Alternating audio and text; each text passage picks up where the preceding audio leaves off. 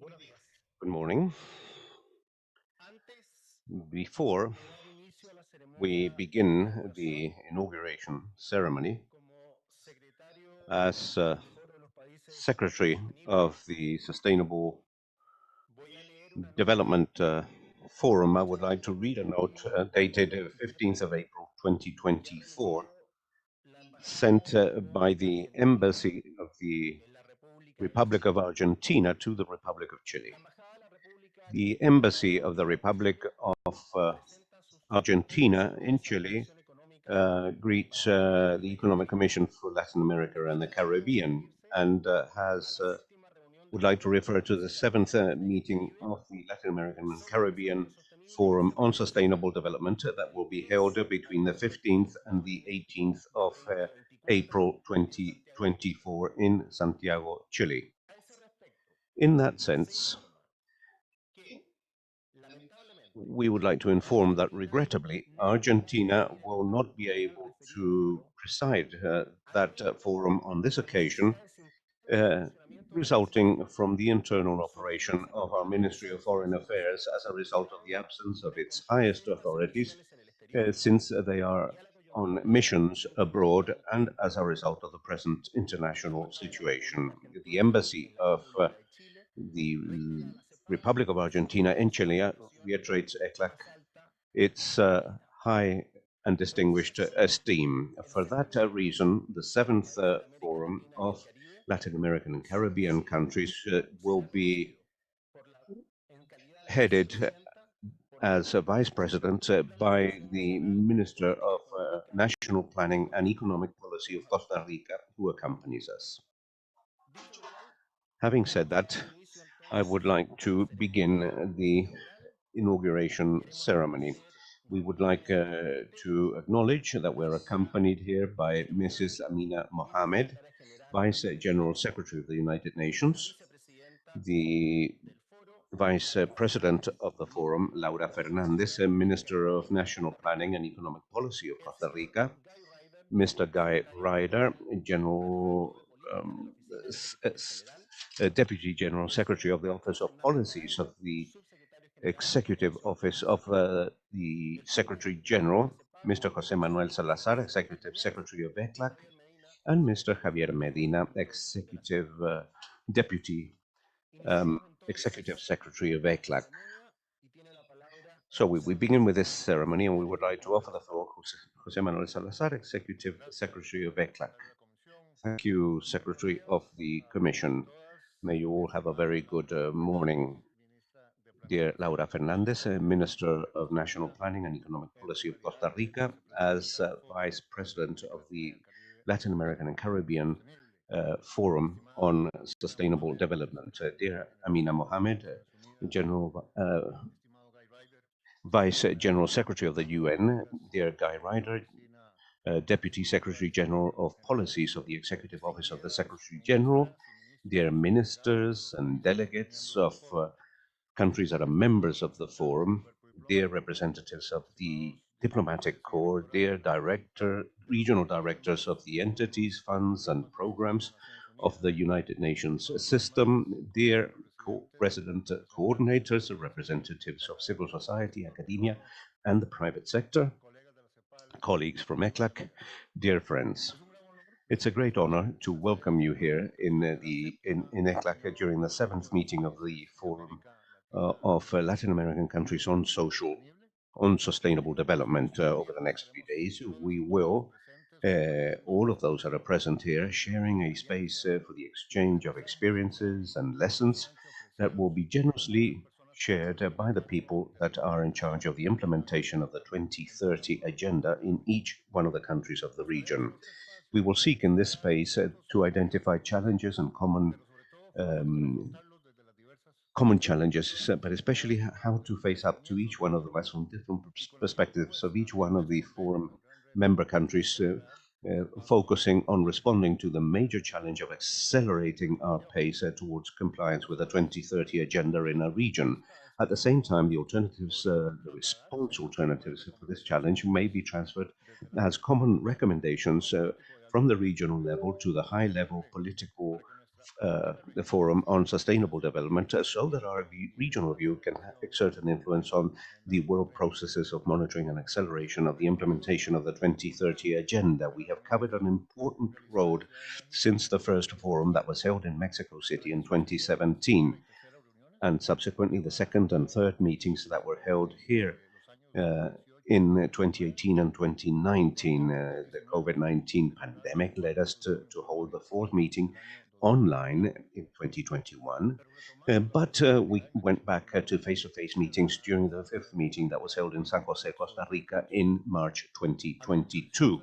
As we did a year ago on occasion of the sixth meeting that was also held here in Santiago in 2023, we inaugurate this session with the slogan Latin America and the Caribbean, and faced with the challenge of accelerating its pace towards compliance with the 2030 Agenda, transitions towards sustainability. We greet the Minister of Costa Rica, Laura Fernandez. We're very pleased to have her here on this occasion, and we thank the support that she provides as a pro-tempore presidency of this forum. Dear Vice General Secretary Amina Mohamed, we would like to acknowledge and thank you for your reiterated presence here in ECLAC, accompanying us once again in this forum when we reiterate the commitment of this Commission with supporting countries in Latin America and the Caribbean to build a more productive, inclusive, and sustainable future, as is our 75th anniversary slogan. Your vision has been and continues to be fundamental and a source of inspiration in order to guide the work of the UN, supporting countries in all areas of the 2030 Agenda with a comprehensive approach and leading to the acceleration of this task. Your leadership reinforces the joint work of the UN system in order to provide all our support to government authorities, both national and local, and to always seek the coordinated collaboration with civil society stakeholders and with the private sector, reiterating the commitment of leaving no one behind in this enormous effort to accelerate the achievement of the 2030 Agenda in our region. We have spent more than half of our period when we look at 2030, but we're still not halfway down this road. We are very concerned with the several difficulties that we see in each country and in the world economy in order to achieve the sustainable development objectives. But we also view the commitment of everyone to seek solutions and alternatives in order to accelerate our pace and promote transitions that may speed up processes in order to comply with goals by 2030. And that is a source of both optimism and hope. And as we know, optimism and hope are important in order to mobilize even more wills and to make even greater efforts, even in the diversity of the contexts that the context of multiple crises have meant. We reiterate our key role of promoting solutions so that countries may overcome their challenges and move firmly towards that more productive, inclusive, and sustainable future that we desire. We would also like to thank the government of Chile for the support that this nation provides us always with tremendous warmth and commitment with multilateralism and with finding solutions to the challenges of development in both Latin America and the Caribbean. Today, Chile expresses its great international leadership in the framework of its presidency of ECOSOC. I would also like to especially acknowledge the UN system in Chile, headed by the resident coordinator of the UN, our dear friend Maria Jose Torres Macho. I would also like to highlight the committed participation and reiterated participation of civil society that year after year are present, promoting collaboration and the ever necessary alliances, in fact fundamental alliances, in order to manage the transformation that will lead us towards sustainable development. This year, as you well know, we will be holding on the 22nd and 23rd of September at the UN headquarters in New York, the Summit of the Future, an inspiring and essential initiative to reinforce international cooperation, the multilateral system, and to think about our joint future as humanity. In that forum, we will have the privilege of having the presence of Mr. Guy Ryder, Deputy Secretary General of Policies of the Executive Office of the Secretary General, who leads within the UN Secretariat the efforts to prepare that important summit meeting. Thank you very much, Guy, for accompanying us in this forum. Both Mr. Guy Ryder and the Vice Secretary General of the UN, Amina Mohammed, will accompany us during the interactive session on the Summit of the Future that we will be holding immediately after this inauguration. And in there, we will be able to share visions with the member states of the forum, with civil society, and with the young people that are ready to convey this message to the Youth Forum to be held in Nairobi. And certainly it's important to mention that the General Assembly has agreed to hold in 2025 the second World Summit on Social Development. That will in turn be an additional very important occasion to focus our attention on the social challenges and accelerate our pace in the social dimension of the 2030 agenda. Dear friends, we are only 6 years away from 2030, the target year to reach the Sustainable Development Goals, and our progress towards reaching those goals has not maintained the same speed of the implacable passage of days in our calendar. On the contrary, we observe that there is no alignment between the monitoring indicators and the necessary trajectories in order to comply. And this makes it urgent to accelerate our pace. The political declaration of the Summit of the Objectives of the Sustainable Development Objectives held in New York in September 2023, led us to design and implement policies and bold, ambitious, accelerated, fair, and transformative actions that will enable the planet to move towards the achievement of the SDGs. And that is why we're here this week, to identify the best alternatives in order to achieve that in the next 6 years. This afternoon, we will present in detail the document Latin America and the Caribbean face with the challenge of accelerating the pace towards compliance with the 2030 Agenda, transitions towards sustainability, that has been produced by ECLAC for this forum. However, I would like to mention some key messages of that report. The main thing is that, regrettably, it is estimated that only 22% of the goals have been complied with or are about to be complied with. A little bit more than 3/4 of the goals are outside of that compliance trajectory.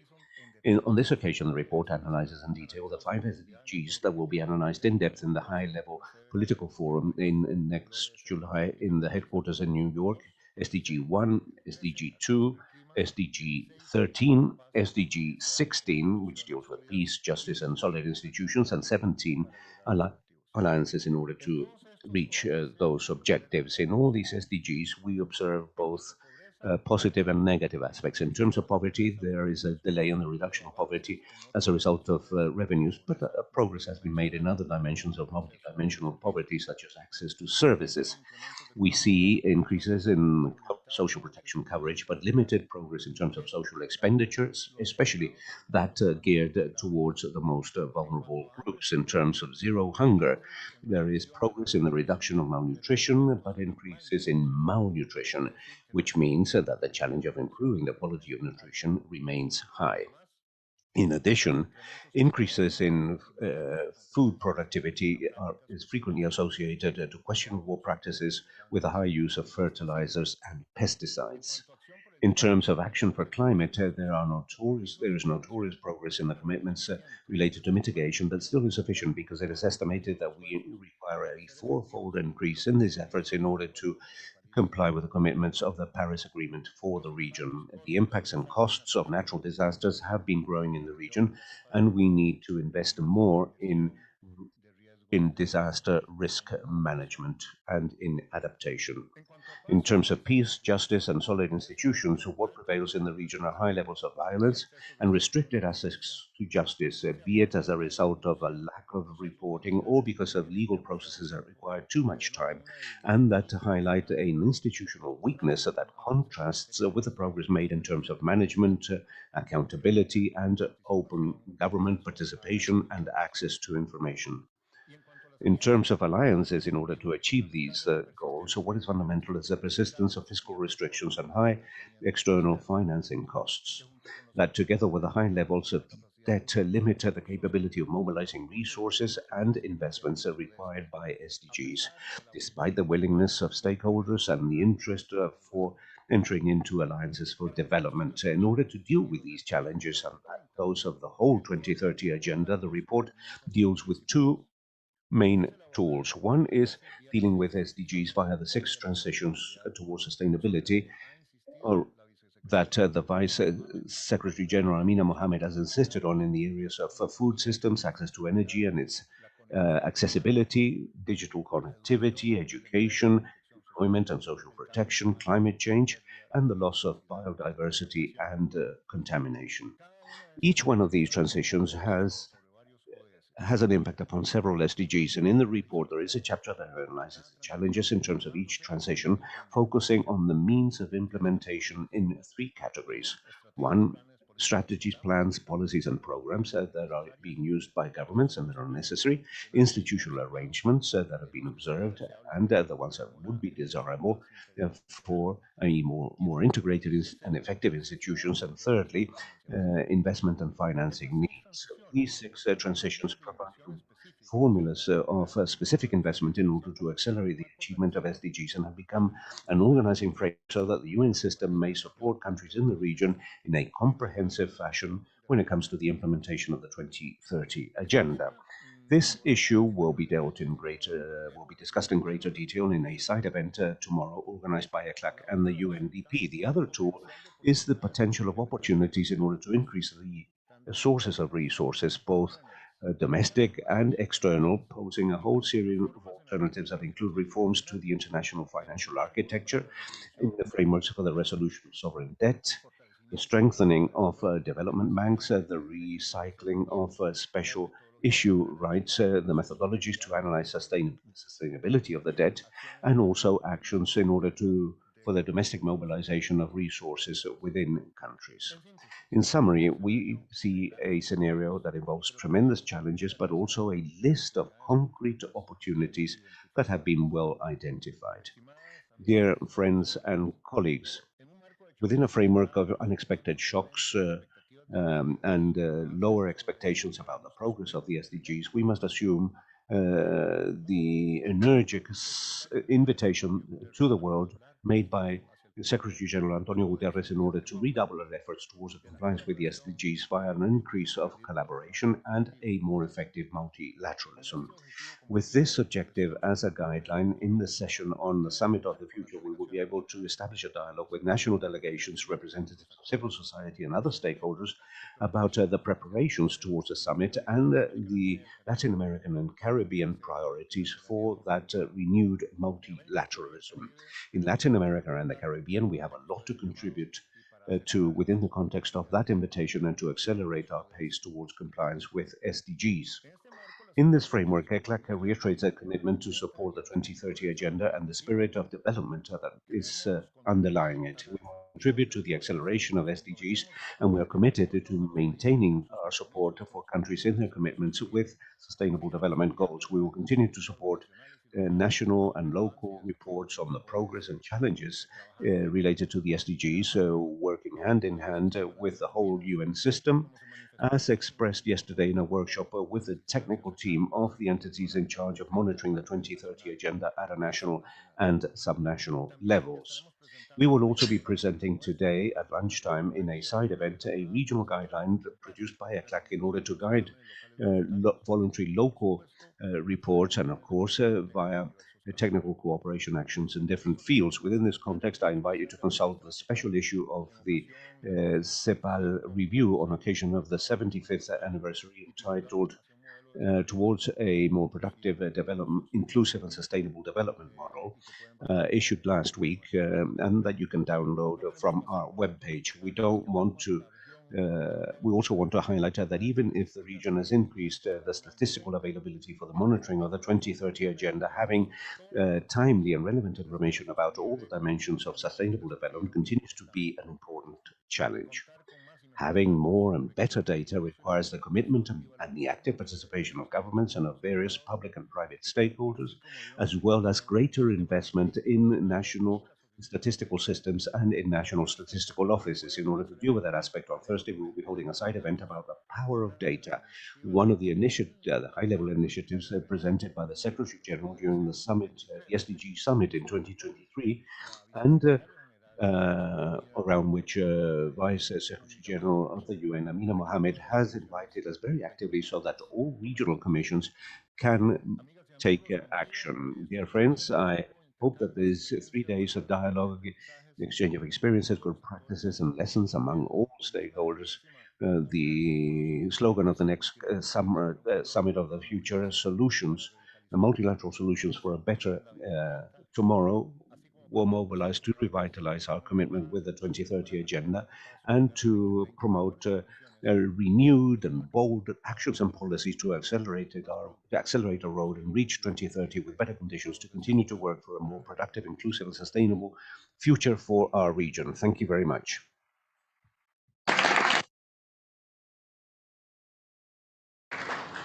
Muchas gracias al secretario ejecutivo. Thank you to the Executive Secretary. We will now offer the floor to Laura Fernandez, Minister of National Planning and Economic Policy of Costa Rica, the country that holds the vice chair of this forum. Good morning, Mr. Manuel Salazar Sirinax, Executive Secretary of ECLAC, and Amina Mohammed, Vice Secretary General of the UN. A very cordial welcome to Guy Ryder, Secretary General of the Executive Office of the Secretary General, distinguished delegates, representatives of all countries, welcome and good morning all.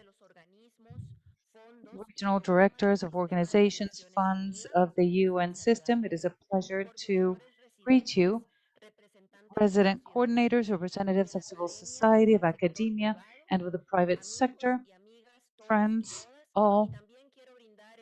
And I would also like to especially greet this morning the people of Chile, our host country that has warmly greeted us for this meeting.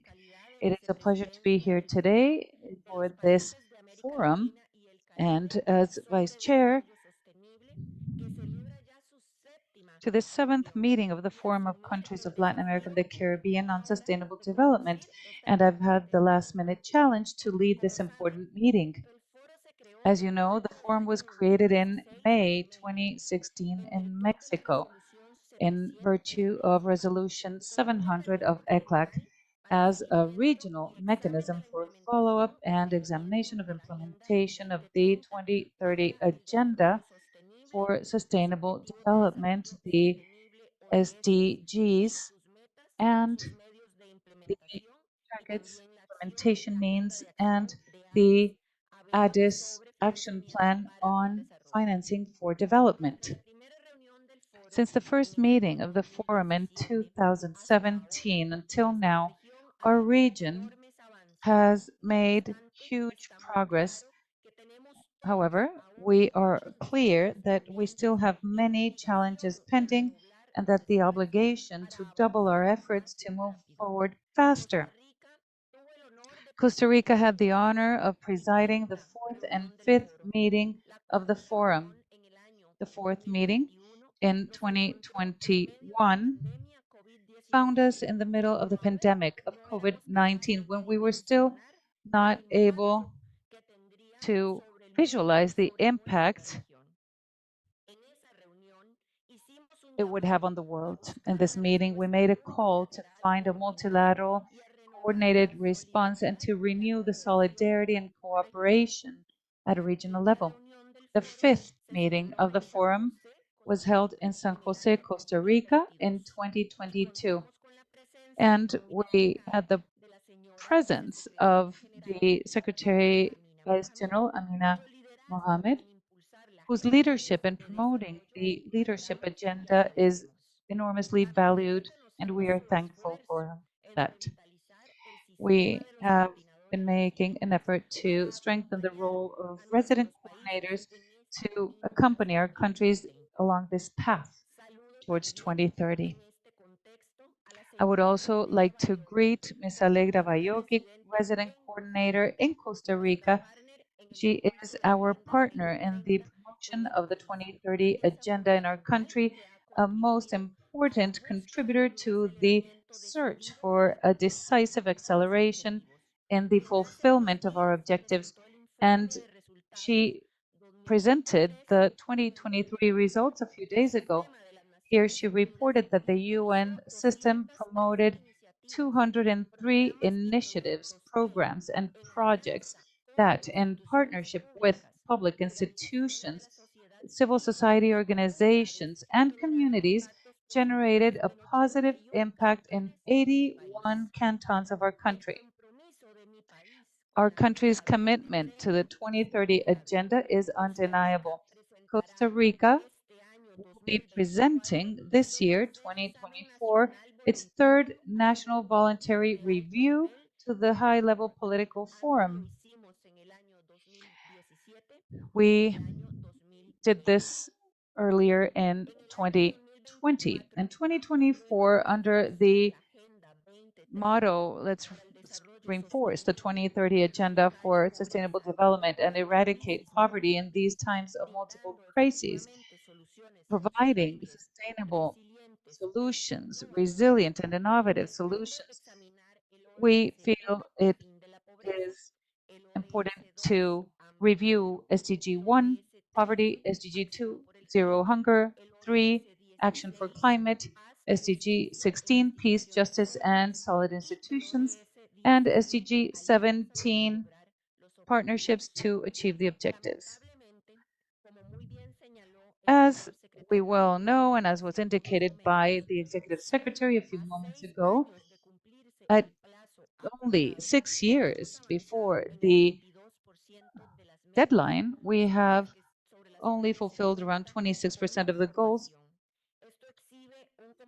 That is the information we have, and this allows us to foresee a compliance that should be lukewarm by 2030 if we do not make a strong, vigorous commitment and double our efforts to achieve these goals.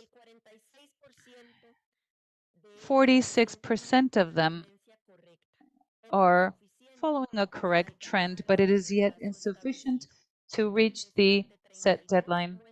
The remaining 32% is in a period of setback, which makes their compliance very unlikely by 2030. Therefore, we must all make a greater effort to strengthen multilateralism. The summit of the future that will take place in September this year in New York will be an opportunity for this. In a few minutes, we'll have the opportunity here to share an interactive session and to seek multilateral solutions together for a better tomorrow. I hope in these days to have the opportunity to hear all our players, to exchange experiences and good practices, and to strengthen the partnerships that will be key to arrive at 2030 in a better standing. We hope this forum will meet everyone's expectations and that our nations, and especially the people that everyone present here represents, will come out stronger and more united after this most important meeting. Thank you.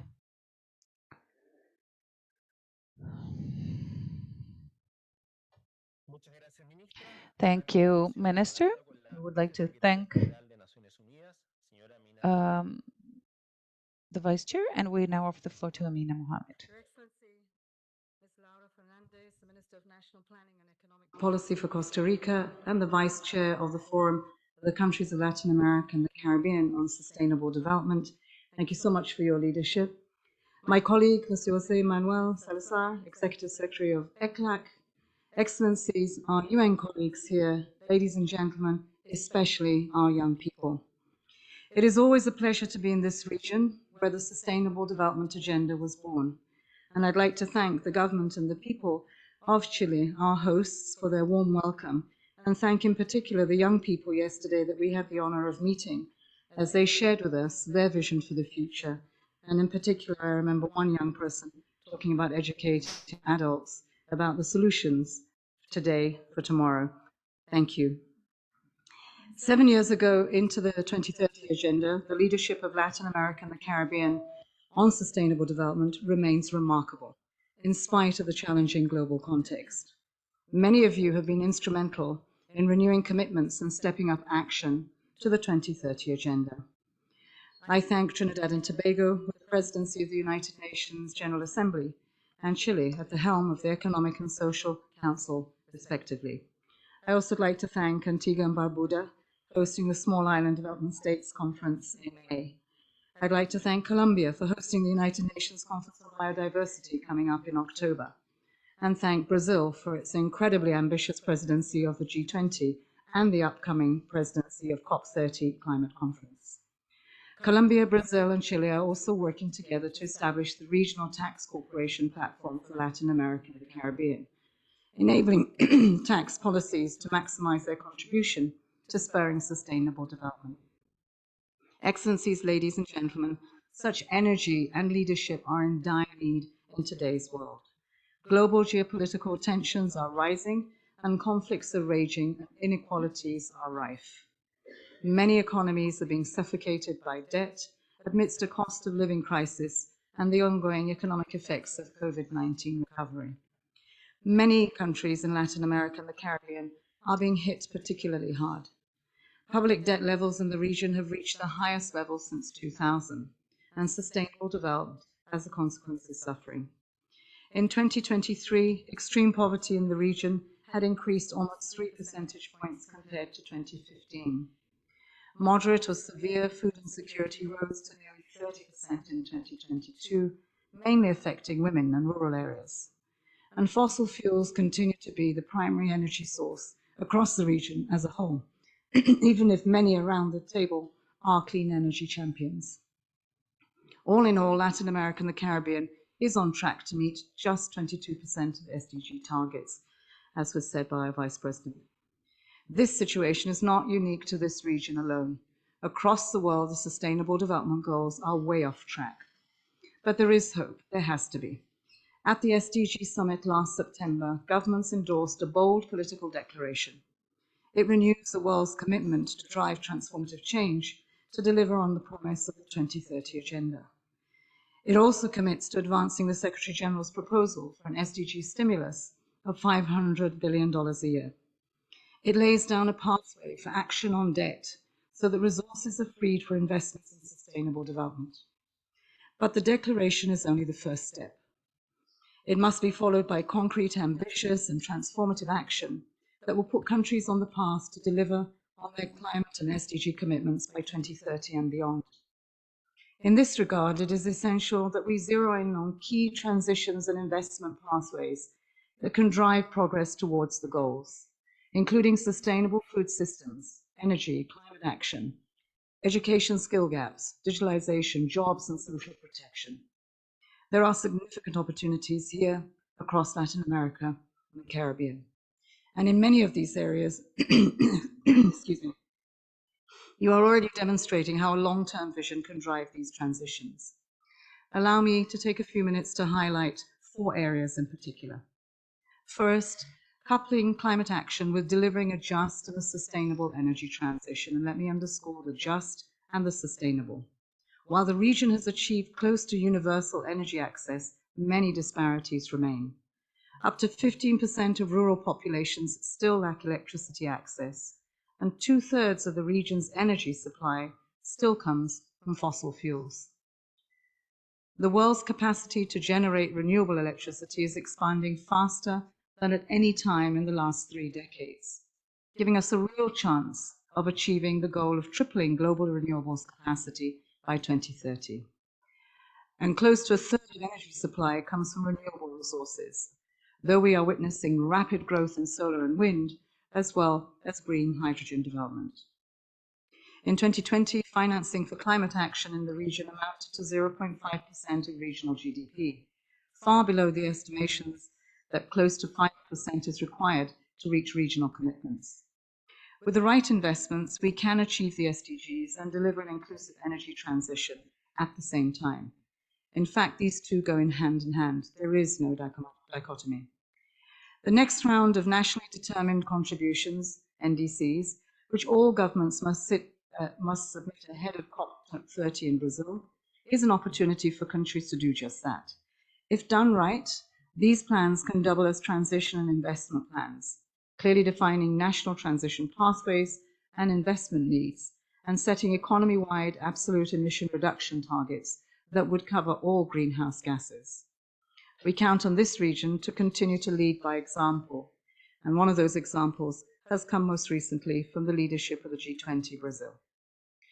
Second, addressing inequalities through food system transformation. Transforming our food systems is an effective way of tackling vulnerability and income disparities and inequalities. Latin America and the Caribbean play a vital role in producing food that benefits not only the region, but the entire planet. This region is the world's largest net food exporter, and many economies rely on food exports. Yet it also has the highest cost of a healthy diet compared to many other regions. Taking an integrated approach towards food systems transformation could enhance the performance of the agriculture sector and address structural income disparities. Positive examples are already underway, such as the Uruguay Roadmap for Food Systems Transformation, Brazil's ABC Plus Plan for Low Carbon Agriculture, Costa Rica's Bioeconomy Strategy, and Colombia's National Plan for Irrigation and Draining in the Rural Economy. And at the regional level, CELAC's Plan for Food Security and Nutrition and the Eradication of Hunger by 2030. Countries in the region are also updating national pathways developed in the follow-up of the Food Systems Summit to respond to evolving contexts with the support of FAO and other UN agencies. Third, transforming education to secure a better future. As we look ahead to this year's Transforming Education Summit stocktake and related meetings, we see several critical areas for action. While most countries in this region have nearly achieved universal primary education, there is still some way to go on secondary and post-secondary education where progress has stalled. Now is also the time to seize the opportunities that are presented by digitalization and to ensure that teachers are supported, empowered, and equipped for these and other major shifts. As the world of work changes, it is essential that education systems are geared up to equip students with the values, the skills, and the knowledge that is needed today. This includes basic digital literacy and the skills to thrive in a digital economy, from financial services to e-commerce. And with all of this comes the need for more, not less, investment in education. Public spending on education per student in Latin America and the Caribbean still remains very low compared to more developed economies. Spending constraints, whether domestic or international, must be tackled. Fourth, the digital connectivity. Digitalization can achieve new economic opportunities that can build resilience and reduce poverty. But today, too often, it reinforces the inequalities. Broadband reaches less than 20% of people in Latin America and the Caribbean, and a third of people do not use the internet at all. This region urgently needs investment in digital public infrastructure and the expansion of digital connectivity. Also here we see positive examples, from the creation of the Ministry of Digital Transformation in Trinidad and Tobago and Chile's Integrated Platform for Electronic Services and Digital Talent program to Costa Rica's National Telecommunications Development Plan. Colleagues, excellencies, ladies and gentlemen, in all of this, the UN Development System is your trusted partner. We stand ready to help you strengthen institutions, governance, and rebuild trust in democracy in a region that is seeing huge polarization. A conducive environment is essential to advance these complex transitions. This will also require sophisticated expertise that would shape policy and regulatory frameworks, harness investment, tackle the integrated nature of the agenda, secure support from multilateral and regional development banks, as well as private investments. Our resident coordinators, UN country teams, and regional capacities are here to accompany on your journey. We count on member states to keep investing in the UN development system, including the resident coordinator system, to ensure that we can do so. At this and the next session, we also want to continue to harvest the ideas and the input as we reform the global governance of the future. The Summit of the Future in September is an important opportunity to strengthen the role of global cooperation in supporting sustainable development, more importantly, peace and human rights for all. The voice, the leadership of your region is crucial for shaping a successful outcome of the Summit of the Future that will accelerate the SDGs born in this region. As we look ahead to 2025 for the roadmap towards the fourth International Conference on Financing for Development and the second World Summit of the Social Development, we again call for your leadership. Excellencies, ladies and gentlemen, governments, stakeholders, and other constituencies, let's actually seize this moment and the opportunities ahead to build a much healthier, peaceful, and prosperous future for Latin America, the Caribbean, and beyond. Thank you.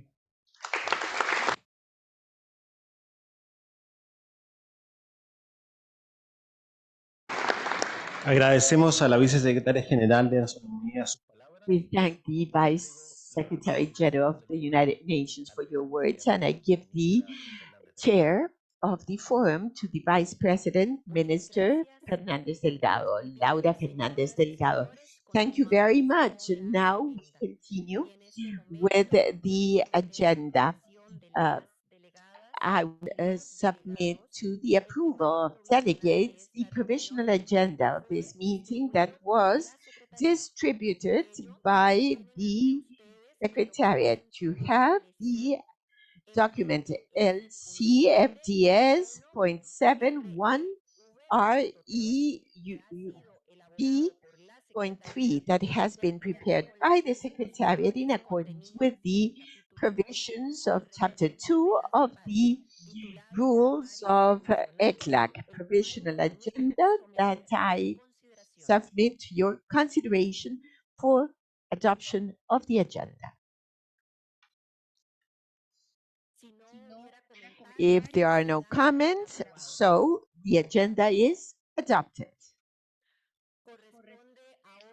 Now, we need to adopt item 1 of the agenda. I now invite Mr. José Manuel Salazar Sirinac, Executive Secretary of ECLAC, to chair the interactive meeting on the Summit of the Future, Multilateral Solutions for a Better Tomorrow. Thank you, Vice President. Mrs. Mina Mohammed, Mr. Guy Ryder, distinguished representatives of government, authorities, United Nations, academia, private sector, dear panel members, ladies and gentlemen. I have the great honor of chairing this interactive session on the Summit of the Future, which is the most important event that the United Nations is conducting this year between September 22 and 23 in the New York headquarters. In 2022, the General Assembly approved the celebration of the Summit of the Future, which is a unique opportunity for the world, for the region, to identify solutions in order to revitalize our bilateral system, facilitate international cooperation, global governance, and think about our collective future as humanity. And all of this reaffirming the existing commitments included in the Charter of the UN 2030 Agenda for Sustainable Development, Universal Declaration of Human Rights, the Paris Accord, and the Action Agenda of Addis Ababa, among other documents. In view of results of the summit and Sustainable Development Goals in September of last year, and as a main result of the Summit of the Future, member states are negotiating a pact for the future that will include chapters on at least 5 topics: sustainable development, financing for development, peace and international security, science, technology, innovation, and digital cooperation, youth and future generations, and transformation of global governance. The General Assembly of the UN decided to hold intergovernmental, open, transparent, and inclusive consultations on a digital global pact and a declaration on future generations. that, if agreed in the intergovernmental environment, would be uh, added to the Pact for the Future. We have assigned this special space in this forum for member states and stakeholders to share your views, your priorities, your expectations about the Summit of the Future. And thus, along these lines, we have enthusiastically supported the participation of youth in the forum, including in this session where we will hear Christy Wong, also participation of civil society with the intervention of Samuel Zulaski, Director of SFA Research and President of the Coalition for the UN We Need, and Rosario Diaz Garavito, Executive Director of Millennials Movement, a focal point of the Conference of Civil Society of the UN in support of the Summit of the Future that will be held in Nairobi on May 9 and 10. As mentioned by the Secretary General, Mr. Antonio Guterres, we need to pay tribute to our continent for being one of peace in a world in war. Our region has a lot to contribute to the summit, and we would like to hear today all of you with the significant presence of our Vice Secretary General of the United Nations, who, with your leadership, have mobilized the system of the United Nations with the support to member states to reach 2030 agenda, and therefore convene the presence of Guy Ryder, who is mobilizing all the forces for the preparations of the Summit of the Future. ECLAC today has the coordination of the Economic Regional Commissions of the UN. And as Economic Commissions, we will support jointly that major effort towards the summit. Without further ado, I have the honor to give the floor to Mrs. Laura Fernandez Delgado as Vice President of the Forum of Countries of Latin America and the Caribbean on Sustainable Development. Thank you very much. Well, we would like to share with all of the members of this very important venue what our country have been conducting in order to prepare for the summit of the future. The whole world is facing a series of global challenges, and that makes it absolutely necessary to foster dialogue, collaboration, and innovation to build a sustainable, prosperous future for the next generations. That is why from Costa Rica we are very proud to talk about what's being doing in our preparation towards the Summit of the Future. We wish to be active participant of that summit. We will there share our views, experiences, commitments in order to face the tremendous challenges of this era, making a road towards a more fair, inclusive, resilient future. The summit offers the opportunity to shape a new global consensus on the future and telling us what we can do so that may come true. Mideplan, the National Planning Ministry that I am honored to chair, we have a motto that I'd like to share with you. It says, we make decisions in the present, having the future in mind. That is indeed the main purpose that we should face in view of that very important meeting. It should be a very important landmark, such as the Summit of the Millennium 2005. As country, we have actively participated and we have pushed ahead a series of consultations. We have supported the whole process so that the Summit of the Future will be a tremendous success. Costa Rica has been present from the onset, from the birth of the goal to promote that space. We have implemented a series of activities with different government stakeholders, people from organized civil society, from academia, and from different sectors also decision makers in order to get the country ready as best as possible on the road towards that summit.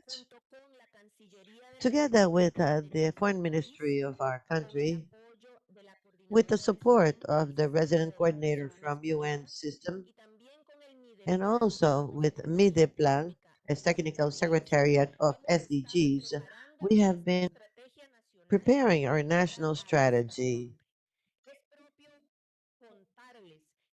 And I'd like to let you know that in Costa Rica, at the same time, we have adopted the 17 SGs, and we have used them in all of our instruments to prepare the country's budget. We have the National Strategic Plan, which is the roadmap for the long run, having in mind 2050. There, all of the national goals for the long term are duly related with SDGs. Aside from that, the government exercises, the planning exercises that are held every 4 years in Costa Rica through the National Development Plan and of Public Investment, we also have articulated with the National Long-Term Strategy, as well as with each of the SDGs. We believe in Costa Rica that the only way to speed up meeting these very important goals is to have foresight. That is why the Summit of the Future is a very important venue to meet, to think about the future, but making decisions now, in the present. One of the challenges we'd like to share with you in this very important summit is related to the efforts that we have been conducting as country in order to fund the implementation and meeting of SDG. There are different budgetary instruments available in the country. That is one of the topics that we would like to place before you at this very important summit. In Costa Rica, we have a popular saying, and maybe some of the region of friends know about this saying. It is without cocoa, no chocolate can be made. And this is what we're trying to do. Part of the message that we would like to take to the summit is precisely this. We, countries in the region, should have permanent budgetary instruments, not just isolated efforts related to the current administration. No, we should have a national efforts that should be part of the DNA of our countries. Without this exercise, without getting that to be part of our DNAs, we will unfortunately be unable to speed up the implementation of this SDGs. And as region, we won't be able to reach these so desired goals. At the Summit of the Future, our country is also interested to bring along all of the efforts, collective efforts that must be met in order to become resilient in facing climate change. As you well know, Costa Rica in the continent has a situation that makes us susceptible. It also makes us a country that takes up serious climate changes and challenges. We at the National Planning Ministry and with the National Investment Systems, we have shown with hard data the amounts that of resources that we have lost because of a climate change. Not just financial loss, not just scarce public funds for our developing countries such as mine. We're also talking about social loss, about loss of lives, loss of human dignity among many of our citizens. That is why in that future summit, Costa Rica wishes to bring forward these topics as part of the debate. Well, I think that that means that we could continue talking about the importance of the summit of the future and the topics that we wish to bring along in that very important forum. But I will stop here because we must stick to our schedule. And I hope that during a coffee break or at lunch, we'll be able to share these ideas related to the efforts we all are conducting. Thank you for your attention. Thank you, Madam Minister. We cannot prepare chocolate without cocoa, and that is very much needed for the transformations. And that means having foresight. That is a very important message that you have brought to us. Mm. And we will also make decisions for the future, for thing right now. In the present, we will make decisions for the future. That is another very important message. I am now honored to hand over to Ms. Amina Mohamed, our Deputy Secretary General. Thank you very much, Jose Manuel. Excellencies, ladies and gentlemen, bear with me again.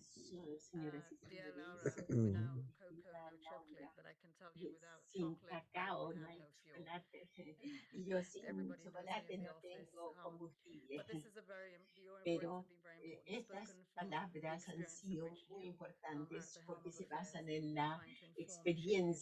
Summit of the Future. So thank you for la those cumbre words. del futuro. We are in Muchas a world gracias. where Estamos en un mundo donde policies décadas de are progreso, de desarrollo han sido quite revertidos. to that. Todos ustedes estarán sobre el tema. Planetary Estamos crisis, abordando la biodiversity, crisis del widespread planeta, biodiversity losses, contaminación on this y issue, pérdidas sobre where este tema, inequalities are vast donde and las growing, desigualdades and son people are still vastas y suffering from crecientes the y la gente cost of sigue living sufriendo crisis. de una While young crisis de people costo de feel vida excluded in creciente. shaping their Los future, jóvenes se sienten excluidos where en vulnerable formar su countries, futuro. including those Países facing vulnerables en esta severe región, safety donde polarization, Haití, por rising ejemplo, migration flows, todos risks associated with organized tienen crime, riesgos asociados a individuals' crimen rights. organizado, The Summit of the Future eh, offers hope for a better tomorrow, and la that cumbre starts del today futuro with the region's ofrece un leaders mejor mañana y on eso how we comienza can hoy benefit from that. teniendo una The summit discusión is sobre an cómo tener accelerator mayor for información. Chapter 13 Tiene que and the ser un SDGs acelerador in para time, lograr los on time, ODS y la Agenda and promising 2030 to a succeed. tiempo cumpliendo la This is the promesa. 8th También Scaled Up Action tiene Plan que for incorporar cross-sectorized efforts políticas, with our global inversiones, canalizar institutions esfuerzos para que gathering the las needs of developing instituciones countries globales puedan at cumplir las America's necesidades core. de los países en desarrollo, América Latina, el At the Caribe. center, Y where tiene que development tener a must la take root persona al and centro, donde haya un must take discurso root with solid intergeneracional que foundations. Let's tome be clear, raíz, creando no conspiracy cimientos donde no theories. deje a nadie Excellencies, ladies atrás. and gentlemen, Excelencias, countries señoras y in the region señores, are países de showing la their región leadership in están mostrando sustainable su development liderazgo in many en desarrollo forums. sostenible Colombia hosting en the muchos foros, en COP26, Colombia, Trinidad and siendo Barbuda hosting la Small Island conferencia de Development States biodiversidad, Conference next Antigua month. y Barbuda, la Where the conferencia de Summit pequeños of the estados Future insulares el will be próximo no mes. exception. Y la cumbre del futuro no All será Latin American excepción. Los countries países de have been América Latina actively y el engaged Caribe in han participado intergovernmental activamente negotiations in New en York negociaciones and have intergubernamentales been en Nueva promoting York strong y han development estado promoviendo desarrollos practices on sustainability. fuerte en el camino hacia el Voices from this futuro. region have been Voces loud de esta región han and sido fuertes determined to put y people at claras, the center of our efforts. promoviendo colocar a las personas On the need to increase financing for development, including climate finance, on strengthening efforts for women's rights and empowerment across the board, on development metrics that go beyond GDP, because GDP tells us the price of everything, but the value of very little. On strengthening climate adaptation and enhancing crisis prevention and management, for sustainable industries, cities, and infrastructure, and on the need to harness the benefits of the digital cooperation for all.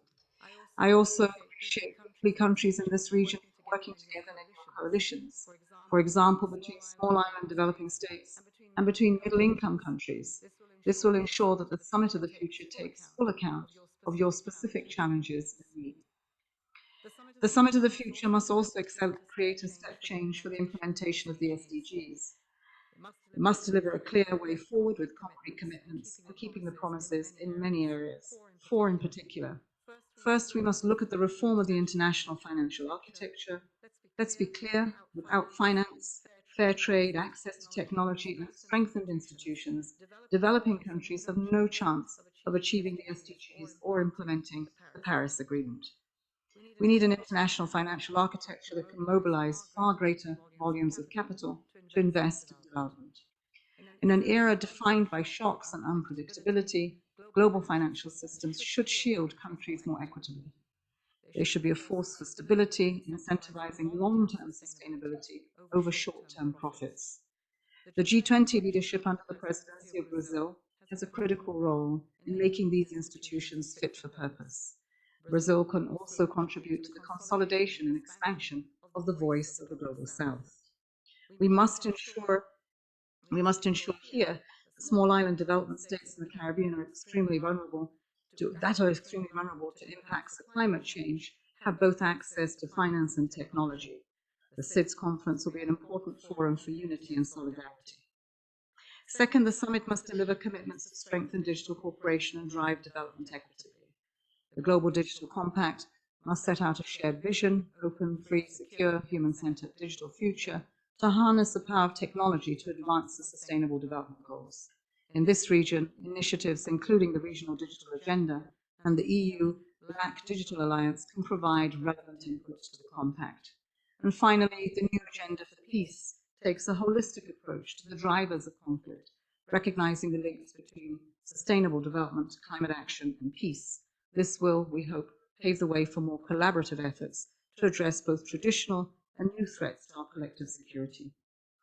Excellencies, ladies and gentlemen, the countries of this region have already demonstrated strong leadership in shaping our global discourse and fostering cooperation to address our shared challenges. The voices of this region are essential for setting out the path ahead. And at this session, we look forward to hearing your ideas and contributions. And both USG Guy Ryder and I here to listen and to bring your voices back to New York, ensuring the ambition that everyone seeks. Thank you.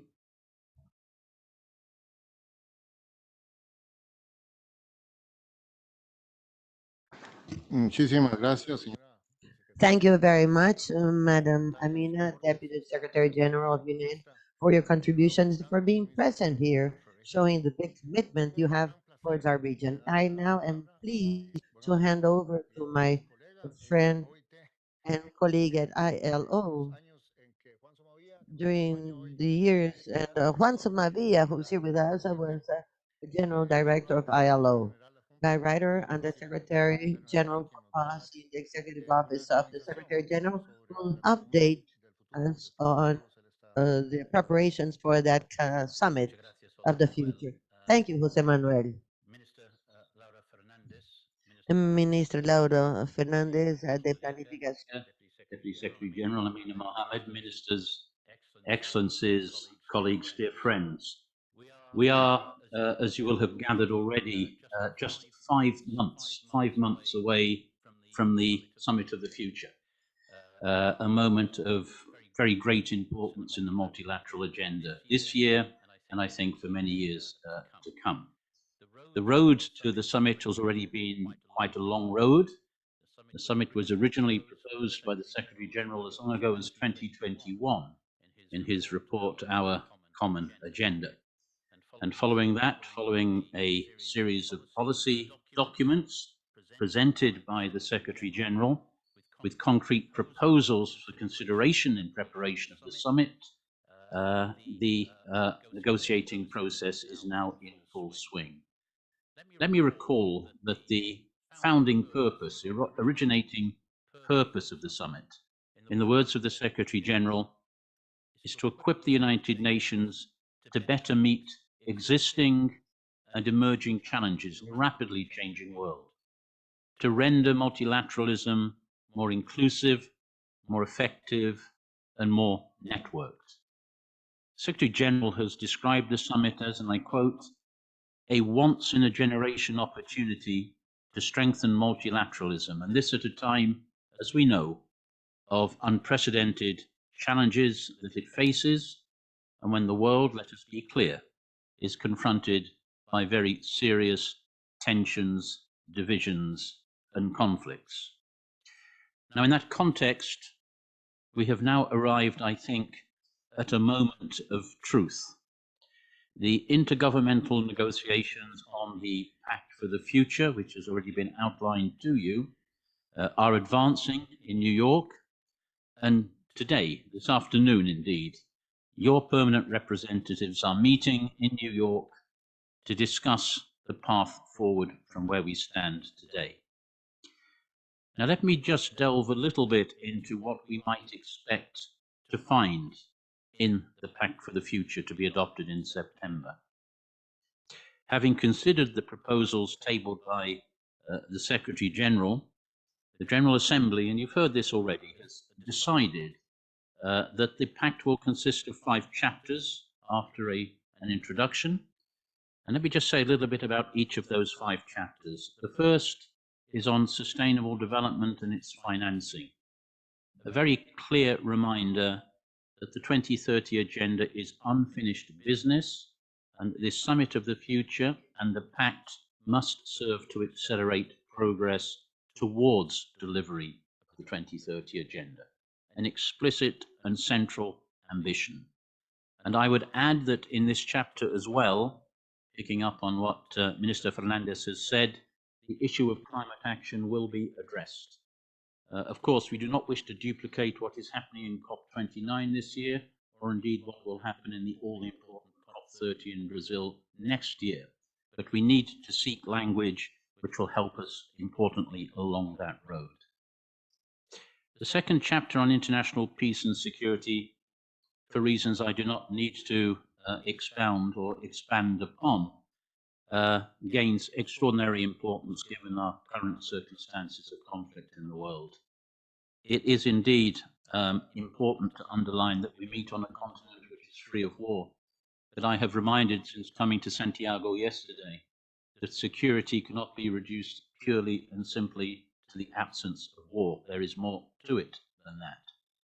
The proposals of the Secretary General on this chapter, contained in a new agenda for peace, address what he refers to as the full continuum of peace, addressing the root causes of conflict, many of them social, economic, and developmental in character, to prevention, to peace building, peacekeeping, peace enforcement, to issues of counterterrorism, but also addressing new domains of conflict. Think of the application of new technologies or the use of outer space for military purposes.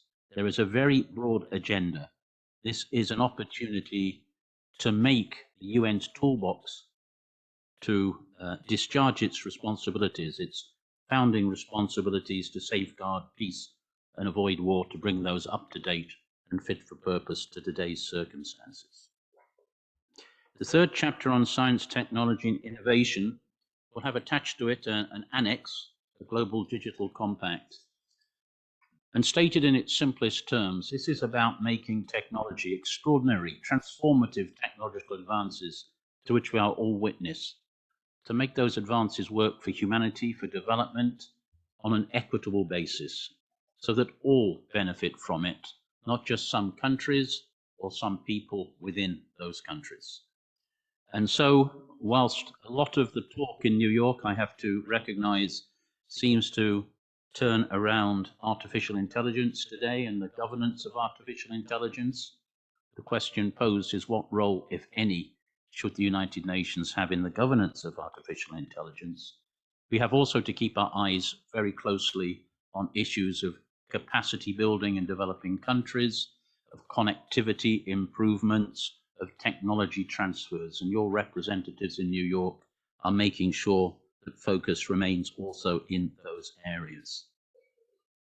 The fourth chapter, and Minister Fernandez has referred to it already, is about youth and future generations.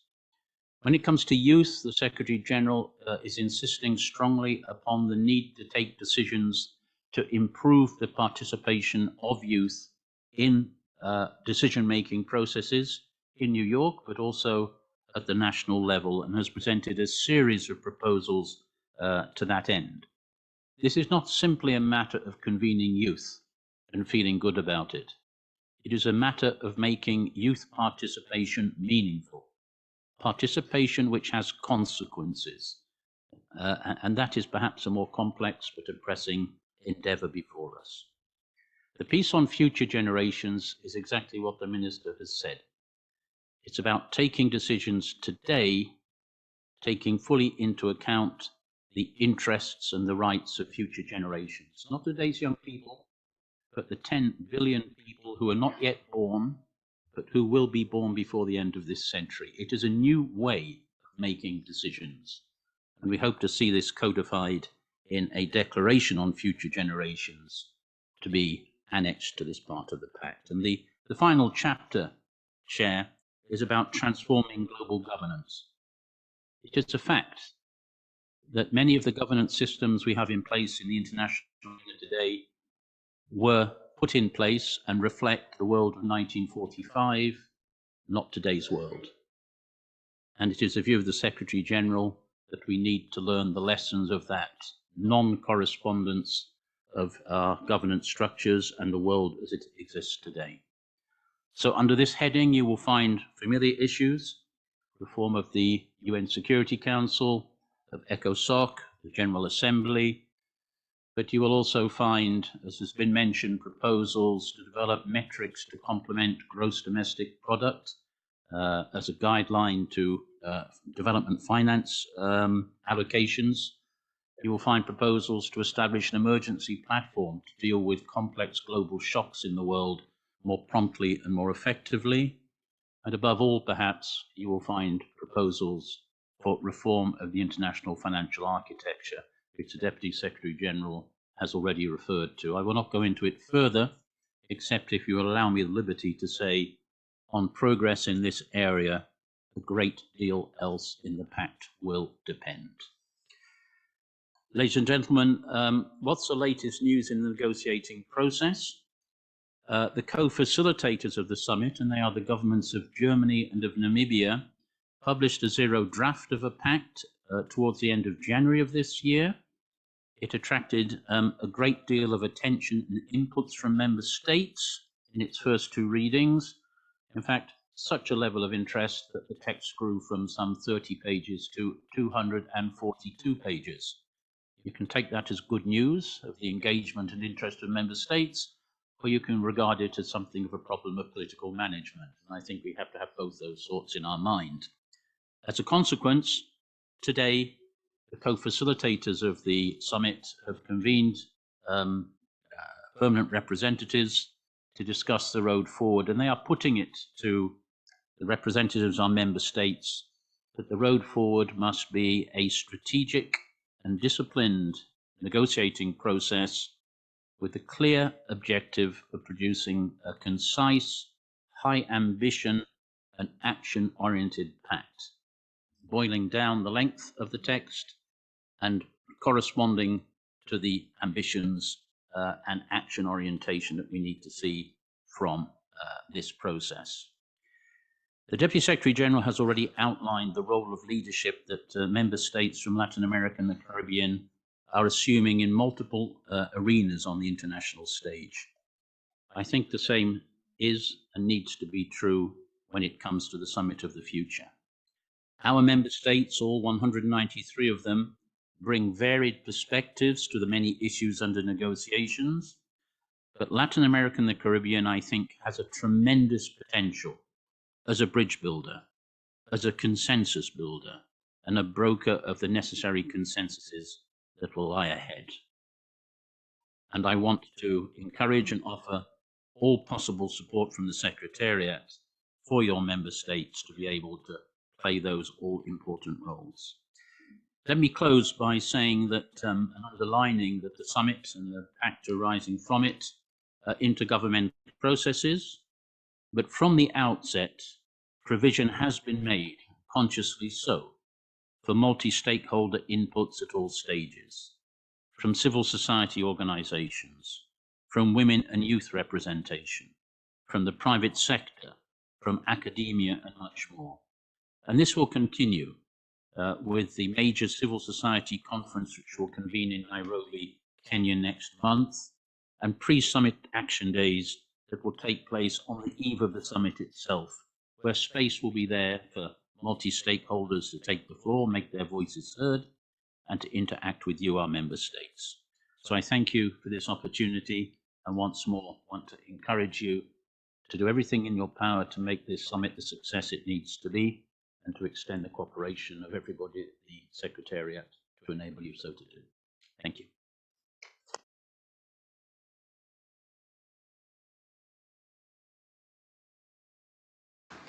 Muchas gracias, señor Guy Ryder.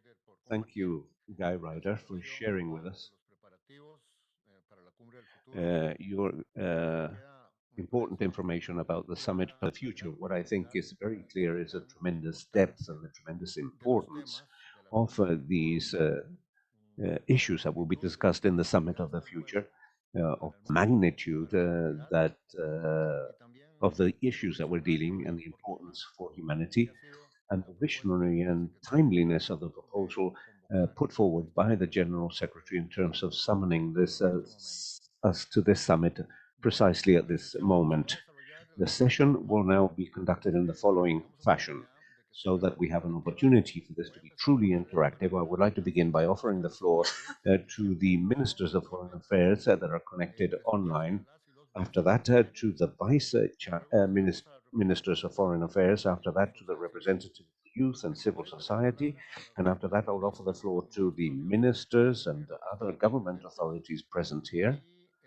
And we will be holding another round of interventions after that with civil society. Now, before we begin with the round of interventions, I'd like to offer the floor to Gloria de la Fuente, Under Secretary of Foreign Affairs of Chile, which is a country that is hosting this meeting and a country that presides ECOSOC in the UN. Thank you, Under Secretary, for being with us here today.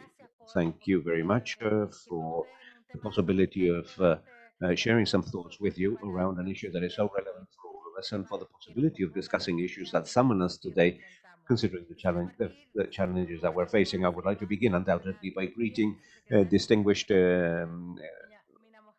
Vice Secretary General of the UN, Amina Mohammed, the distinguished Minister of Social Affairs, who is not with us here, but who will soon be back, the distinguished Deputy General Secretary of Policies of the Executive Office of the Secretary General, Guy Ryder, the distinguished Executive Secretary of ECLAC, Mr. José Manuel Salazar, who also has a tremendous mission of acting as moderator of this panel, the Minister of Planning of Costa Rica, Laura Fernandez, who accompanies us today, the authorities and members of the diplomatic corps in Chile, representatives of the UN system, those that are connected online and who are following this session online, authorities and friends that accompany us in this session. I would like to begin by highlighting the efforts undertaken by the Economic Commission for Latin America and the Caribbean, ECLAC, in order to hold this forum. In addition to especially thanking the presidency of Costa Rica for heading this specific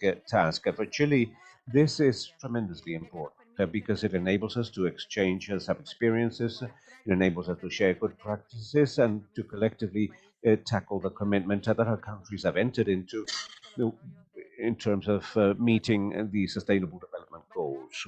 We especially value this entity given the fact that the major world crises have put the multilateral system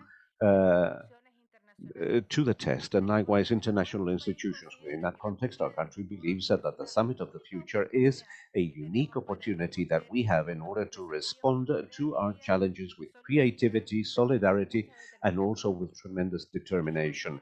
That is why we believe that the Pact of the Future needs to be ambitious and visionary, but also realistic.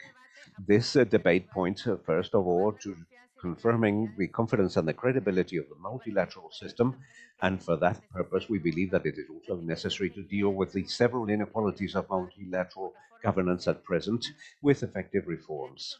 In that sense, we believe that the Pact of the Future must also deal with the present structure of the UN system, and specifically of the Security Council, its membership and procedural methods.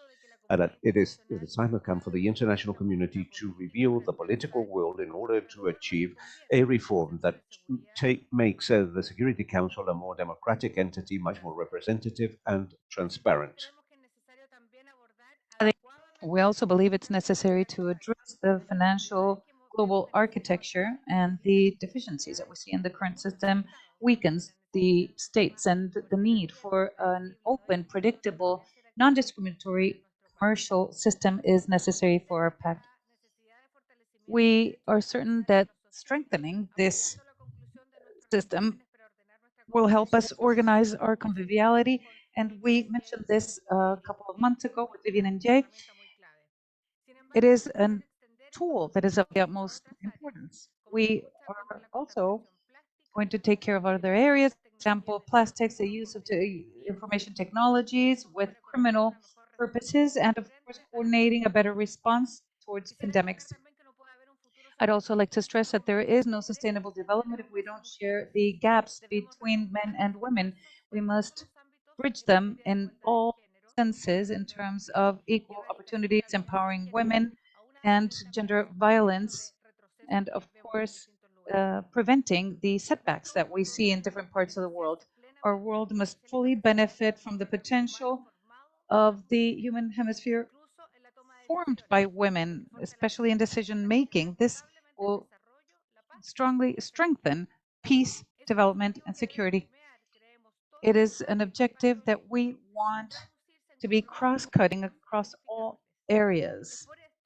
It is because of this that Chile in 2023 adopted the feminist foreign policy, advancing our commitment to human rights and equality.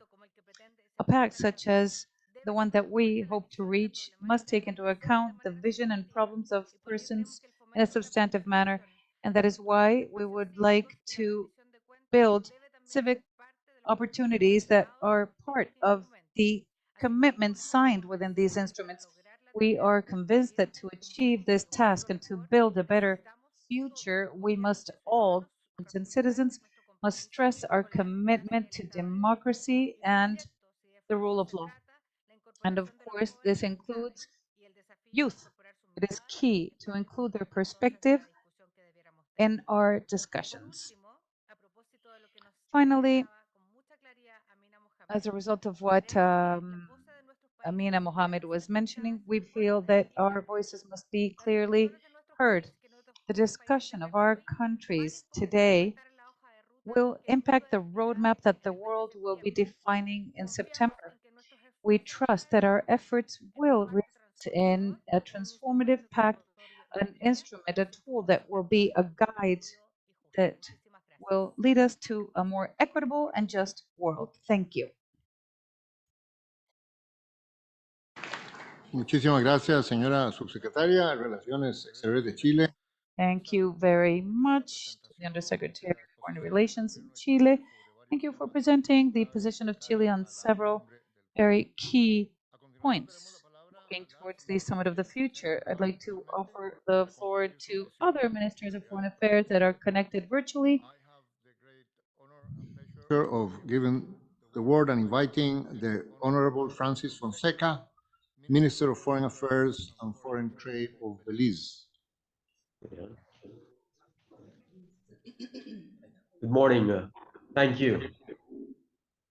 It is my pleasure to join this interactive session to share Belize's views on the upcoming Summit of the Future. In the midst of multiple and simultaneous global crises and an ebbing of international cooperation, our Latin America and the Caribbean are at a developmental crossroads. Our region's recovery from the COVID-19 pandemic has been weighed down by systemic challenges both at national and international levels. The forthcoming Summit of the Future, with its mandate to reinvigorate the multilateral system so that it can accelerate the achievements of the SDGs and be more responsive to new threats and opportunities, is therefore being convened at a critical time. It is clear that we need to do things differently. For example, 90% of disaster financing is spent on recovery and response, only 10% on prevention. For Belize, that amounted to just over $1 million in disaster risk reduction between 2013 and 2020. Less than 5% of climate finance is targeted at SIDS, despite our suffering the highest relative losses between 1% and 9% of GDP each year from natural disasters. Our multilateral and financial institutions need reform toward more inclusive governance. We need to redouble our efforts on international cooperation. We need to raise the ambition of our commitments on finance and on climate change, and importantly, actually meet them. We need to safeguard future generations. For Caribbean, small island, and low-lying coastal developing states like Belize, the actions we take now will determine the future we have. Delay is not an option for us. We cannot wait anymore. Let me briefly focus on 3 areas where Belize hopes to see more ambitious agreements for multilateral solutions. Development financing. The urgency to ensure the accessibility of development finance cannot be overstated. Despite a proportionally smaller need and being highly climate vulnerable, Caribbean SIDS face an even more acute situation in accessing development financing. Ineligibility or difficulty accessing grant and concessionaire financing from multilateral sources and high cost of borrowing from private creditors. SIDS have been at the forefront of proposing practical solutions, but uptake has been resisted, delayed, and uneven. We want to see the mainstreaming of climate resilient debt instruments. We want to see progress on the reforms proposed in the Bridgetown Initiative 2.0. We cannot wait any longer for the operationalization of the Multidimensional Vulnerability Index. Substantive discussions on comprehensive sovereign debt workouts are urgent. Any further delay is only courting disaster. We have made these proposals in the context of the ongoing discussions on the Pact of the Future, and we will continue to press them. 2, youth and future generations. Youth and future generations will live with the consequences of our actions or inactions today. Belize and other Caribbean SIDS are already experiencing loss and damage caused by climate change, a situation which will worsen if we do not maintain a credible pathway to limiting temperature rise to 1.5 degrees.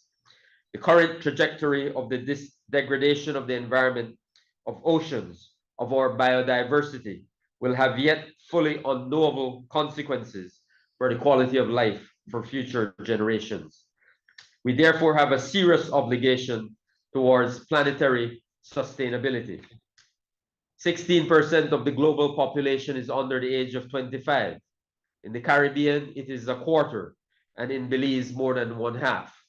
Youth and future generations must be at the forefront of our minds as we shape the Pact of the Future and the Declaration on Future Generations.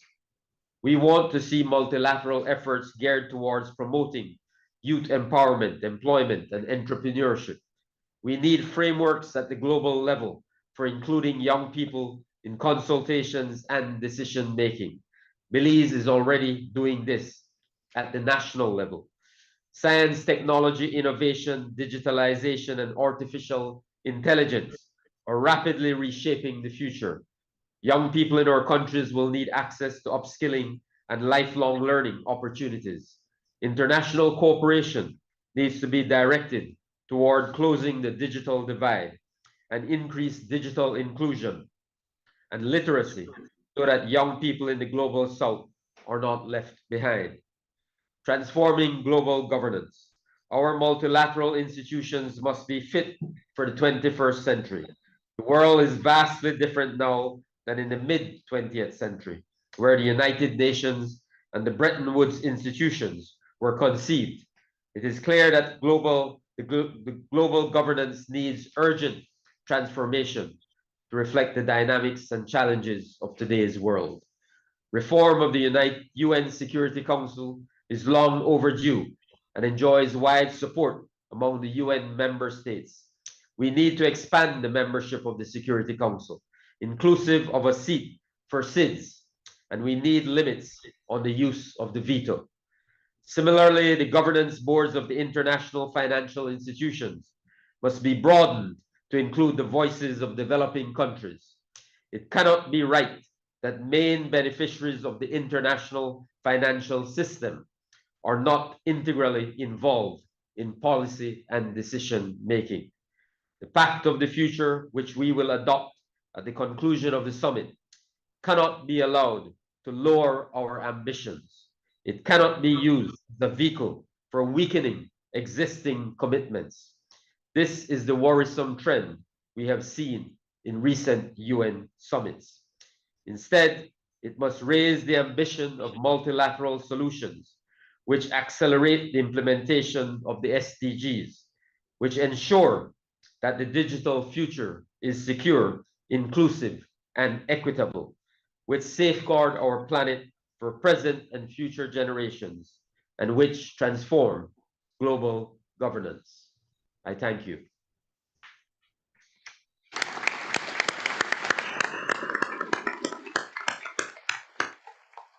Thank you very much, Mr. Francis Fonseca, for explaining clearly how you see the priorities from the point of view of your government.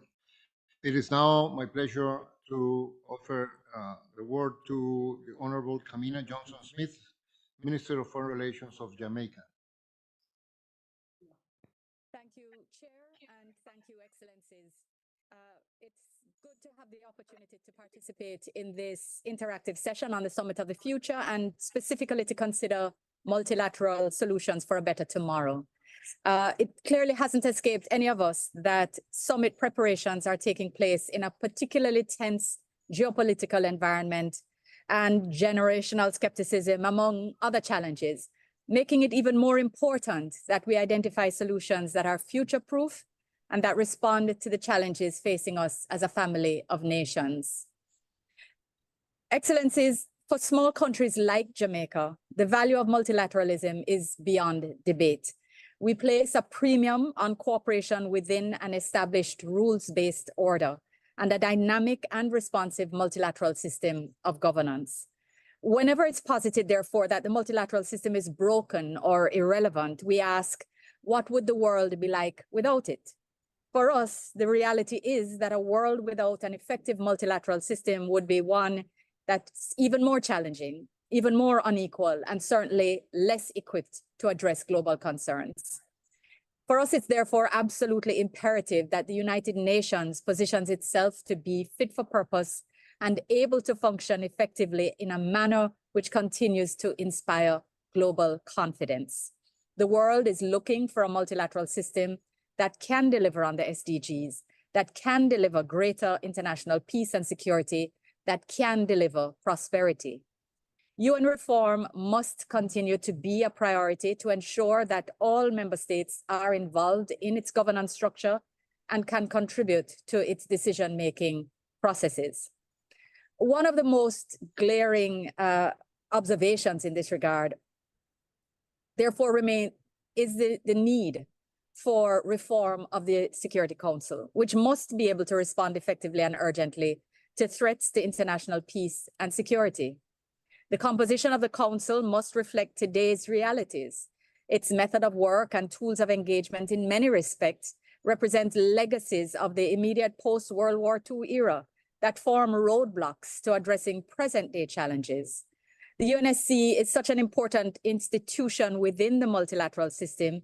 It cannot continue to retain this dissonance and maintain credibility. Similar accelerated reform is required in the international financial architecture. As while some progress has been made, more is required if developing countries are to truly participate in and benefit from a more equitable global economic system. Our countries must be able to benefit from rapid mobilization of capital and investment from public and private sources, and at the scale required to deliver transformational change. And this cannot be achieved without sufficient fiscal space and an inclusive global economic environment. The special situation of middle-income countries, the vulnerabilities of small island developing states, landlocked countries, least developed and landlocked countries must be considered against their diverse demographic, economic, political, and developmental landscapes. Put simply, the multilateral system must breathe life into the legitimate interests of the Global South, which comprises the majority of the membership of the United Nations. We are supportive, therefore, of the focus being given to ensure that the Pact for the Future, the principal outcome document of the summit, and the declaration on future generations that will be annexed to the Pact will sufficiently articulate the elements of a global financial system that truly works for all. It will also be important to provide much needed financing for development, particularly to enable developing states to expand their fiscal space for increased investments in the social sectors, to alleviate poverty and to create economic opportunities for further growth and development. This reform is also essential given the need to accelerate progress towards the achievement of the SDGs. The fact is that given the scarcity of the means of implementation of most of the goals, that can only be alleviated by IFIs increasing, supplementing, and otherwise facilitating the availability of financing for development, including climate finance. For regions like ours, where ECLAC estimates that only some 25% of the SDGs are on target for 2030, while the remainder are either moving slowly in the right direction or regressing, the ability to support effective implementation becomes a real challenge, especially in the aftermath of COVID-19 and the chronic worsening of several other existential crises. Excellencies, as COVID reinforced, the opportunity to harness benefits associated with the digital revolution should be embraced as part of the solutions for the future. We must adopt and equip our societies so that these benefits can be enjoyed equitably. The summit, therefore, must reaffirm that this digital future should be open, free, and secure. Consequently, we should be looking at how this can be realized using platforms and mechanisms for inclusive engagement by member states and stakeholders. At the national level, we are working to ensure that an ecosystem is developed and sustained around not only our physical infrastructure, but also by paying equal attention to our human resource development. Jamaica has now appointed a minister with responsibility for skills and digital transformation, who is giving priority attention to nurturing talent, fostering innovation, and encouraging entrepreneurship. Upskilling and reskilling are now areas for focus on the development of our human capital, given declining birth rates, unemployment, and underemployment. The impact of the pandemic, as well as deficiencies in numeracy and literacy, all must be addressed. We believe also that rebuilding of trust will be critical at this stage. Excellencies, I was thoroughly impressed and inspired by several young leaders throughout last year's high-level week. Their resounding message was that young people want to be and must be recognized as true and equal partners now. They ask for recognition that they have a vested stake in the future outcomes of current decision-making. So I welcome the reference made earlier by Undersecretary Ryder that the issue of inclusion of young people in the process will not simply be about feeling good about their participation, but about real and meaningful inclusion in the process and in decision-making. I think it's important that we recognize that their confidence and trust in the multilateral system, in our institutions, are absolutely critical to their sustainability. Excellencies, ultimately, and in order to ensure that viable solutions are found, trust has to be rebuilt across nations and among generations. So in addition to recognizing the voice of young people, we must also reaffirm the fundamentals of humanity insofar as multilateralism is concerned. A commitment to international peace and security, respect for international law, principles of sovereignty, and territorial integrity, for protection of human rights and the principles enshrined in the UN Charter. As one of the co-facilitators, along with the Kingdom of Netherlands, guiding the negotiations on the Declaration of Future Generations, I conclude by assuring you that Jamaica will do its best to ensure that the document provides the impetus for more forward-thinking approach to decision and policymaking, making full use of foresight, data, and science. This is required not only in the multilateral arena, but regionally and nationally by governments, as well as by private sector, by civil society, by academia. I'm confident that by so doing, we will lay the foundation for not only a transformative approach to finding solutions for today's challenges, but simultaneously providing a solid foundation for future generations. I thank you.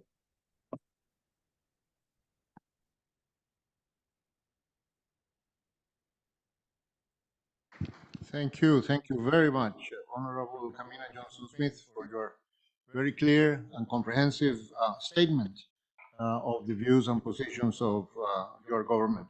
Thank you. Y ahora tengo el gusto de invitar.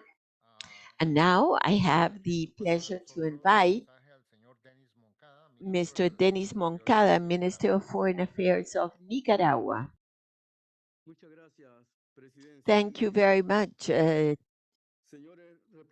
Vice Chair, representatives of the member states of RECLAC, and associate members, Mrs. Laura Fernandez, Mrs. Amina Mohammed, Mr. Guy Ryder, Mr. Jose Manuel Salazar, ladies and gentlemen. We greet and we thank the Economic Commission for Latin America and the Caribbean for this initiative of addressing the possible multilateral solutions for a better tomorrow. We convey the special greetings of the sovereign people of Nicaragua, of President Commander Daniel Ortega Saavedra and Vice President Rosario Murillo. The world is facing different challenges that jeopardize the existence proper of humanity, of peace and international security.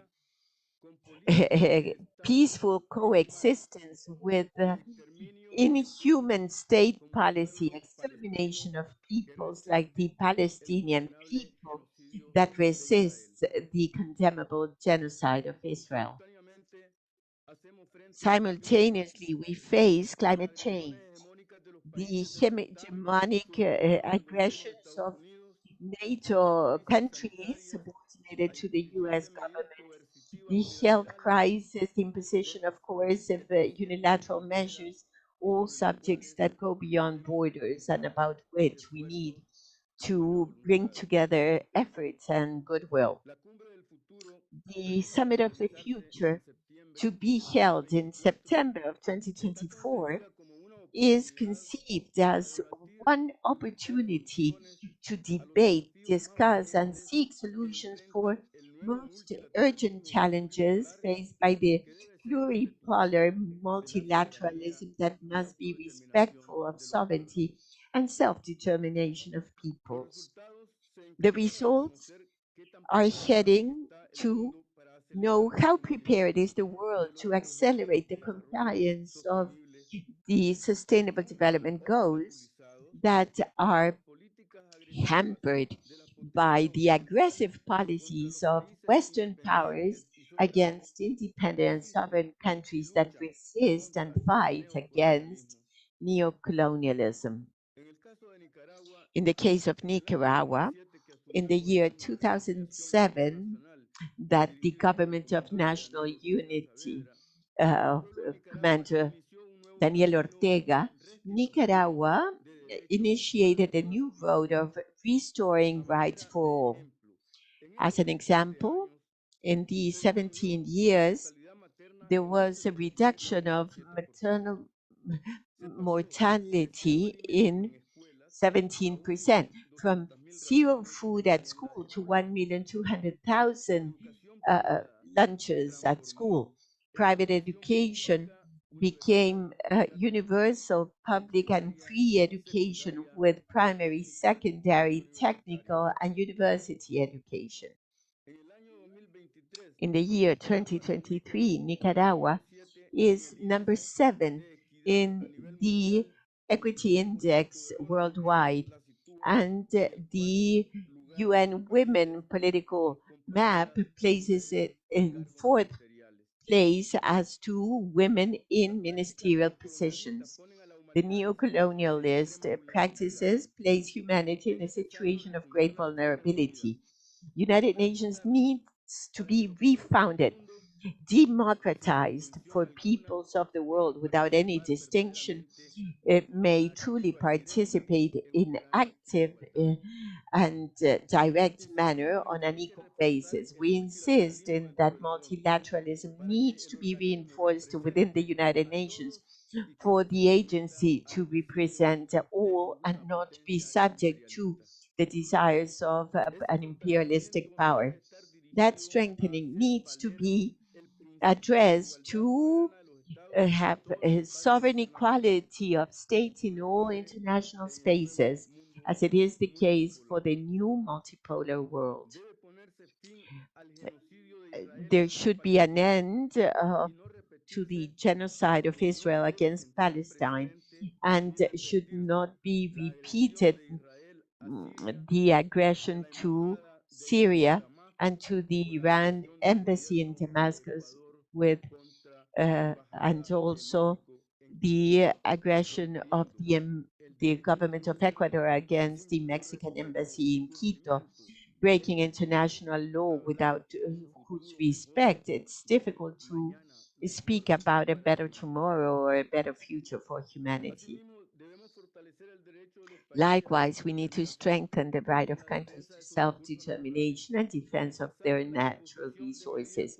We reject the imposition of a unilateral coercive measures for being against international law and against human rights and sustainable development of peoples. These measures are an obstacle for the Sustainable Development Goals and become walls, unsurpassable walls to achieve the common good of countries. The new multipolar world is a reality. There is a reconfiguration of international relations that needs to be based on sovereign equality of peoples, justice and peace. The Russian Federation and Chinese People's Republic play a transcendental role in cooperation, development, and integration of peoples of the world, with special participation in bi-regional dialogue space with Latin America and the Caribbean.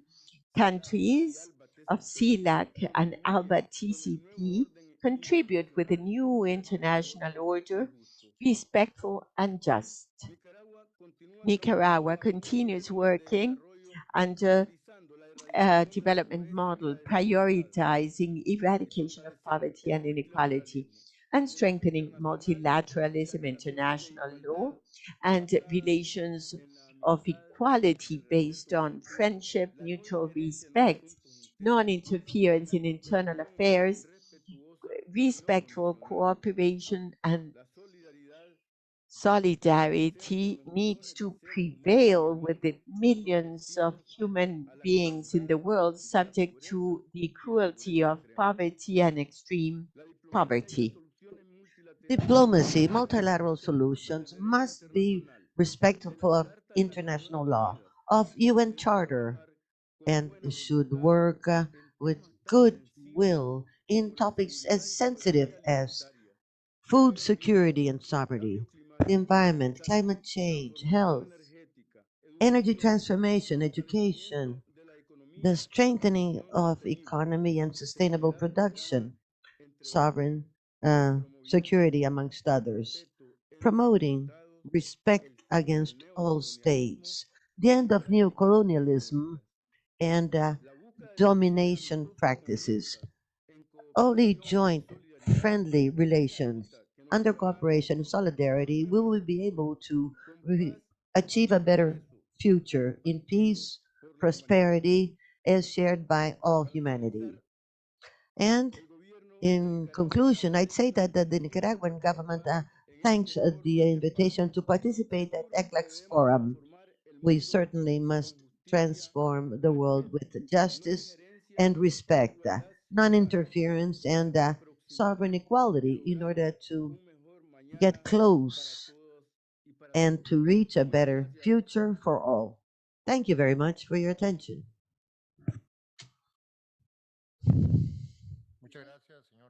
Thank you, Mr. Moncada, Foreign Minister from Nicaragua, for your intervention. And it's a pleasure now to give the floor to Mr. Nicolás Albertone, Vice Minister of Foreign Affairs from Uruguay. Dear Executive Secretary, thank you very much for your invitation. I'd like to greet Ms. Mohamed, Deputy Secretary General of Union, and Laura Fernandez, Minister of National Planning and Economic Policy from Costa Rica. I am Guy Ryder, I'm the Secretary from the Executive Office of Secretary General. I'd like to talk about the relevance of this meeting in preparation of the next meeting on sustainable development. And this interactive session is extremely relevant for us because this debate proposed by UN General Secretary, whom I talked with only a few days at CELAC's meeting in Grenadines, he talked about the important role of Latin America in having a firm voice towards that venue. But now we are facing crises and deep changes throughout the world. We have realities such as the health crisis that we've talked about so much, climate crisis, the harshening of geopolitical issues that we unfortunately are facing. And this has brought in stagnation in reaching SDGs, stressing the urgent need for renewed collective action. And here the main message from my country is that this is not just an important debate. It is a necessary, urgent debate. We believe that that summit offers a good opportunity to improve cooperation in such critical crises, strengthening global governance and restating existing commitments, including SDGs, going forward towards a multilateral system that will be revamped. And I, once more, will get them to be part of our lives. Facing these tremendous challenges of today, we will then be able to, we will have to multiply our efforts towards multilateralism. Having in mind the SDG summits of 23, the member states promised to study and to settle the groundwork for an efficient global coordination to face the current and future challenges. If the goals of our common agenda wishes to push forward the 23 agenda, the summit of the future that my country fully commits to, if successful, will be able to talk about the way towards globalization, pushing forward SDGs and responding to the new realities. The premise is that decision making, global decision making, will help avoid unforeseeable problems. We must stress that in reinforcing the participation of young people to the creation in 2023 of an office devoted to this topic, and by the way, that is led by a fellow countryman, Felipe Coriar. Global management, digital technology, and the adoption of the Global Digital Pact.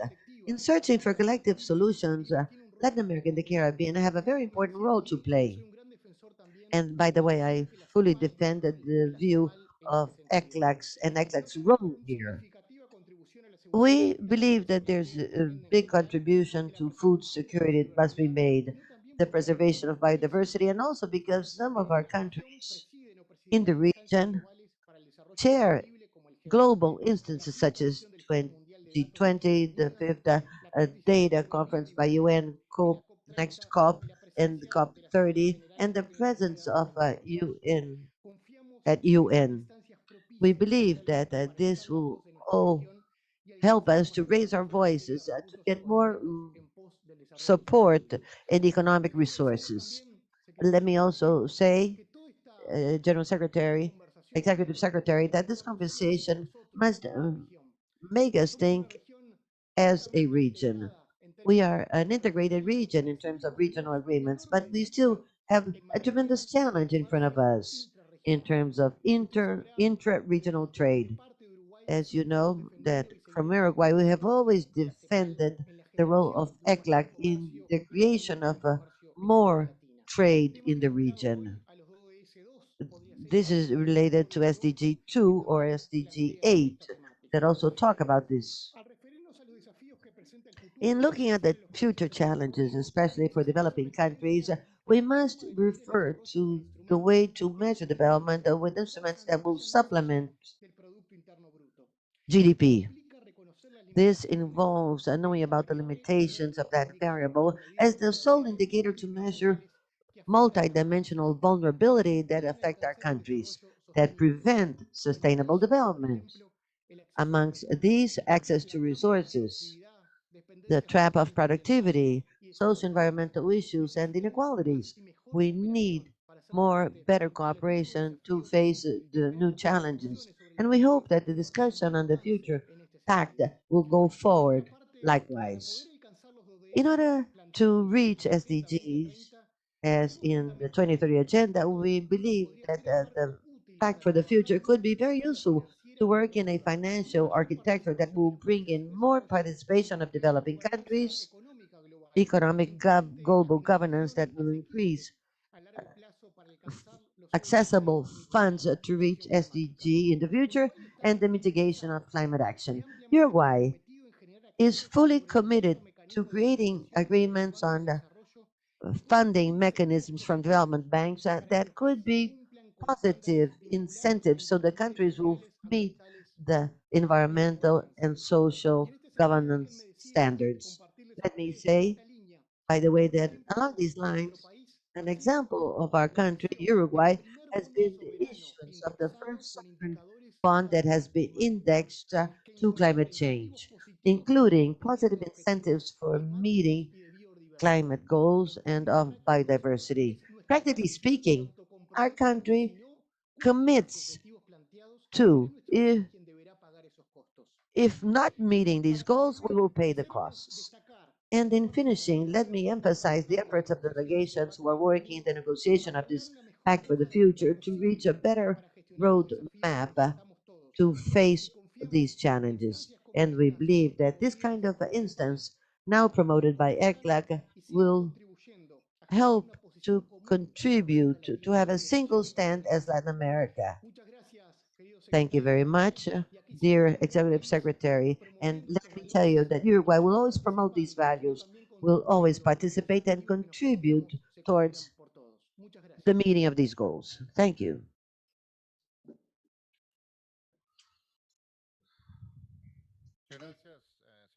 Thank you, Mr. Nicolas Albertone, Vice Minister of Uruguay. And I now give the hand over to Mr. Ruben Darío Molisa, Vice Minister for Multilateral Issues from Venezuela. Thank you, Executive Secretary from ECLAC. I bring greetings to Ms. Amina Mohamed, the Deputy Secretary General of the UN, Mr. Guy Ryder, and the Secretary from the Office of the Secretary General, and to you, Mr. Salazar.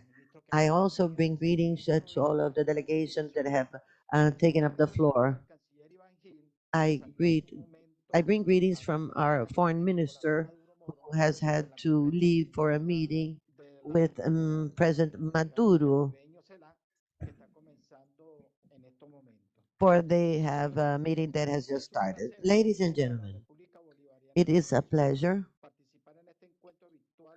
to be here in this virtual meeting to get together with the region and to bring in views on what we believe to be the intergovernmental process, the most ambitious process that we are holding at UN.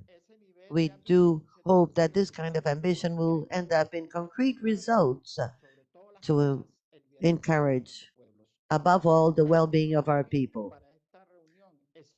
The meeting has a very important topic to deal with, multilateral solutions for a better future. And we must contribute to the Summit of the Future, revamping multilateralism and in an inclusive way, ensuring that once and for all we will be able to give free rein to the power of multilateralism. For that, we need to leave behind our differences in interests and make the dreams of our peoples come true finally. A variety amongst diversity. And on this occasion, we would like to repeat our concern in view of the proliferation of our practices and trends that threat and undermine multilateralism and UN itself, which is the best representation of multilateralism. We refer to the strength of unilateralism today, and this could be defined as group unilateralism. And on some occasions, this is biased because of this new means of multilateralism. On the other hand, we also refer to the attempts to weaken the true multilateralism and even to replace it by focus with non-state stakeholders, including civil society, private sector, and other sectors. The RAIN, we call on the Summit of the Future to reaffirm our commitment with the UN Charter. In its 79 years, is fully enforced, and we wish to encourage multilateralism that is truly inclusive with the contributions of all, large and small, that will be equally considered so that together we may build a common, peaceful, fair, developed future. It is through this multilateralism that we will be able to reach joint solutions to problems, threats, and challenges that, with different degrees, are common to all of us. Dear friends, right now the question then would be, how can we translate all of this into a better tomorrow?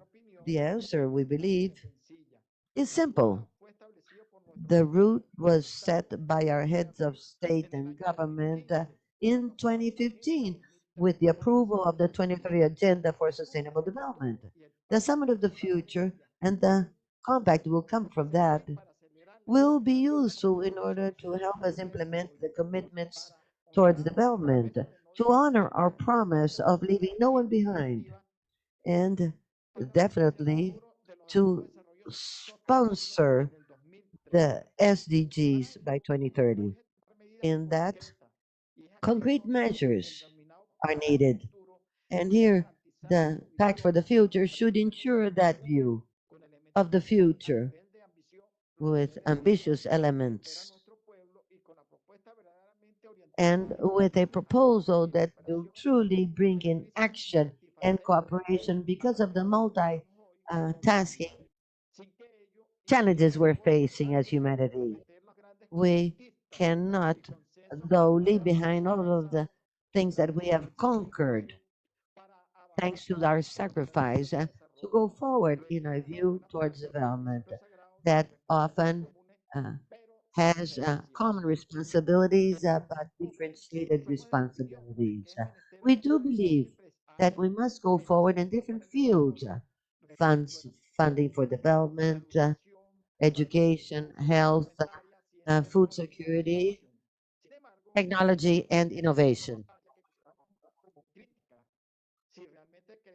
Today, if we want this to have a positive impact upon the feasibility of both present and future generations. On the one hand, we cannot delay the necessary reforms of the international financial architecture. The time has come for the Bretton Woods institutions, the decision-making methods and the governance be reformed so that it responds not only to today's priorities, but to those of the global south. On the other hand, we cannot continue to hide and minimize, and even worse, ignore the negative impact of coercive unilateral actions applied to more than one-third of humanity. Those badly called sanctions, we must clearly say, are the main obstacle for the development plans of all countries that are subjected today to those unilateral coercive actions. Dear everyone, the achievement of SDGs implies the establishment of an equitable and fair new international order. And that will correct injustices, and it is only and it is the capitalist system that has generated hunger, thirst, and the degradation of the environment, and continues to accumulate resources at the expense of the development of majorities, not to finance development, but to continue to profit with its predator model.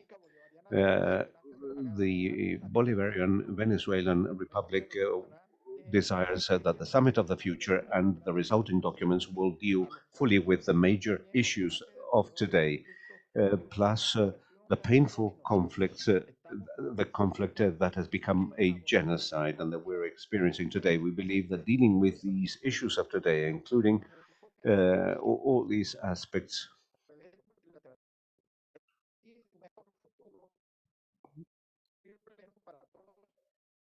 I'm sorry, the communication is very bad.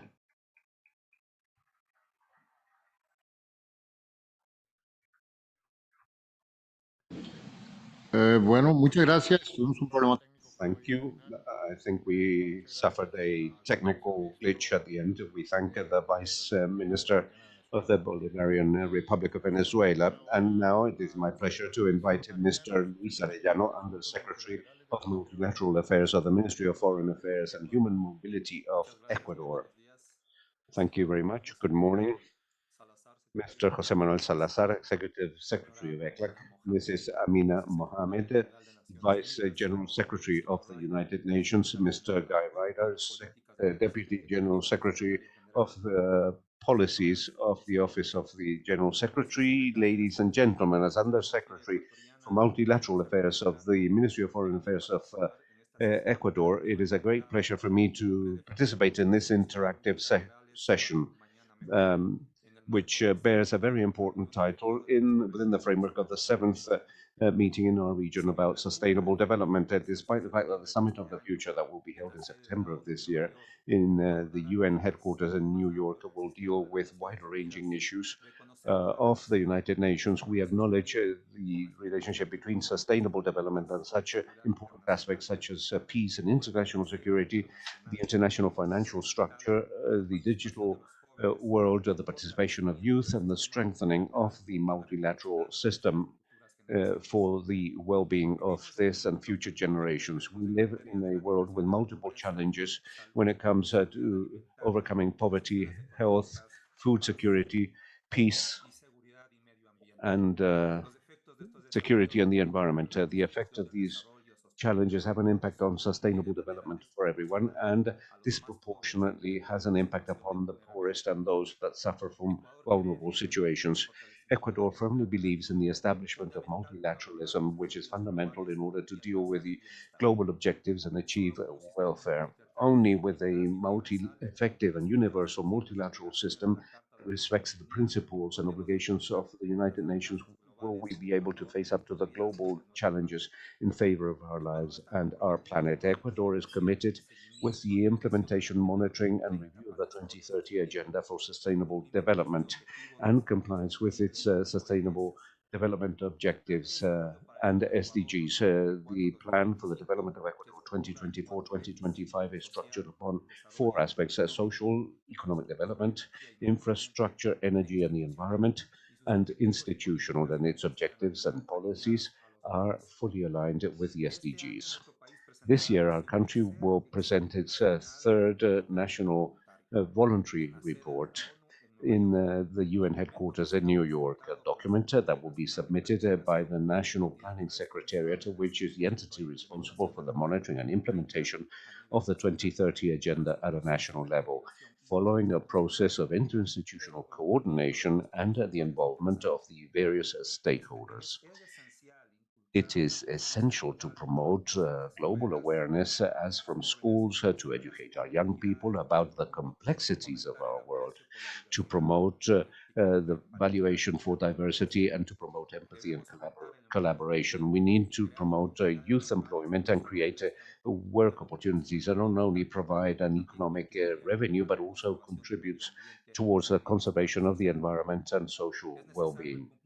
What we need is to comply with international commitments and to promote the political will in order to increase financing, capacity building, technological transfer, and scientific cooperation, which is presently neither enough nor predictable.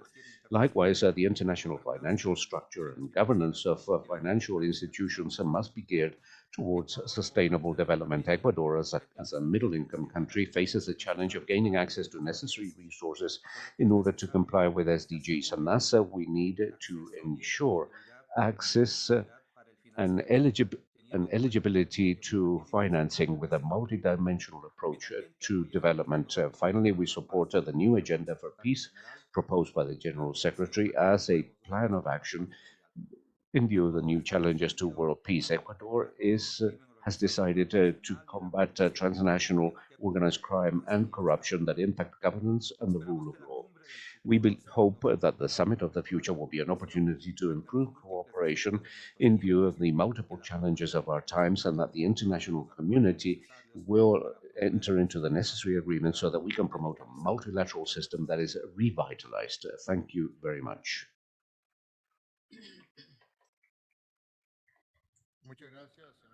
Thank you, Luis Sarello. And now it is a pleasure to offer the floor to Ambassador Carlos Maxio Corosendey, Secretary of Multilateral Political Affairs of Brazil.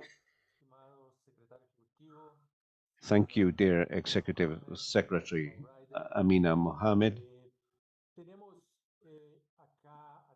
We have here, or we face here, the challenge of having a challenge for the future that is indeed a pact for the future. And I'd like to dwell on this idea. First of all, if we want to have a solid way ahead towards the future, we need to have a good peace. In that sense, we have to confirm the commitments that have already been negotiated. And among them, one of the most key ones would, of course, be the 2030 agenda, as has been often expressed today. Based on that solid foundation, we can then think about the future. But if it's a pact for the future, we cannot, that cannot simply relate to what happened in the past.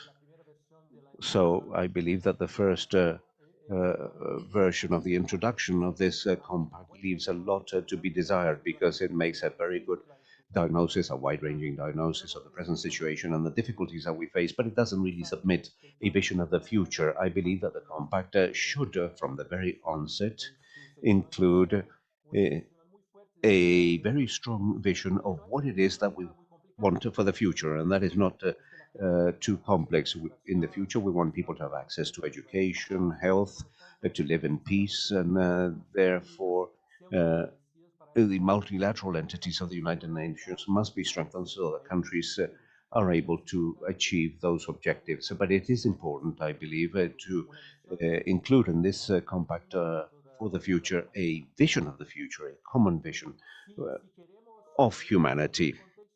And within that context, we also need to have a decisive strengthening of multilateralism, and therefore, and this was dealt with. The previous speaker said that we need to reform the UN system.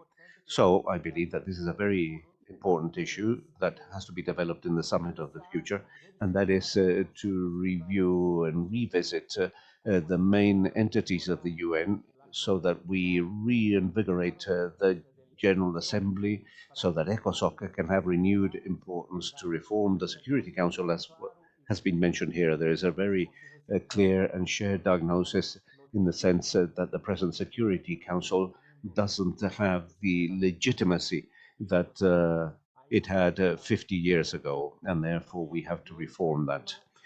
Likewise, the issue of the Commission for the Construction of Peace, that is a very interesting and novel and important instrument created by the United Nations that has not achieved its full potential.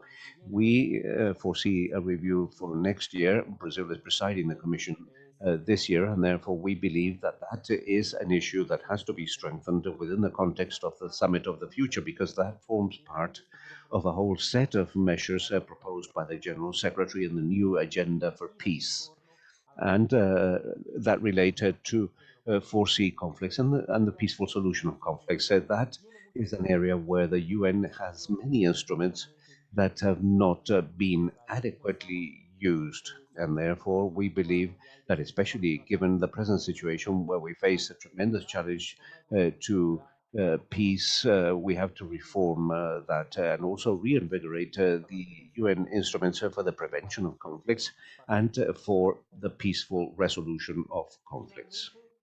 Finally, the third point is the issues related to the future. It's important for the document, in line with the aspirations of the General Secretary, when he put forward this exercise, is able to identify how and when the US will deal with emerging issues.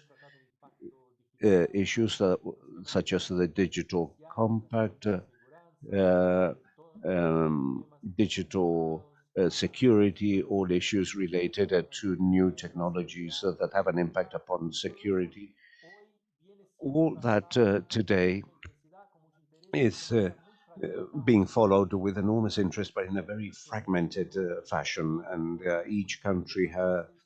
every country each country has new initiatives and so on. And therefore, the UN needs to take on board this role of bringing together and focusing this discussion.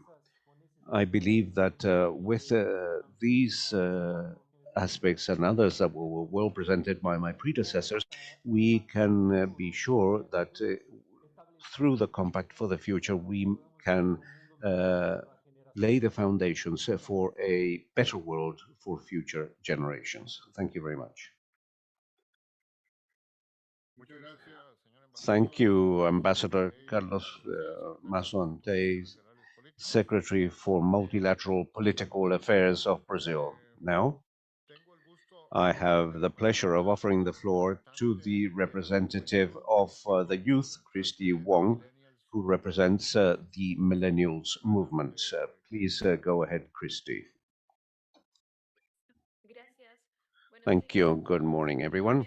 My name is Christy Wong, part of the coordination team of the Millennials Movement, an organization which is the focal point of the group of boys, girls, teenagers, and youth of the regional mechanism of civil society, MESCLAC.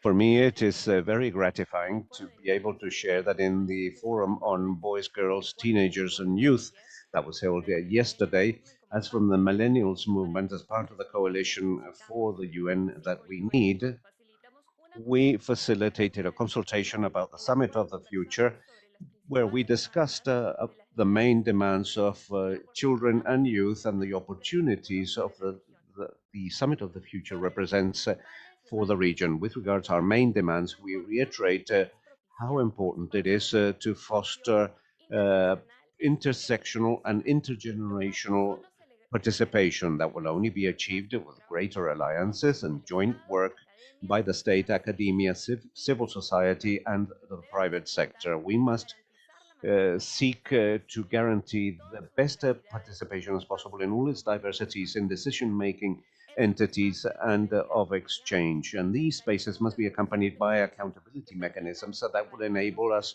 to monitor progress and the needs for regular improvements. Likewise, we promote access to comprehensive health, investment in quality education for sustainable development, including present-day issues such as climate change, human rights, entrepreneurship, and that responds also to new trends and innovations such as artificial intelligence in order to prevent widening gaps. Likewise, to have binding commitments with regards to how we're going to face up to climate change, because Latin America and the Caribbean is a region that is highly vulnerable. Disasters are increasingly recurrent, deforestation and illegal mining continues to be present, and the environmental defenders are face latent danger. It is important to address all topics on migration, integration, security, and to think about a cooperation agenda and all those things that represent the summit, we feel are a positive space to pick up on cooperation, integration, and then analyze how these new technologies will impact us and what situation these will leave us in. It is an opportunity to revitalize the 2030 agenda and for more people to get to know it. Because despite the progress, a large part of the population has not made the agenda their own. It also offers the opportunity to consolidate mandated spaces that we can follow up on and not only be left at a declaration. So the region can bet on being pioneers in participation of youth in their discussion processes and decision making. It is important to think beyond the 2030 agenda. Finally, we also had some answers, some replies, thinking what the situation would be for us after the Summit of the Future. So it invites us to think and to plan not only the future we want, but the present we need. Thank you.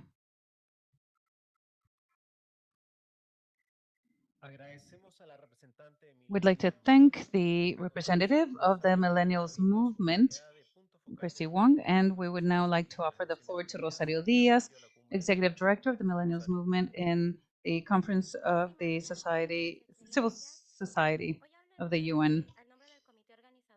Thank you very much. I'm speaking on behalf of the Conference of the UN on Civil Society 2024, which will be holding sessions in Nairobi on May 9th and 10th this year. It is a unique opportunity to generate and design strategies on the path to follow for the UN, but also for a global community to move forward with the work that has been set forth for the Sustainable Development Goals and to make sure that in the world no one is left behind. I'd like to emphasize the importance of civil society in this process, looking towards the Summit of the Future and the creation of this future that we want. Civil society has a very important and essential role in order to find solutions and approaches from all sectors in the spirit of collaboration and true multilateralism that is inclusive and as a network. The Civil Society Conference of the UN will offer us the opportunity for civil society, the member states of the UN agencies, youth, and all other stakeholders to have the opportunity to promote cooperation through solidarity for a future that must begin now. I am pleased so far to share that for this conference we received, and this is not a minor detail, we received 4,000 registrations by people from all over the world. From 146 countries, 43 member states confirmed their participation. So 22 entities of the UN system, and for me, it is quite inspiring to mention that out of these 4,000 registrations, 30% were youth between 18 and 35 years of age. The conference aims to be an inclusive space that will allow us to increase awareness, ambition, and responsibility looking towards the Summit of the Future. It is also meant to be an innovative space, a space that will allow us to devise cooperative models, intergenerational, depending on the difference in knowledge, also with a regional perspective. We also seek to be a space that will generate impact. As key results of the conference, we should have two main results. One, the co-facilitators of the governments in the Summit of the Future, but also generating coalitions that will generate impact. And this is where I'd like to stop for a moment. I would like to invite you all to generate ambition for this space. These impact coalitions are a space that will generate member states, civil society, academia, experts groups, foundations, private sector to act and promote thematic areas or other important topics that we feel should be part of the discussion at the summit. This will bring about specific topics, reforms, increase ambition on the impact of the future, and to make sure that this is fulfilled, and also establishing and implementing collaboration from all the stakeholders. They need to work and collaborate on the reforms. And finally, to conclude my intervention, I'd like to invite you first to increase regional ambition. All you member states of our region need to know that the future is also Latin American, it is also Caribbean, and the present must be so as well. We need to work together to achieve that future and that present that we want. And not only that we want, that we need. So we'd like to invite you to join the Civil Society Conference of the UN in Nairobi. Let's interact, all of us together, including civil society. It is important to guarantee that our regional priorities be part of the discussion. That is the most important of all. And as a region, we need to go beyond our differences.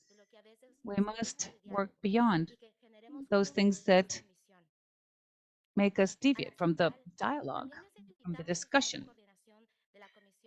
Here at ECLAC, it's also important to take this moment and invite all the other commissions to participate in Nairobi, but also looking towards the Summit of the Future to think about the different perspectives of the regions, of their people.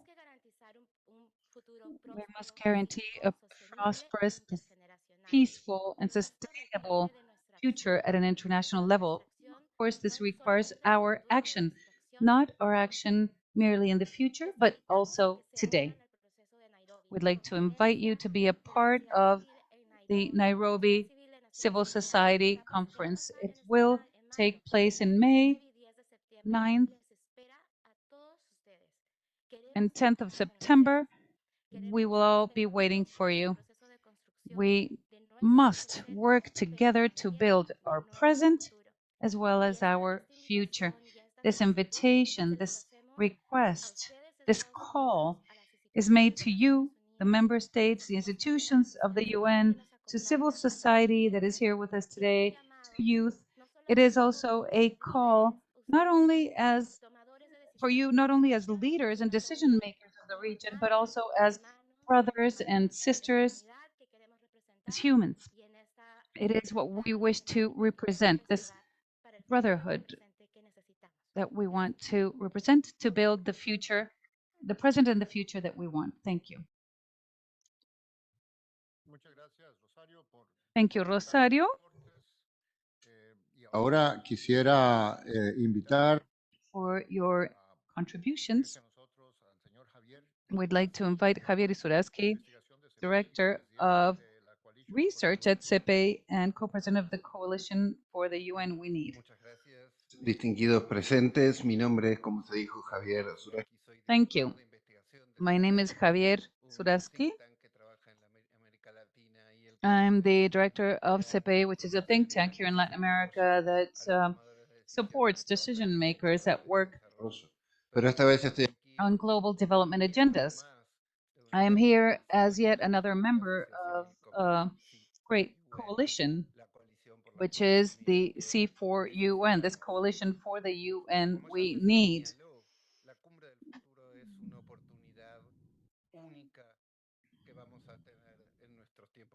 This is the opportunity, the most important opportunity that we have before us for Latin America and the Caribbean. It is unique.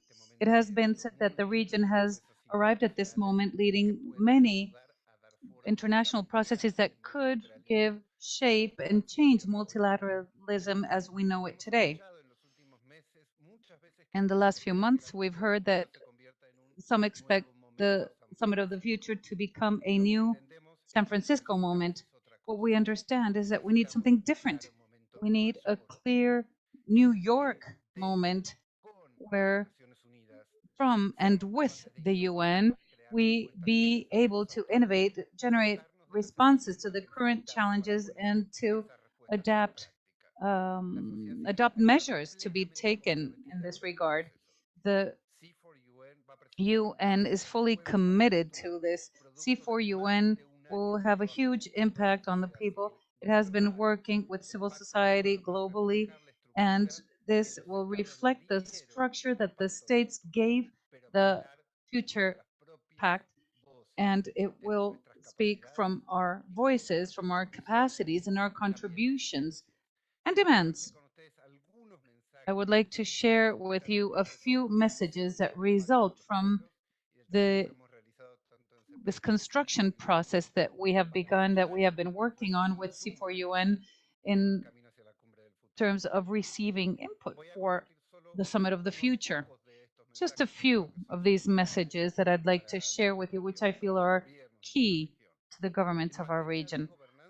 In terms of governance, we need to create a more agile and participative multilateralism in the region in order to demand a stronger multilateralism at a global level.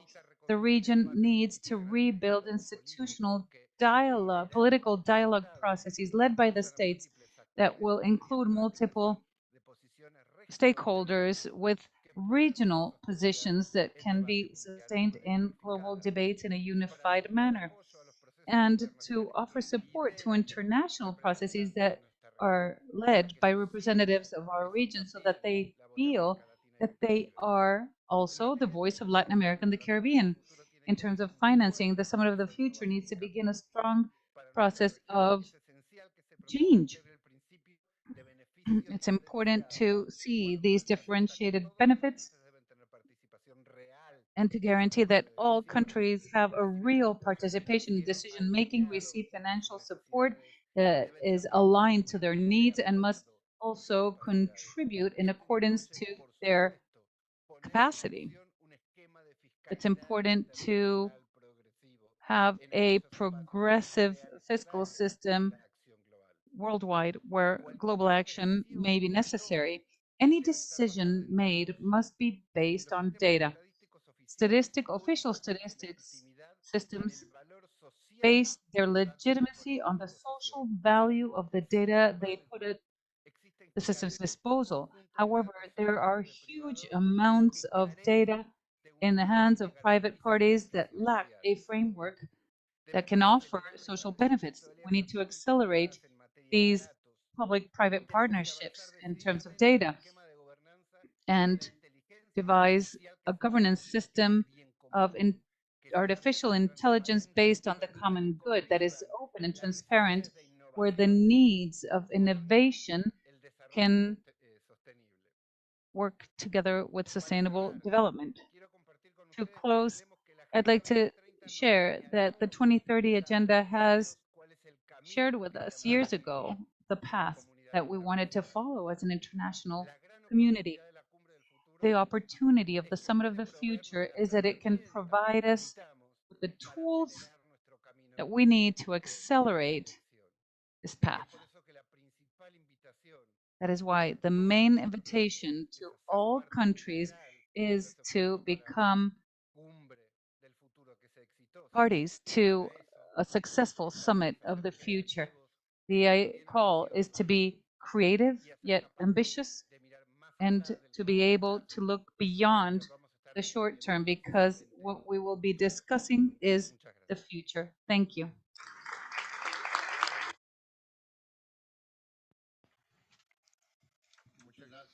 Thank you, Mr. Javier Suraski, for sharing your view with us and to the other members of civil society. Now we will proceed with the participation of present official authorities. It is a pleasure to invite Mr. Carlos Mendoza, Secretary of Planning of Guatemala. Please. Thank you very much, Honorable Chair, Mrs. Amina, and Secretary Guy Ryder of the and Laura Fernandez, Jose Manuel Salazar, CDNAC's Executive Secretary of the Commission for Latin America, distinguished representatives of the member states associated to ECLAC, press coordinators, regional coordinators of agencies, ladies and gentlemen. It is for me an honor to participate on behalf of Guatemala and be part of this interactive session on the Summit of the Future, multilateral solutions for a better tomorrow. And this indeed will allow to address subjects of interest for the region. The world is experiencing new global challenges calling for coordinated and concrete answers. The Summit of the Future provides an opportunity to agree on how we'll strengthen the multilateral system and submit ambitious proposals and joint solutions in order to address those problems. For Guatemala, it's very important that this Summit of the Future focus in reinforcing cooperation, implementation means, and trust for the global strengthening of the rule of law. Sustainable development and financing therein are the grounds on which we will build the aspirations for a better world, guaranteeing that each step we give is in full harmony with the planet and with future generations. These should be the engine for collective action. That is why Guatemala seeks to prioritize the comprehensive well-being of youth, approaching key aspects like prevention of violence and stimulus of interest for science and technology. Clearly, in the agenda of the future, science, technology, and innovation are the catalysts for change, offering solutions to ever more complex challenges, whilst digital cooperation provides the opportunity to bring together strengths beyond physical borders. In the meaning of global transformation is an unavoidable imperative, adapting structures and processes to address effectively all the challenges of the 21st century. For Guatemala, such a transformation can only be possible through measures that will promote open government, transparency, accountability, and citizen participation. We cannot ignore the importance of peace and international security, key essential elements guaranteeing a favorable environment for human progress and well-being. Guatemala will continue to contribute to international peace and security through its participation in the peacekeeping missions of the United Nations. We are in a crucial moment of our history to discuss, debate, and decide on the road ahead that will shape the future of humanity. We are facing global crises that know no borders, climate change, inequality, pandemic, and conflicts that jeopardize world peace. important subjects for permanent attention is climate change. Therefore, all states should implement immediate and agreed actions in order to transit to a green economy, investing in renewable energies, clean technologies, and sustainable practices. It is our responsibility to protect the planet for future generations. Economic inequality is one of the major barriers that we need to overcome.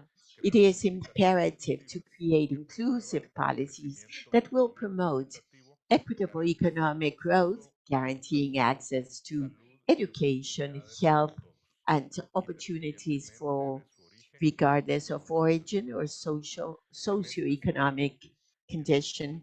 In this scenario, multilateralism is the key to address these challenges in an effective manner. We need to bring together forces, exchange views, resources, and work together towards a common objective, a just future, sustainable, and prosperous for all. Guatemala supports a renewed commitment with the Sustainable Development Goals of the 2030 Agenda of the United Nations that would adopt concrete policies and actions promoting thus an equitable, sustainable, and resilient development in all of our nations, respecting the ecological borders of the planet. United in our determination and commitment, will forge a future that will reflect our shared values and will aspire to dignity and well-being of all the inhabitants of our planet. Thank you very much.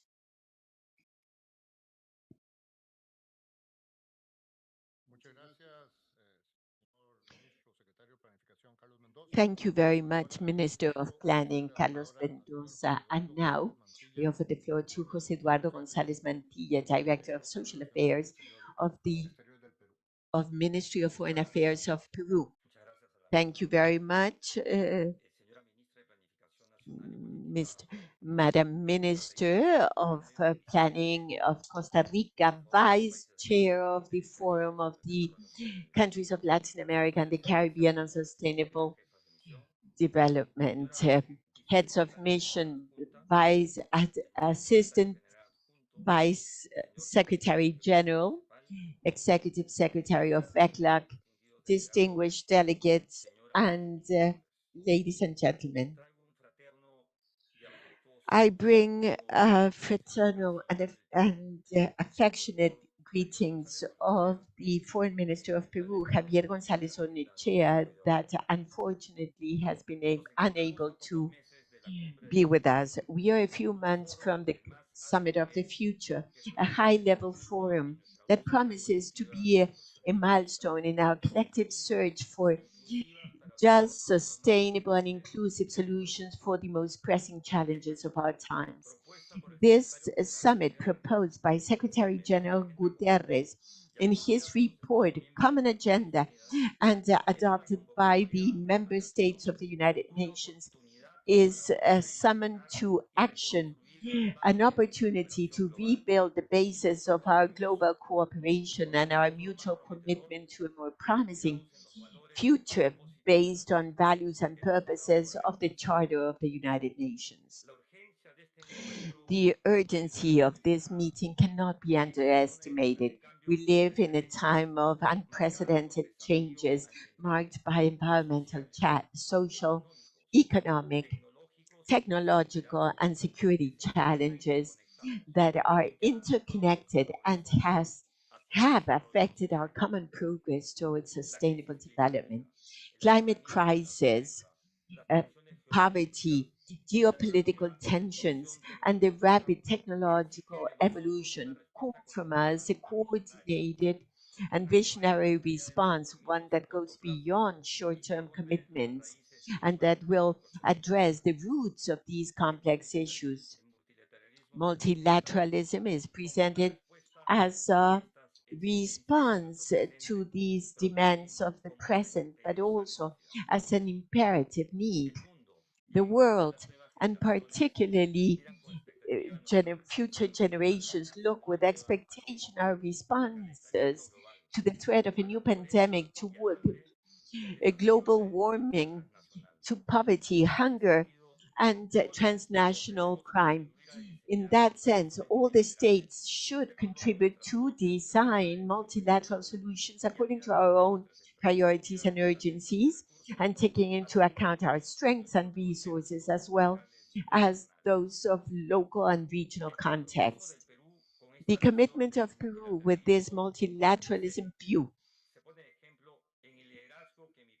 is evidenced in the leadership that my country has in the Intergovernmental Negotiation Committee to develop an international binding instrument on plastic contamination, including the maritime environment.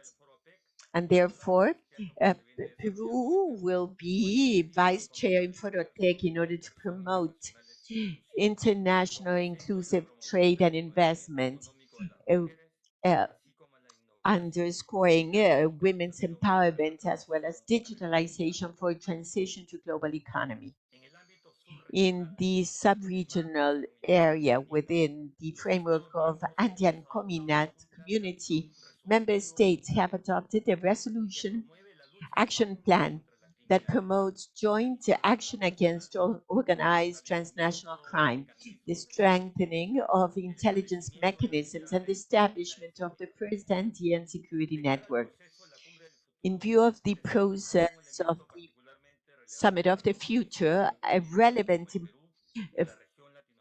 fact for middle-income countries of the Latin American region is that we need to advance towards measuring adequately the reduction of poverty, access to the utilities, and reaching sustainable development. And we need to place emphasis in finding better multilateral solutions for managing natural disasters that are even more frequent and complex.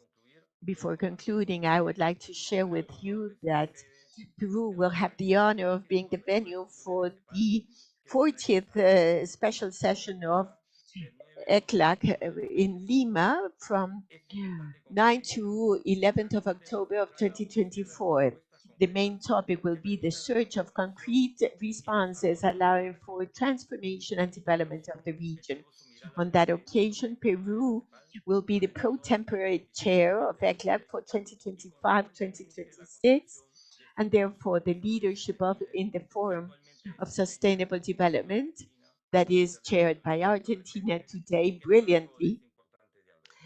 And during our presidency, we will continue to promote exchange of topics, transcendental ones like innovation and digital cooperation. We expect to see you in October in Lima with a warm welcome.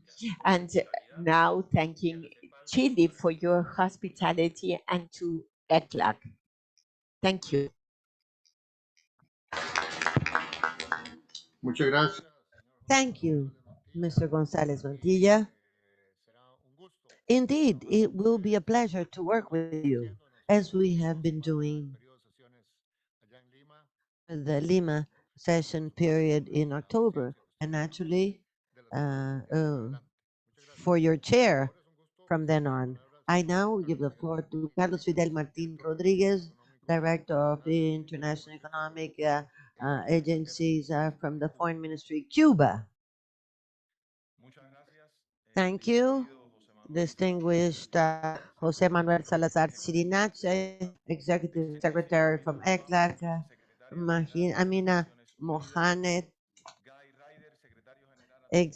Deputy Secretary General from UN, Guy Ryder, Under Secretary General for Policy in the Executive Office, the Secretary General, Delgado, Ms. Delgado,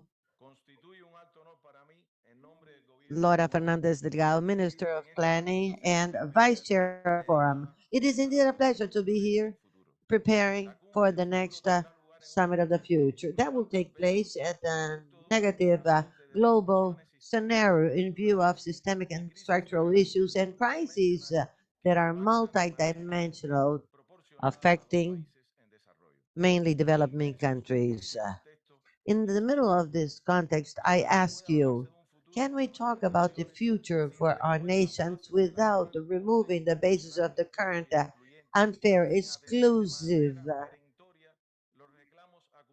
world architecture with accrued problems from past generations without tackling the problems of the current generations?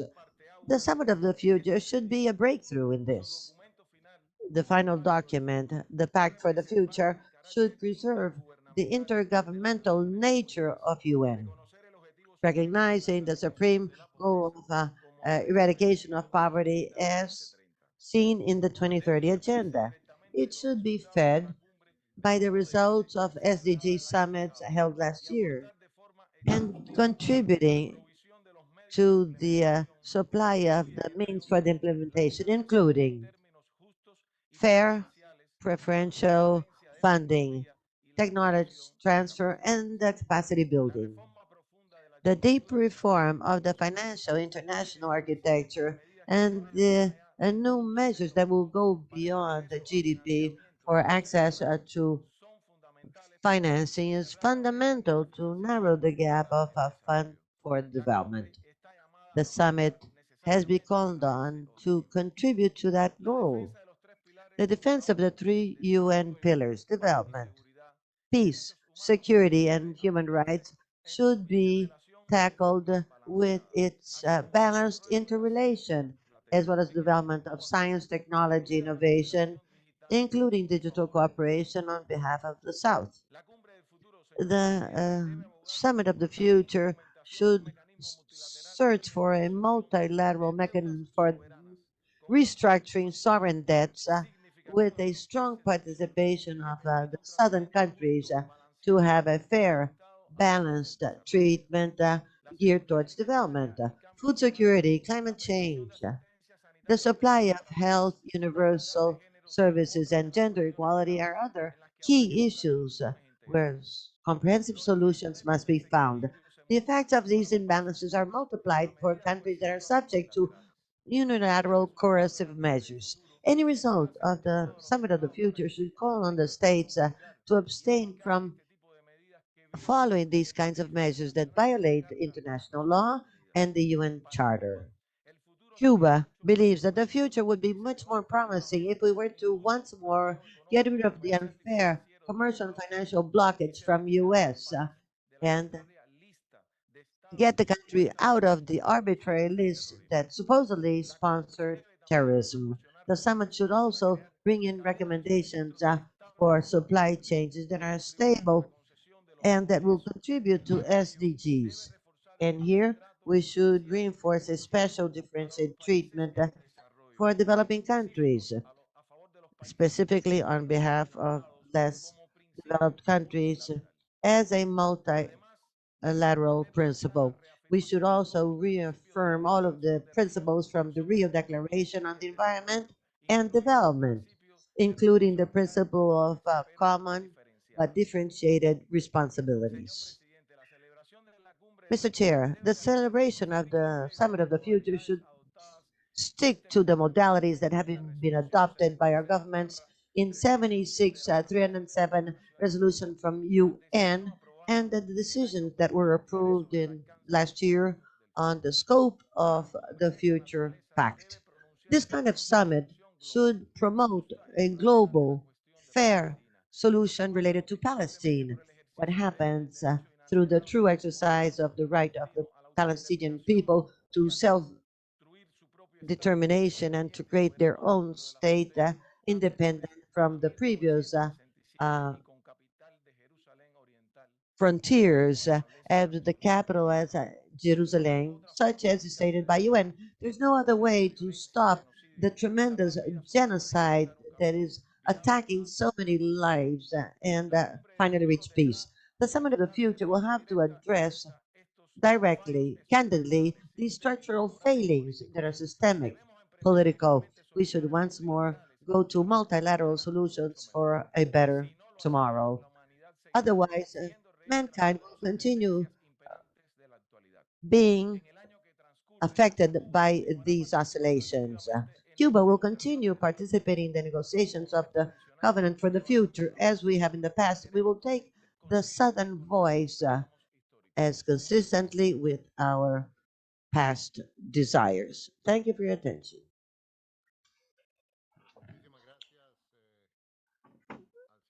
Thank you, Mr. Carlos Martinez Rodriguez. That means that we have um, reached the end of the list of a person that had registered. We now open the floor for those who wish to make any comments. I recognize Mexico.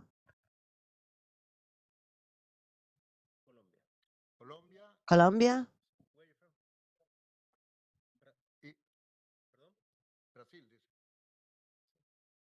And Brazil. Well, Mexico, you're on. So Mexico, Colombia, and then Brazil. Thank you. Chair, I will bring greetings to all of the colleagues here present. Mexico believes it's very important to be part of international fora, especially the fora that have to do with sustainable development. The Mexican delegation wishes to bring the message on the future summit. We should streamline 2030 agenda, and that means the implementation and follow-up of the SDGs that be accessible and participative, no matter what everybody's social condition is. Civil society must be able to participate in the formulation of policies that have to do with this kind of development. In short, we're talking about ensuring that the world agenda be inclusive, transparent, representative of the concerns of all. That is to say, leaving no one behind, leaving no one outside, as stated under the 2030 agenda. Now, in talking about the 2030 agenda, young people are active agents of change and can have a very important role in the implementation of SDGs. Their view of the world and the challenges we're facing is fundamental so that decisions adopted may truly reflect the needs and concerns of the current and future generations. It's thus important to encourage actions such as the 2030 Junior Agenda that was implemented in Mexico last year as of the 2030 Agency and the Mexican Youth Institute. That network aims at channeling the voices of young people in the implementation of SDGs and the construction of a better world so that sustainable development will reach beyond 2030 and the future generations. We believe in Mexico that the idea of meeting sustainable development requires active participation of all sectors. That is why we have a comprehensive multidisciplinary approach in searching for environmental, social, and economic solutions. We believe that facing poverty in an effective way will create a new outcome in view of the current crisis we're facing. We will thus grant a better future for these generations. As UN's General Secretary well said, we are in the middle of the period. We still have a long way to track. Nevertheless, through the future generations, young people, we will be able to place people at the center in public policy.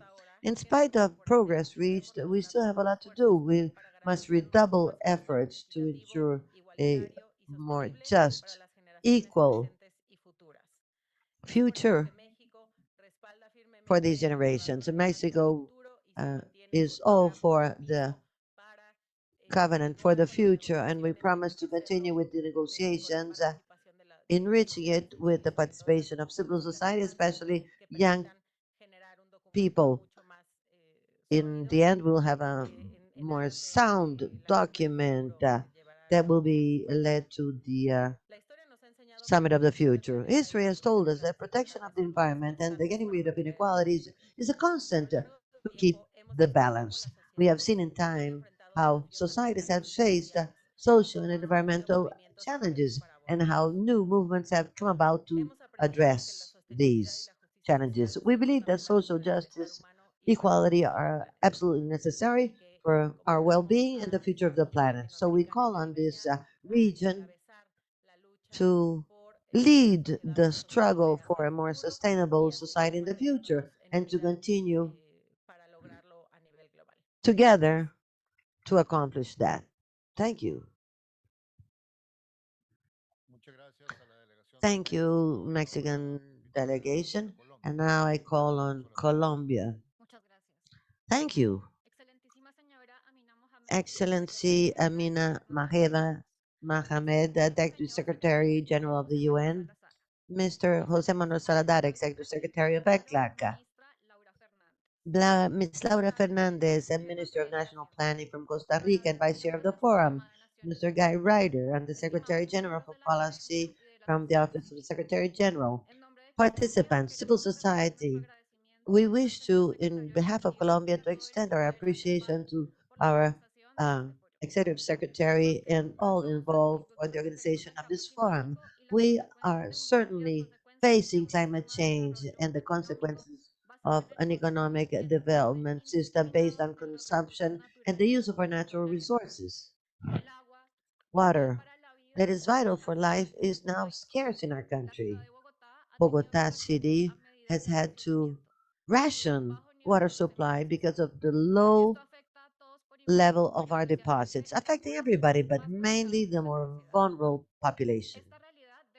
This must draw the attention of all countries to adopt the necessary measures to speed up the necessary structural change that is needed and thus help out our ecosystems, ensuring sustainable means of lives.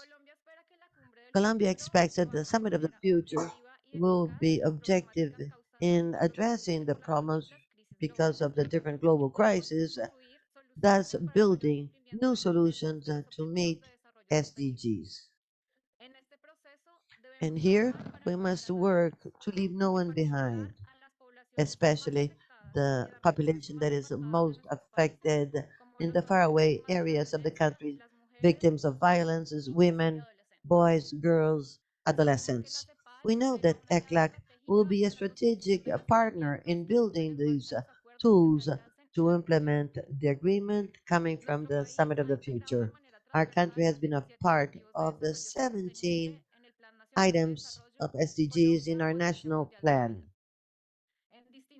In different international scenarios, President Gustavo Petro has insisted that sustainable development will not be possible without a peaceful society. That is why for Colombia it will be necessary for peace to streamline discussions in the Summit of the Future. We cannot think about future without the premise of peace. We need efforts to go forward into a peaceful world. The different conflicts today are misusing valuable resources that should be invested otherwise in health, education, eradication of poverty, protection of the environment, and life itself. Likewise, this discussion should not be sticking only to our states. We should have efforts amongst all players in society. Colombia hopes that we will promote in that summit the dialogues with the society sectors and especially young people. This scenario should be useful for everybody to be heard on the main challenges to reach well-being in the next decades and for commitments that will help us face the negative effects of climate change, social inequality, and violence. Finally, we do hope that the discussions from the delegations here present will certainly enrich the debate from that summit and will be the groundwork for what we will reach on this meeting. Thank you.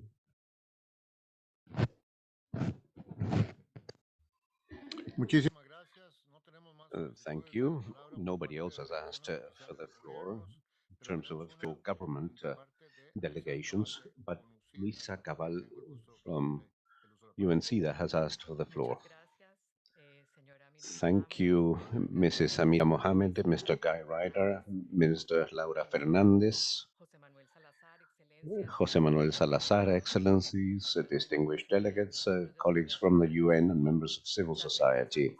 The ambitious goals, the commitments with the multilateral system in order to respond to the major challenges have enabled progress vis-à-vis multiple challenges that Secretary Salazar has illustrated this morning. Among the achievements of multilateralism is a response to the pandemic that has caused many losses of lives and HIV/AIDS. And this multilateral cooperation, solidarity, the creation of a joint program, UN-AIDS, that brings together agencies of the United Nations, programs and funds, and the initiatives and financing of countries for their own responses, and the solidarity reflected in the creation of the World Fund to eliminate HIV, malaria, and so on. And that has meant progress that has diminished losses related to AIDS by 70% compared to its peak. However, 3/4 of the persons living with AIDS have access to healthcare, and we need to renew and strengthen commitments vis-à-vis multilateralism in order to enter not only that pandemic, to prevent others, and to tackle the challenges that have been identified today for the summit of the future. Only with this level of ambition that we have evidenced in our generation and this level of commitment will we be able to respond to what youth summons us. They remind us of the key role of youth in a region where communities and civil society have been fundamental in order to recognize rights, including access to drugs, struggling against inequality, and the implementation of the 2030 Agenda. The participation in processes must involve, as was reminded to us by young people today, must involve the commitment to have a voice in decision making, as we have heard today. In this sense, the presiding board of UN-AIDS is a unique example and involves a participation of civil society from all regions in our board, and we hope that this experience will nourish an effective participation of youth in decision making in multilateral entities. Thank you very much.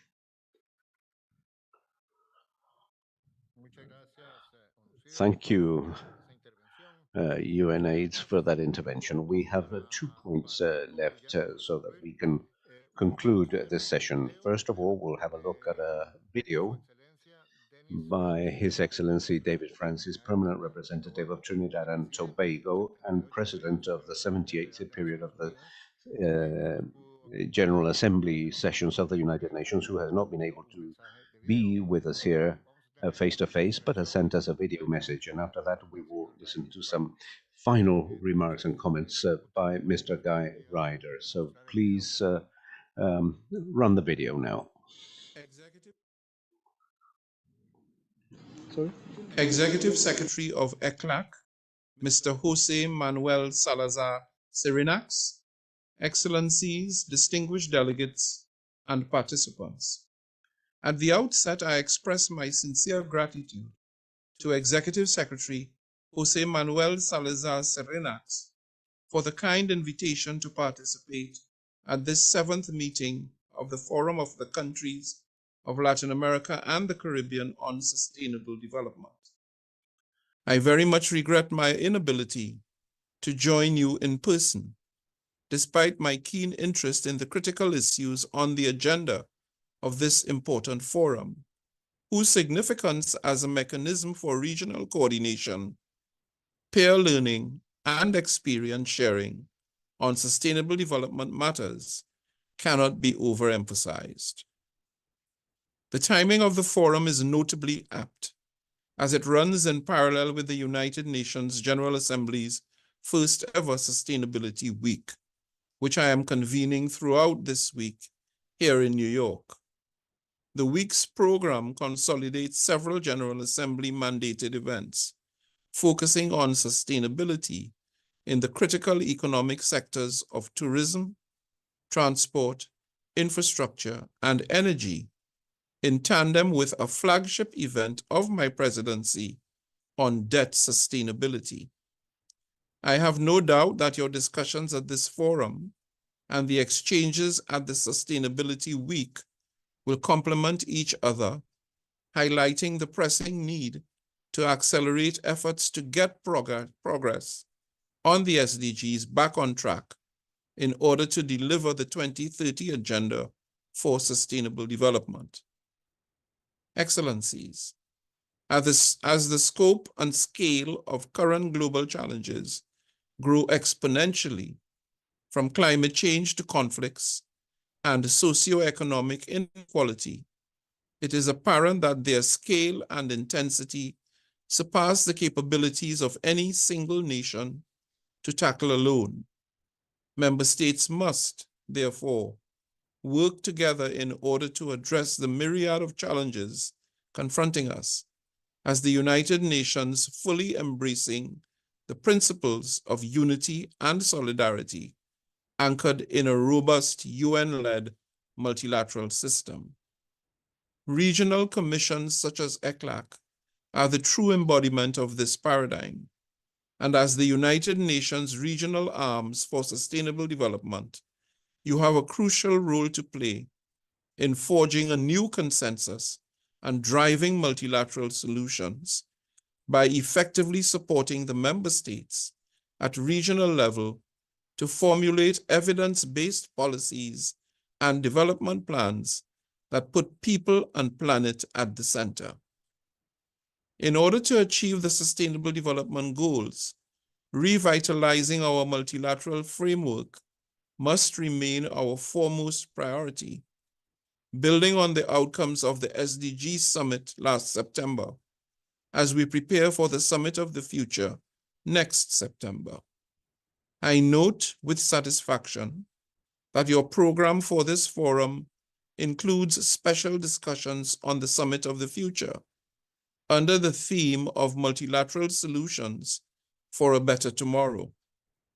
The importance of this summit should not be underestimated, as world leaders who will gather in New York during the high-level week in September are expected to adopt a pact for the future, and if intergovernmentally agreed, a global digital compact and a declaration of future generations.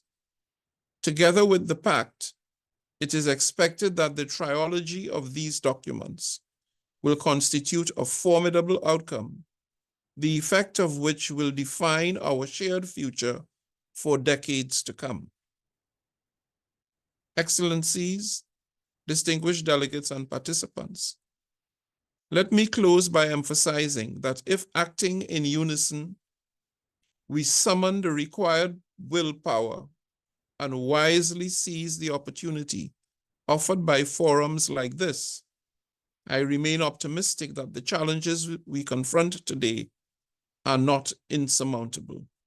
With your input, the enduring legacy of the Summit of the Future, in particular, will be measured in the powerful new global consensus it ushers in, spurring ambitious transformative action to accelerate the much-needed momentum towards the SDGs. That is how we get back on track to attaining the 2030 Agenda for Sustainable Development. But I must also emphasize that central to the success of the Summit of the Future and its lasting impact is the principle of inclusivity of both its processes and outcomes. It is absolutely essential that all voices, especially those whom we are here to serve, namely the most vulnerable and marginalized, are heard. I am encouraged to note that the co-facilitators of the summit's process, the permanent representatives of Germany and Namibia, are quite receptive to these calls, having collected significant inputs from civil society organizations and indigenous groups. The various meetings and conferences preceding the summit including the upcoming UN Civil Society Conference in Nairobi in May, present additional opportunities to advance discussions and strategies towards a successful summit of the future. We must seize these opportunities to broaden our horizons and indeed our perspectives on sustainable development, if we are to stand a real chance to recover from the current trajectory of derailment of our shared sustainable future. By acting with urgency and in unity, we can forge a path towards a world that is fairer, more just, inclusive, peaceful, and prosperous for all, everywhere. I wish you a successful session ahead. I thank you.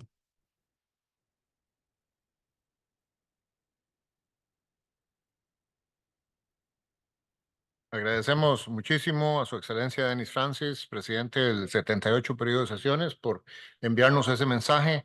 Y ahora es un gusto ofrecerle la palabra de nuevo al señor Guy Once Ryder. again, offer the floor to Guy Ryder for reactions and final comments. Well, and sincere appreciation to everybody who's intervened, contributed to making this discussion a very rich, a very valuable discussion, and if I might say so as well, an extremely encouraging discussion. I said in my initial remarks that I felt that this region and its member states have the potential to be genuine leaders, genuine facilitators and enablers of the process of arriving at a powerful pact for the future. And I take this morning's debate as confirmation not only of that potential, but as confirmation as well of the readiness, the willingness of our member states in the region to take on that role of leadership. Your interventions have covered practically the entire spectrum of issues that will be considered at the Summit of the Future, these 5 different chapters. And it is indeed interesting to note that the content of each of them resonates in your countries with your governments, and each one has both relevance and importance. So with a little trepidation, I just want to pick out 2 or 3 things which struck me with particular force from your interventions.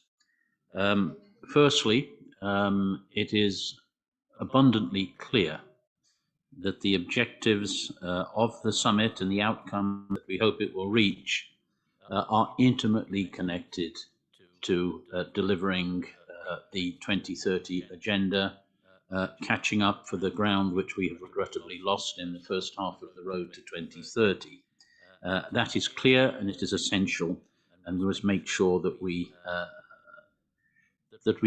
act upon not just the complementarity of the pact and the 2030 agenda. I would say they're coincidence. They are actually coterminous. These are really talking about the same things in the same way as trying to address issues of the future, preparing a better future, in no way detracts, but rather reinforces our capacity and readiness to address issues of today, of the here and now. These are not alternatives, they are convergent. So the SDGs acceleration is the first point that I drew from this, and clearly financing for development is at the heart of realizing all of those ambitions and objectives. Secondly, I have been impressed by the extent to which you have referred to the importance of youth participation and future generations, this declaration for future generations. And I do want to acknowledge Jamaica's role of leadership in co-facilitating the negotiations on the Declaration for Future Generations. Clearly, it is well understood that our capacity to engage youth, to have them participate, and I use the word again, meaningfully in the work of United Nations, has to be grounded in national processes, but is of fundamental importance to everything that we do, its credibility, its relevance, and its value. And in similar vein, although it is distinct, our work to prepare for future generations, to revert to what our chair said earlier on, making sure that decisions we take today are positive for future generations acquires all of its importance. A number of you have referred to something which I failed to refer to in my initial comments, but should have done, which is that human rights issues, gender equality issues, and the rule of law have been identified by the General Assembly as being transversal issues to be taken up in the different chapters of the pact, and standing faithful to that commitment to mainstream those issues across the different chapters of the pact is also a matter which is very much at the heart of the negotiations going forward. In a world, I think, of great uncertainties, there are one thing we can say with a degree of certainty, which is that if, in the words of the President of the General Assembly, to whom we have just listened, we are capable, individually and collectively, of summoning the required political willpower and make the Summit of the Future a success by adopting a pact which is of high ambition and action-oriented, then we can say with a fair degree of certainty that this will serve in a significant manner to make the world, the future of the world, safer and more peaceful, prosperous and more sustainable, fairer and more just. In a word, make it better. And I think that is a common endeavor to which we can all agree we can and should dedicate our efforts in the months ahead. And I'm very encouraged from today's debate that that is the course that we are upon. Thank you, José Manuel.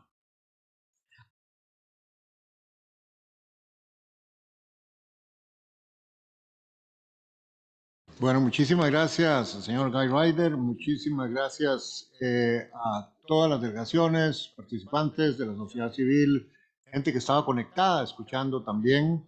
Creo que todos estamos de acuerdo en que esta ha sido una sesión muy profunda, de temas fundamentales, como acaba de decir el señor Guy Ryder, para hacer y trabajar por un mundo mejor. Con esto terminamos esta sesión y les recuerdo que tenemos entonces el reinicio a las 2:30, donde yo tendré el gusto de presentarles el documento principal de insumo a este foro, seguido de todas e intervenciones de parte de las delegaciones. And we will resume at 2:30. We'll be presenting the document, Latin America and the Caribbean Facing the Challenge of Accelerating the Process Towards the 2030 Agenda. Enjoy your lunch.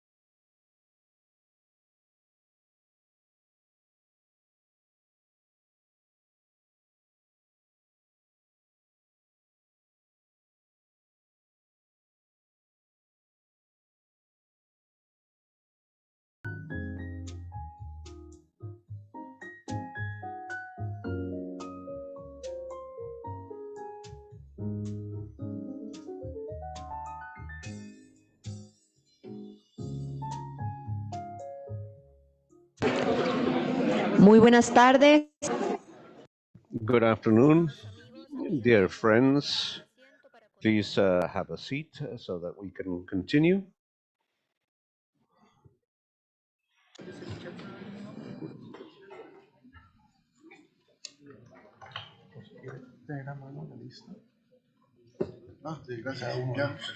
Muy buenas tardes nuevamente. Esperamos que tu Once again, good afternoon. We've had a very nice lunch and we will continue now with our agenda of this forum.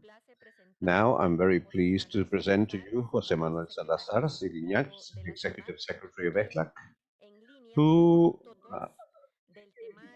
related to point 2 of the agenda that we approved this morning, will present a document entitled Latin America and the Caribbean Faced with the Challenge of Accelerating the Pace Towards Compliance with the 2030 Agenda. Transitions towards Sustainability, 7th report on the progress and regional challenges of the 2030 Agenda for Sustainable Development in Latin America and the Caribbean. Please go ahead. Thank you very much. Good afternoon, everyone. Here we have then the presentation. What I will do is a summary of the main elements, diagnosis elements, and the chapters of this report. This is the structure of the report, 6 chapters divided into 2 parts. The first part refers to the progress in the implementation of the objectives, of the goals, of the Sustainable Development Goals, and a second chapter which has a quantitative diagnosis, and I'll show you some of the graphs. Subsequently, we will deal with the progress that has been achieved, the graph, the traffic light graph, as we call it, and prospects looking towards 2030. And the third chapter refers to the goals that we will be focusing on this year, 1, 2, 13, 16, and 17. Part 2 has to do with how to accelerate. And as we know, we have established this issue of the 6 transitions. It's not the only thing, of course, but it is a way of promoting a series of SDGs, and we will explain that concept. Chapter 5 deals with financing challenges and the restrictions in Latin America, but also the opportunities we find in that sense, and finally conclusions and recommendations. So, in the first part, this would be the contents of the first chapter, and we will begin with this graph that contains the growth rates of the world economy and of some sub-regions. The world economy grew at a rate of 3% in 2023. We were expecting 2.9% for 2024 in accordance with the International Monetary Fund. These are growth rates below the average of Latin America, which was 2.8%. Latin America and the Caribbean had 2.8% between 2000 and 2019. And today, the International Monetary Fund is publishing, within the context of these meetings, a review of these figures that you see here. So we will have to see. I haven't had the opportunity of checking whether it has been published yet or not, but there will be some, but these graphs will be reviewed. In the advanced economies, growth slowed down from 2.6 in 2022 to 2.5 in 2023, with an expected rate of 1.4 for this year. In the US economy in 2023 showed more resilience. In 2023, there was a 2.1 increase despite the restrictive monetary policy, because private consumption remained quite strong. And this year, in 2024, we estimate a slowdown of the US economy to 1.5% again. Today, we might get to know some revised numbers. In the EU, in 2023, growth was 0.7, and we expect 1.5 for 2024. Now, that growth is obviously not a growth of 0.7% for the EU is not only bad news for European countries, but also for its trade partners and for countries that export to that region, Latin American countries that export to the European Union. And obviously, a European economy with such a low growth rate implies less exports. In emerging economies, there was a slight drop of 2.4 in 2022 to 4%, and we expect 4% in 2024. China, which is the second trading partner in the region, had a growth of 5%, and we expect 4.2% growth for this year. World trade also slowed down, and you can see there the data or the interannual variation between January 2018 and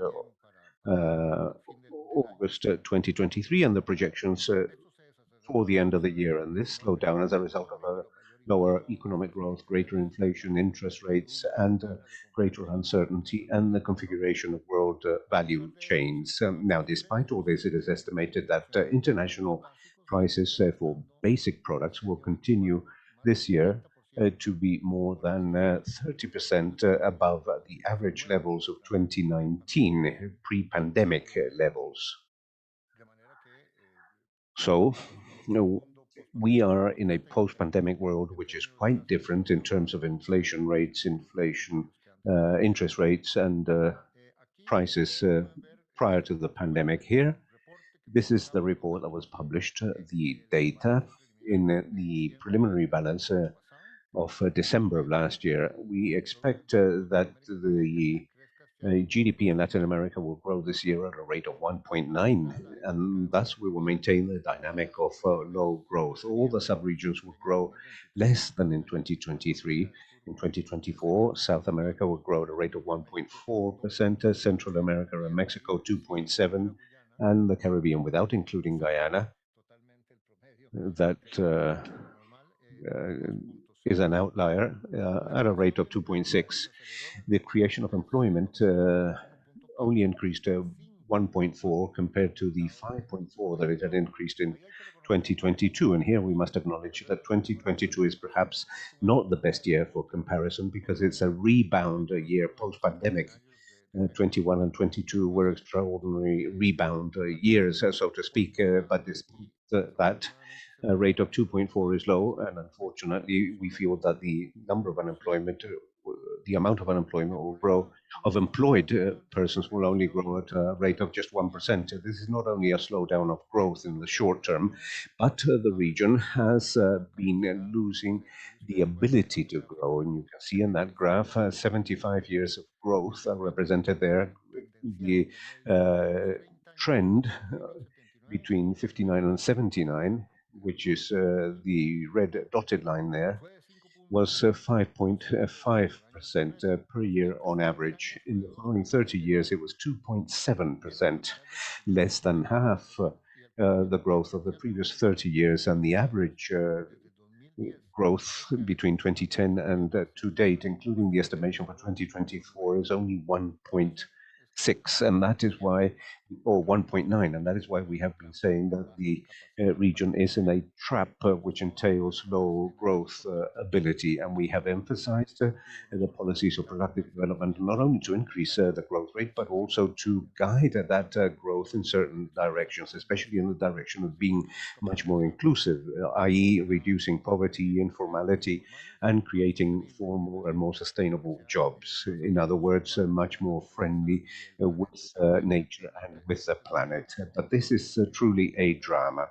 Often in the news, what people say, they talk about the specific situation and what has been happening over the past few years. But this long-term perspective is something that we need to be very clear on, because this is the most eloquent graph on economic performance. And if we continue with these averages, we will move on to a third lost decade. And thus the issue of the slowdown of SDGs involves a slowdown of growth, and it is also related to predictive development policies.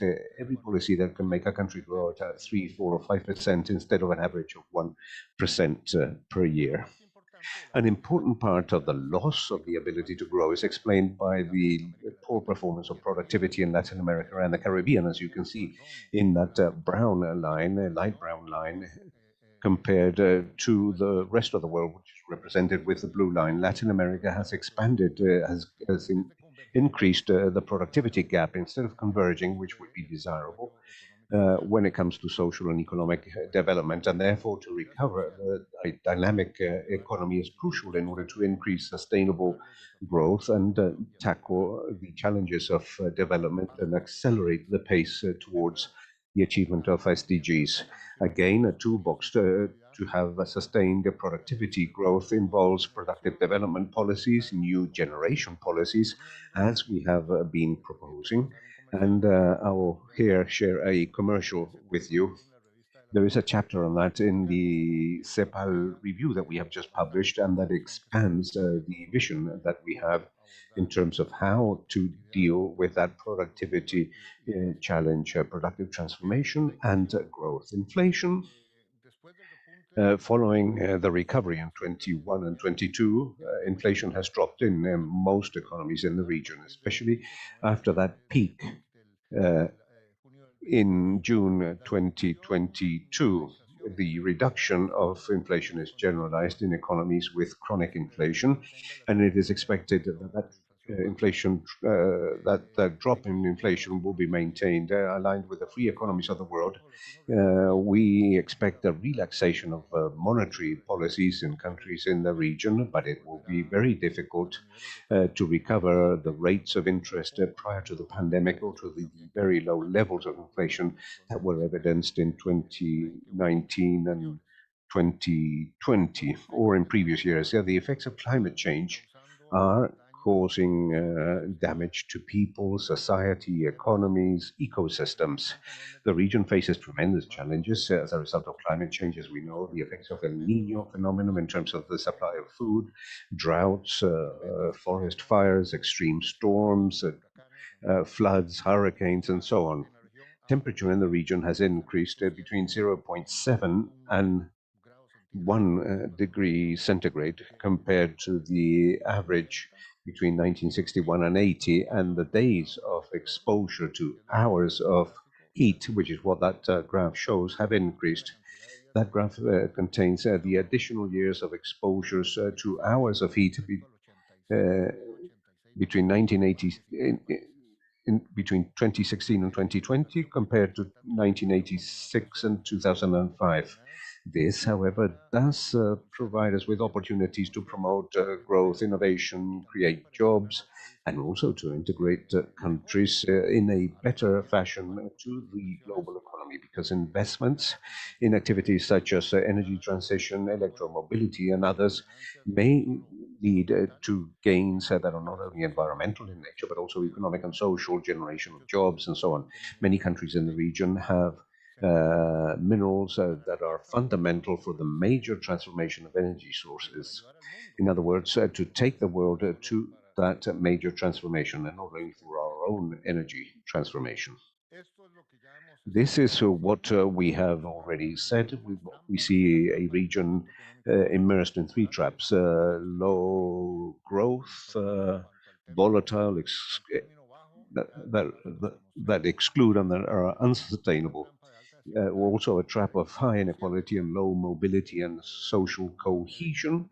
And as I've said, these are the dimension of inequality and social mobility and so on are linked, but they're both somewhat different. And unfortunately, when it comes to mobility, as we saw this morning, the issue of a dynamic labor market with a good and adequately performing educational system is essential, and in both dimensions we're not performing adequately, and a trap which involves low institutional capabilities and ineffective governance.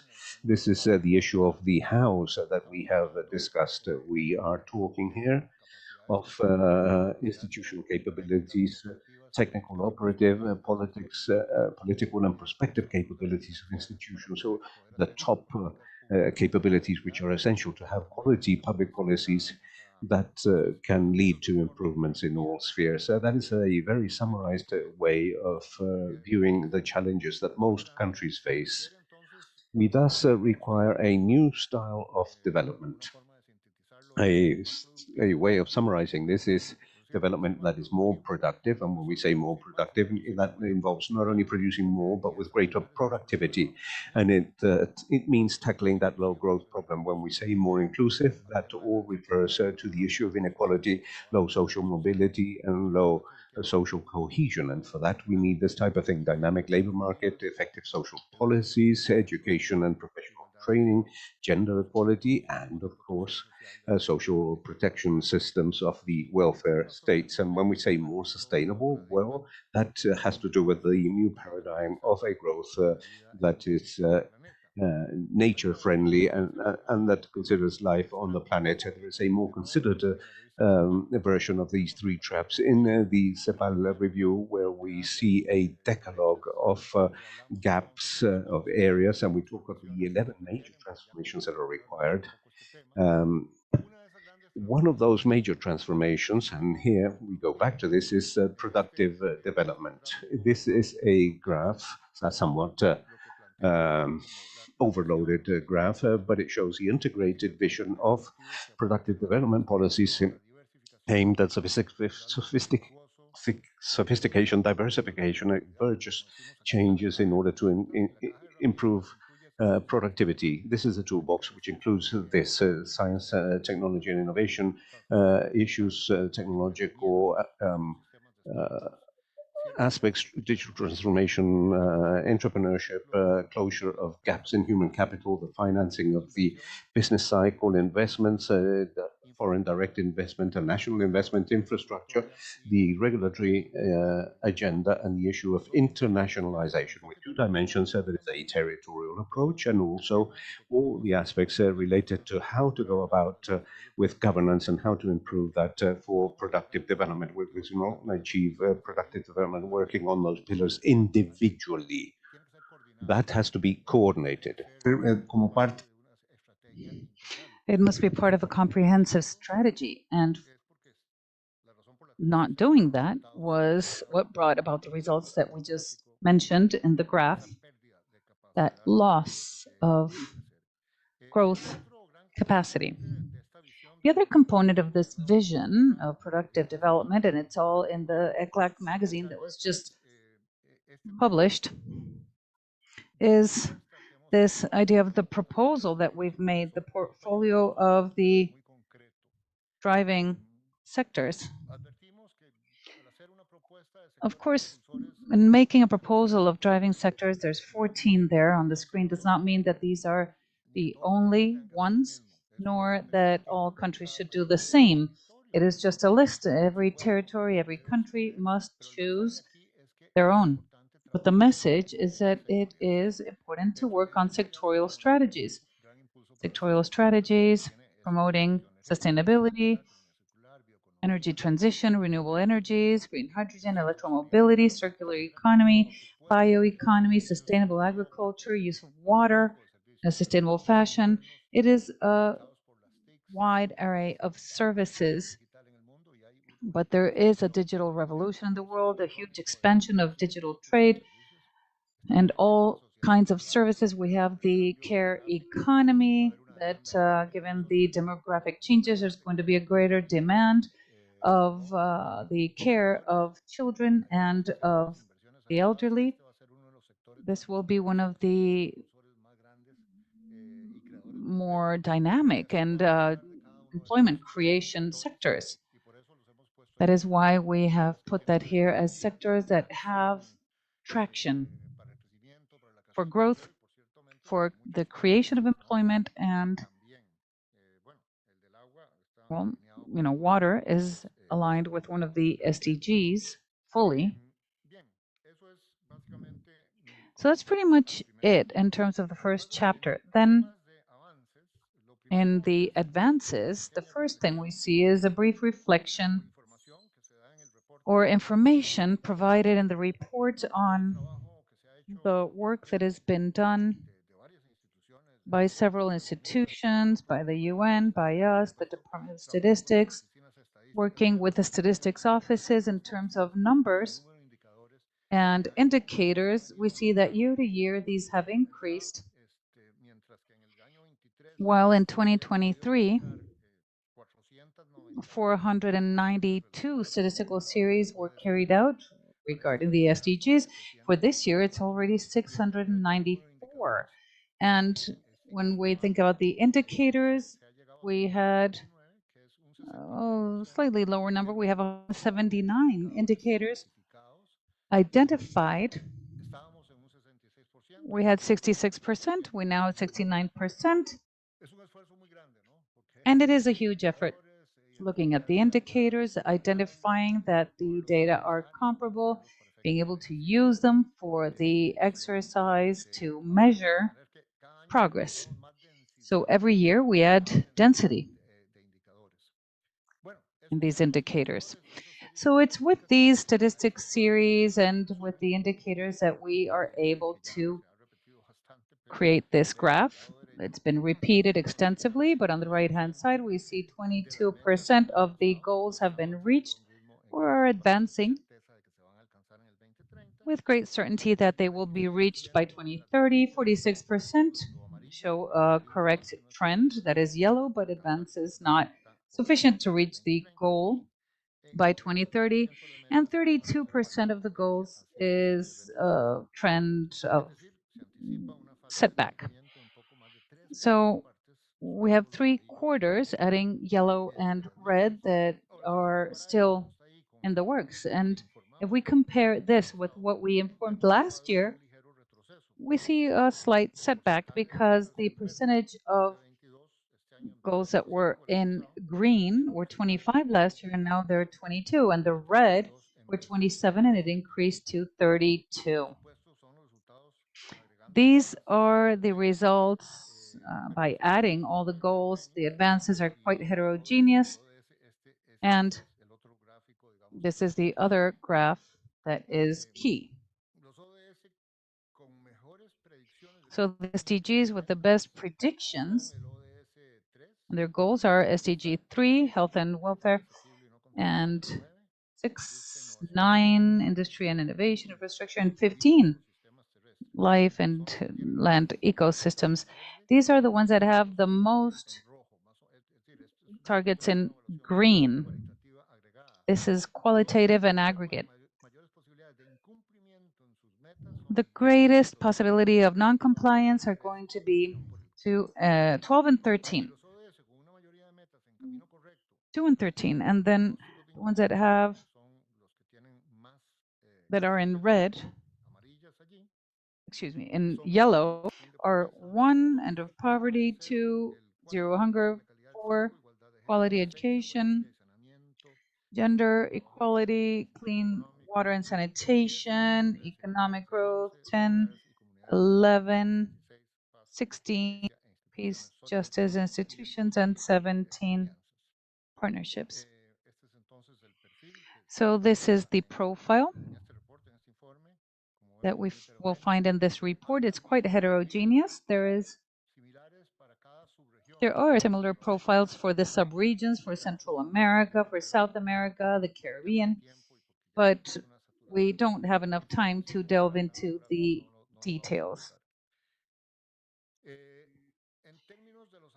In terms of the specific progress for the SDGs that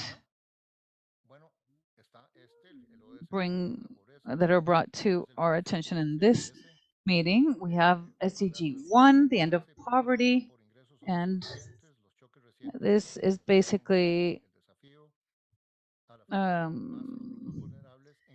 affecting the more vulnerable groups. We see some measures of poverty that are seeing some progress, but they are insufficient to achieve the reduction that is necessary as planned. Now, for each SDG, there's a section in this chapter and a section that discusses actions and guidelines.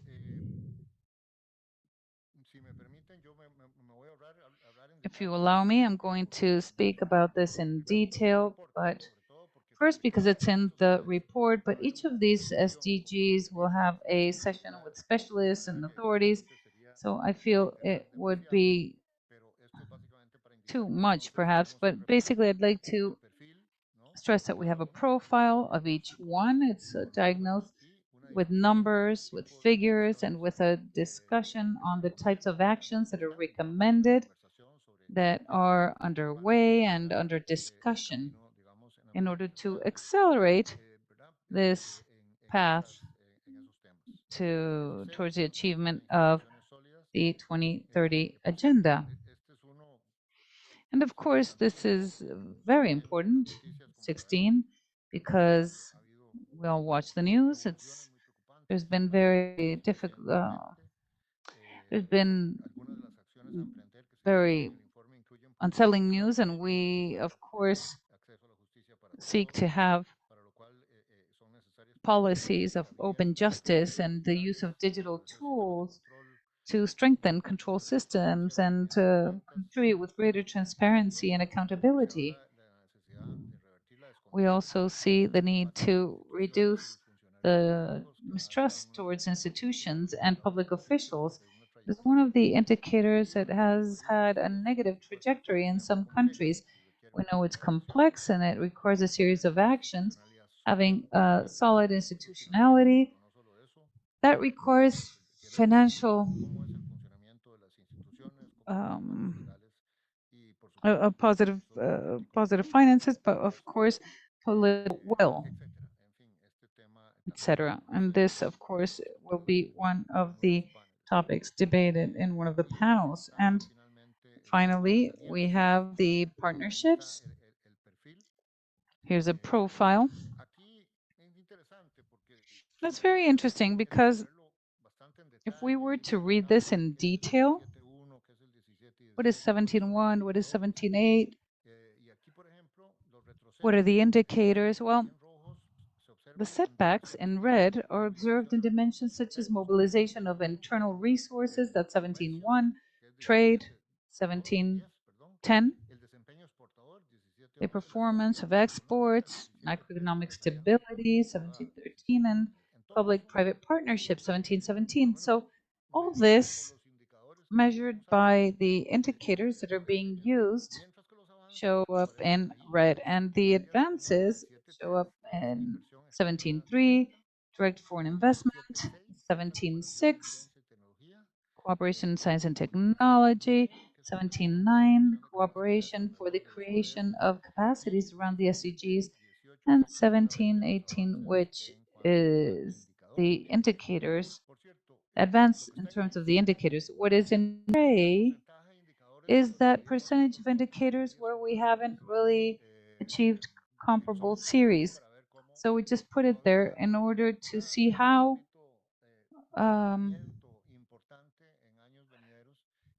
we still find room for improvement for the coming years. And this idea of having everything measured and having it in some sort of color. If it's gray, it's because we still can't measure it in a comparable fashion. So chapter 4, which is the first of part 2 on the acceleration, has to do with the transitions. This is an innovation this year, because last year there were no chapters on the topic, and this conversation that we're having on transitions, on the SDGs last year, it's a vision that we have seen strengthened.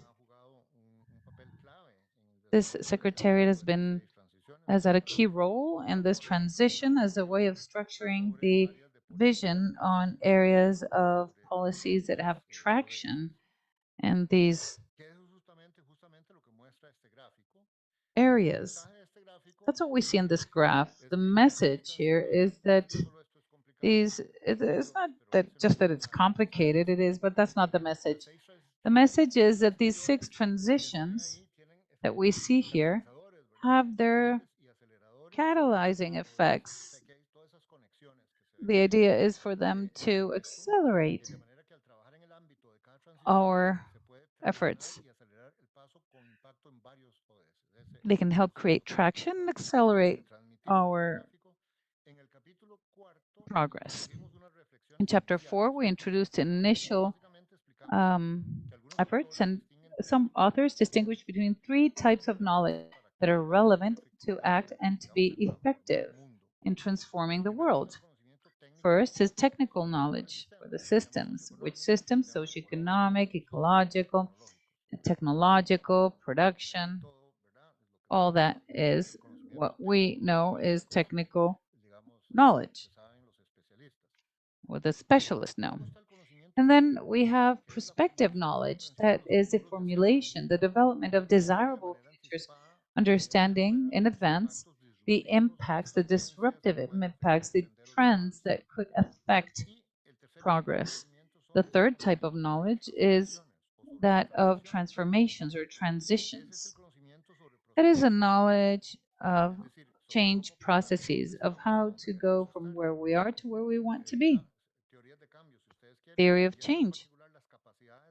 The ability and the governance process to increase collective efforts towards the desirable efforts and to avoid losing our path.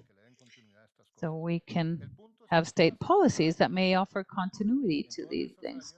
So in all these areas, in general, we know more about the type 1s, diagnosed of all sorts with graphs. We know about how these socioeconomic environmental systems work. That's very important, but it's not sufficient. Because these reports say, okay, well, this is how it is. These are the things that need to be done. Okay, fine, but how do I do it? And that's where problems start. And types 2 and 3 have to do with prospective scenarios, how to accelerate transformation. Those are not technocratic aspects. They are social and collective constructs. In the end, there's a group and coalitions. They have a huge agreement, and the needles don't always move. And we're investigating very little. They're key bits of knowledge that we need to understand in order to move towards the desired goal. You know, it's basically, it's not just the art of politics. We have to have leadership. You know, we have all those abilities, technical, political, operational of the institutions, the possibility of having perspective, view, and well, I apologize for this long introduction, but it's what we have in the first 2 pages of chapter 4, and then we go into the structure, transition by transition. Each one is explained briefly with its links, which SDGs. There is a description of the current scenario and of the desirable scenario that we would like to move towards. And this is where the greatest added value is. There's 3 groups of things that in English we call means of implementation. So the strategies, the plans, the policies, the programs, and here we use a review and some profiles that we saw in several countries with different policies and programs and strategies that countries have in practice, and their weaknesses, how they can be improved, how the needle is moving with them, and how they can work on the transitions, because the institutional arrangements are still divided. There still is some work to be done for adequate transitions. They require certain coordination, and they're not ready. There isn't coordination with other sectors and so on, and of course funding. So this is what is used, and we feel it's a useful way of thinking about transitions and understanding them and boiling them down to something concrete. I'm going to say this very quickly because it's all in the document. We have a description of each transition.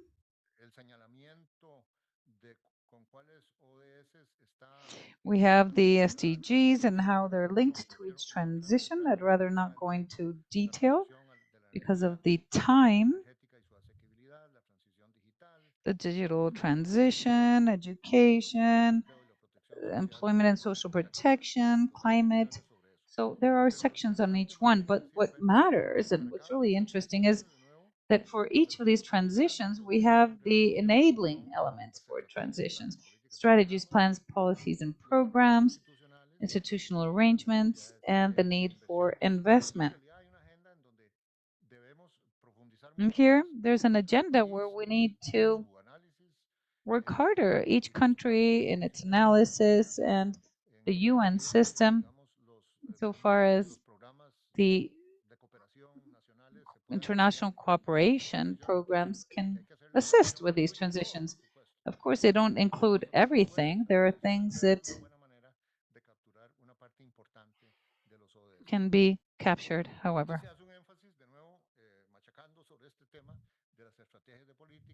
And of course, we have policies and the importance of design. And it's not necessarily with all the stakeholders, but it has to do with the strengthening of the TOPP capacities, technical, operational, political, and prospective capacities of institutions. And we separate it because it's very important.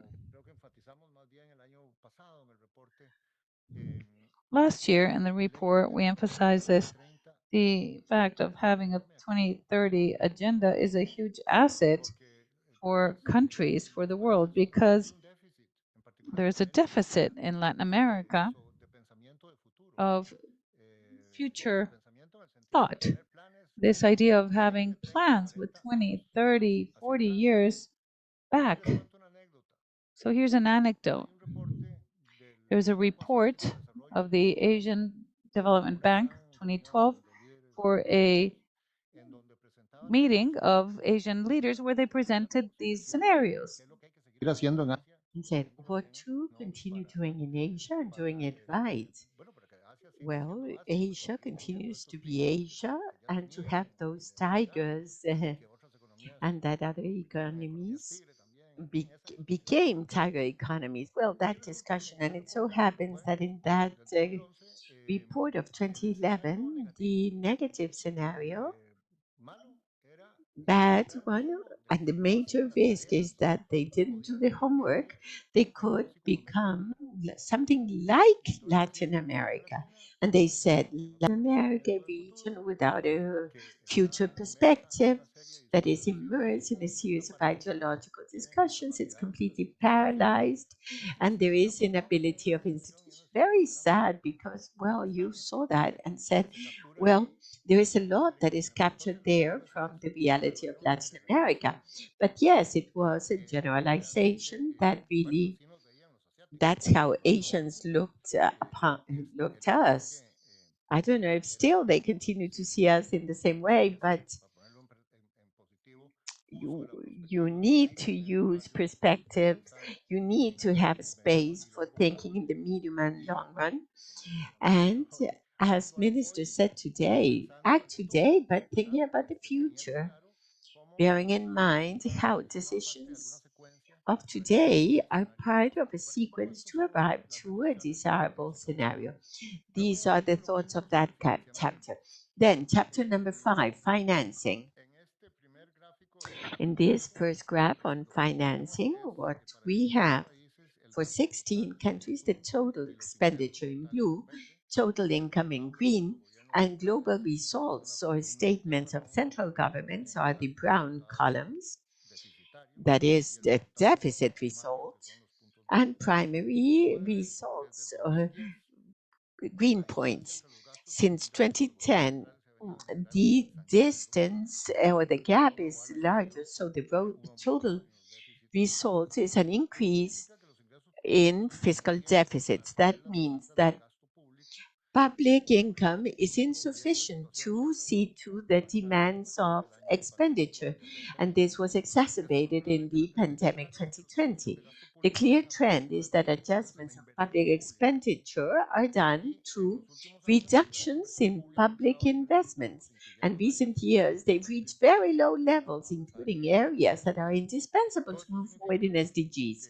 So all that means that mobilization of domestic resources is key to reverse the situation, drive investment, and provide sustainability to a fiscal policy for development, of course, supplemented by external resources.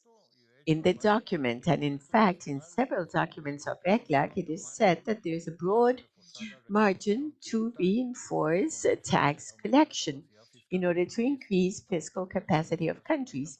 And that is why it's not by chance that in several countries the tax reform is in the agenda. Some indicators show that tax income are low as compared to OECD, 21.7 of GDP in Latin America versus 34.1 of GDP in OECD. And so there are losses due to tax non-compliance of the region that were estimated around $325 billion, 6.1% of regional GDP as uncollected tax resources, and also losses linked to company corporate taxes losses. Now, the tax burden and mobilization of domestic resources is an important subject, and we know it helps to guarantee that the use of those resources needs to be guaranteed sufficient, efficient, and transparent. A problem is the high debt levels on the left graph for Latin America and for the Caribbean on the right side continue to be an obstacle for resource mobilization. The pandemic generated a maximum gross public debt level of 56% of GDP of Latin America and 87% of GDP in the Caribbean. The debt levels have gone down since then, but are still in historically high levels, 51% Latin America and 76% of GDP in the Caribbean. The high interest rates hamper resource mobilization. In this graph, you can see effective interest rates of gross debt of the general average government from 2011 to 2022 for 29 countries. The graph is crossed by two lines. The blue one, those are the averages of effective interest rates in emerging economies and developing economies of Asia. That line is an effective rate of 2.8, interest rate 2.8. 21 countries of Latin America and the Caribbean are above that line. And the other line that crosses is the red one, is the level of those same rates in advanced economies. It's 1.4. Only 2 countries in Latin America are with effective interest rates of the gross debt of central government. Another way to see the debt burden is the interest payments of debt, how much they weigh. I mean, sovereign debt. Several countries of Latin America are using 3, 4, and there are even 5 points, points of GDP only to pay service of interest, the principal. This is more than half of resources that countries invest in health, social protection, and education. And we introduced the concept of developmental stress. Stress in order to place the focus in the great opportunity cost that this means in releasing resources that could be invested in SDGs. Now, it's important because if we speak about debt risk, we speak about risk for the financial sector. That is a country having a debt level that is too high, so that's a risk for banks. But the developmental stress is that it is a risk, a very big risk for developing countries to be using 3, 4, 5 points of GDP that could be used for social policies, education, and health. Not all, but part of that. And therefore, the proposals of Secretary General of the UN on reform of international financial architecture are so important. As I said, a clear trend is that a limited tax space leads to restriction in adjustments. Many of those are salaries difficult to touch. Public investment then becomes the main variable for adjustment, and that is precisely what has happened in most countries. Here we see the public investment of government from 2015 to 19 in emerging economies and in the development of Asia, Middle East, Central Asia, advanced economies, Sub-Saharan Africa, emerging economies, developing economies of Europe and Latin America and the Caribbean. The one down there, 2.8, only 2.8% of GDP is public investment rate in average as compared to rates in other regions. It is truly a very concerning landscape of very low public investment. And it is concerning because there is clear evidence that there is synergies between private and public investments. They move together, not totally together 100%, but with a high correlation, one and the other. The public investment incentivates private investment, and that's why it's twofold important. This is what I explained already. There you have the percentage of interest payment of central government as compared to what is spent in education, health, social protection. And public investment, as you see, there are important percentages as compared to those other key needs. There is a table there that is in the report on the role or what is official aid for development that flows. There you see major variance for smaller economies or lower income economies. The official aid for development can mean 2, 7, 3, 4, depending on the country there, as a percentage of GDP. For Brazil is 0, for Chile 0, for Colombia 0.5, for Costa Rica 0.2.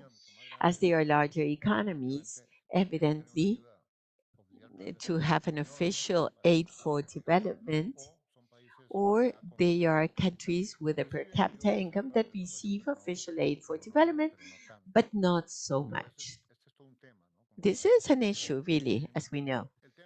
Now, international financial architecture is insufficient, inadequate. We are clear about the diagnosis and proposals that have been made by the United Nations, led by the Secretary General, include these topics: governance of economic institutions, frameworks for debt restructuring, public international financing, and the role of development banks, the recycling of special drawing rights, regulatory frameworks and combating short-term views, and all the world tax architecture. Big topic, very important ones.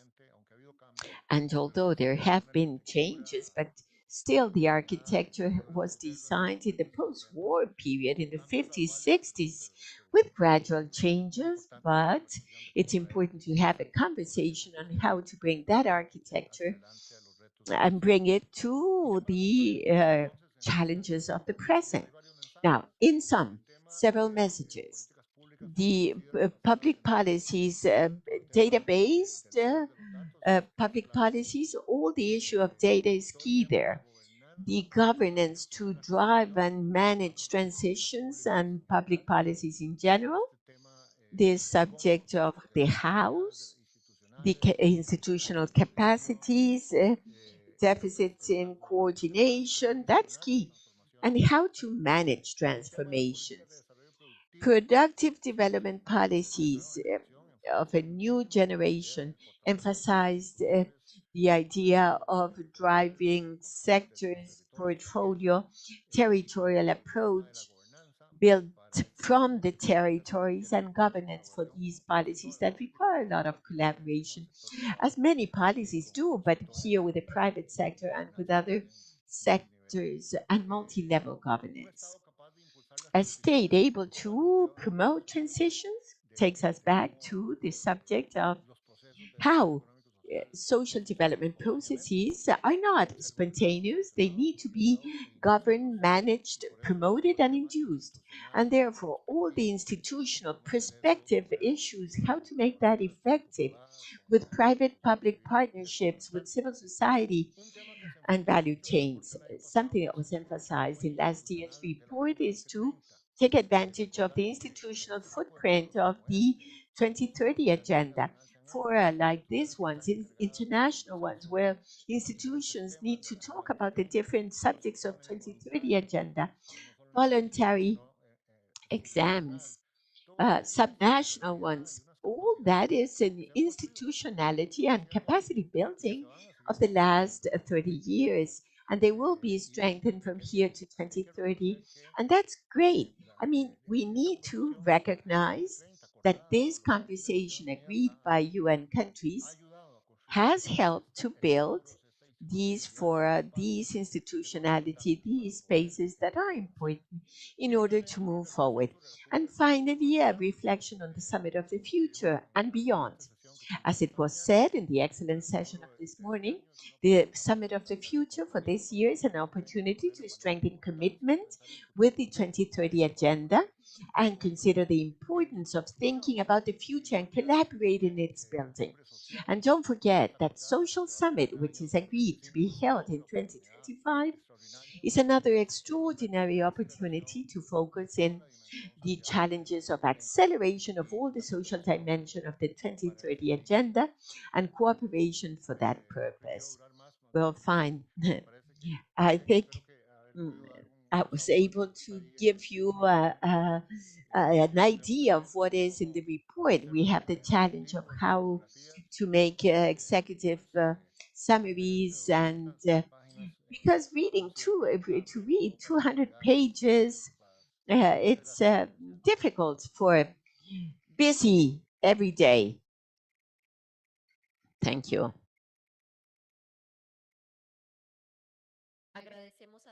We thank Mr. Jose Manuel Salazar for your presentation. Very clear, to the point about the report.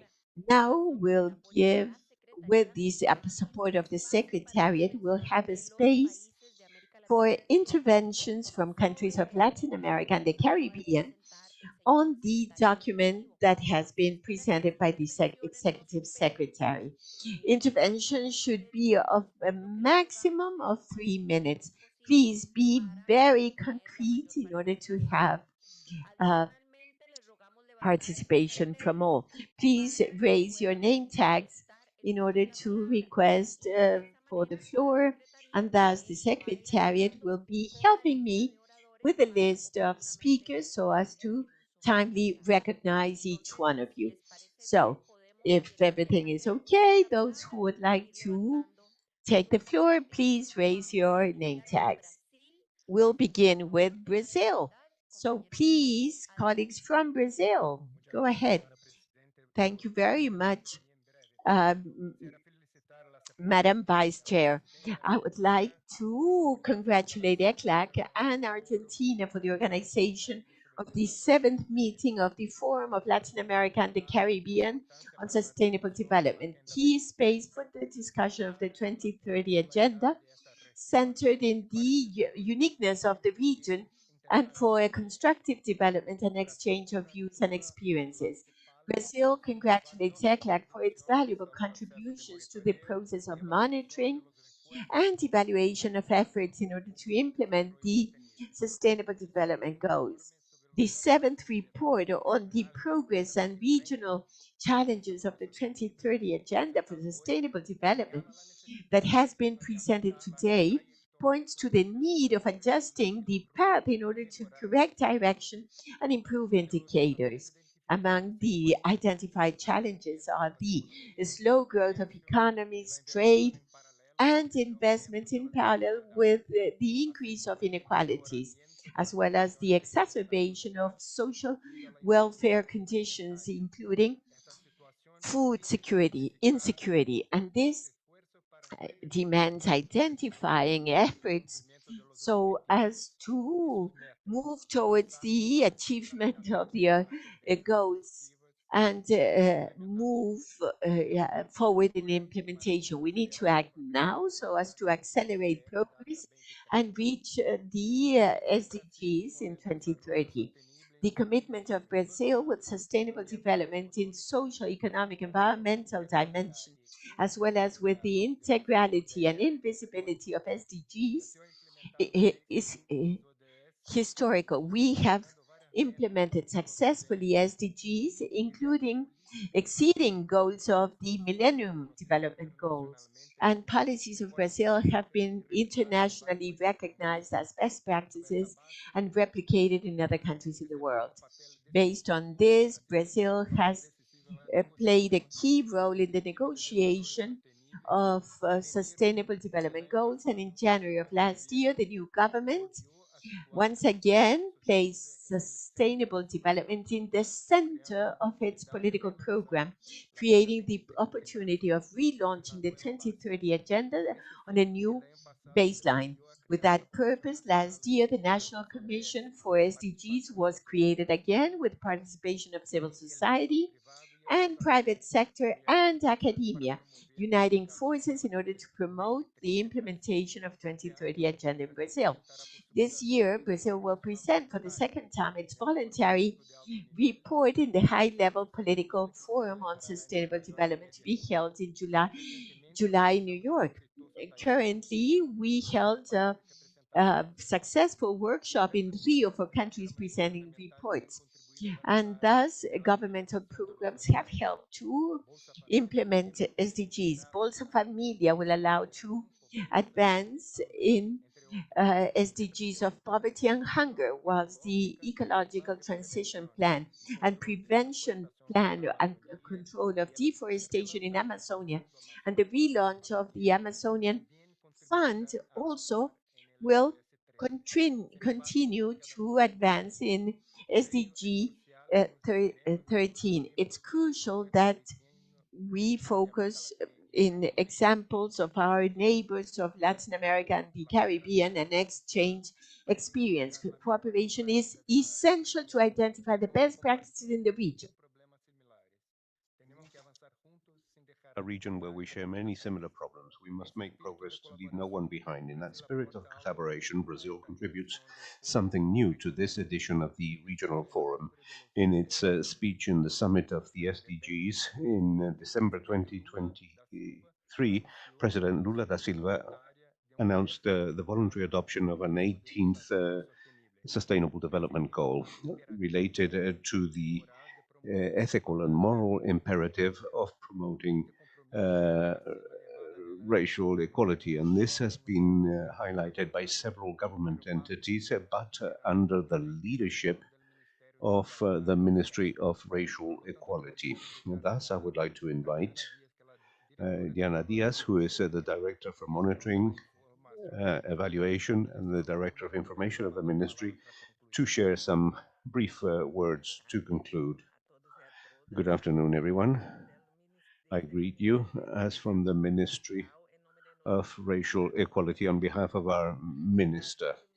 In Brazil, 55% of the population is comprised of people who declare themselves black and half-breeds, and the participation of that population has grown, a phenomenon that is attributed primarily to a greater awareness and recognition of their racial origins.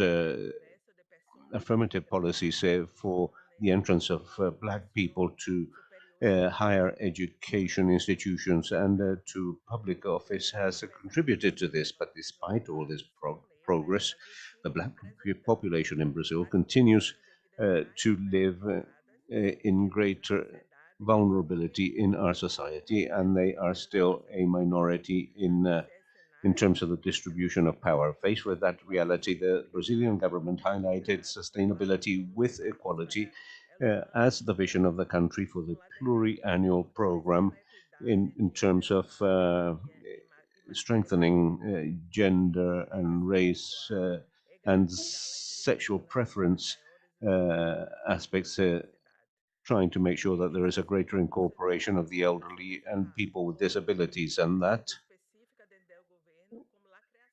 involves the creation of the Ministry of Racial Equality for the first time as an exclusive ministry dealing with this aspect. However, the commitment of facing up to racism,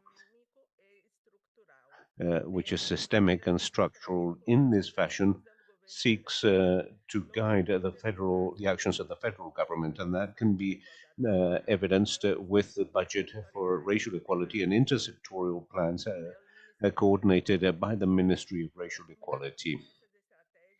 Together with those strategies, an innovating structural model in order to make progress towards sustainable development is the voluntary adoption of a new sustainable development goal, a new SDG 18 focusing on ethnical and racial equality, considering indigenous and Afro-American peoples in Brazil.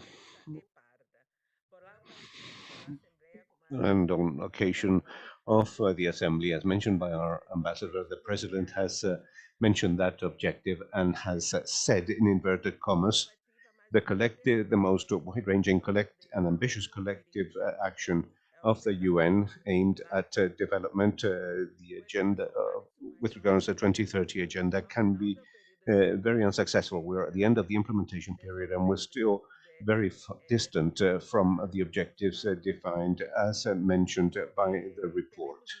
We have faced many challenges in order to achieve the 2030 agenda, and racial equality is one of them.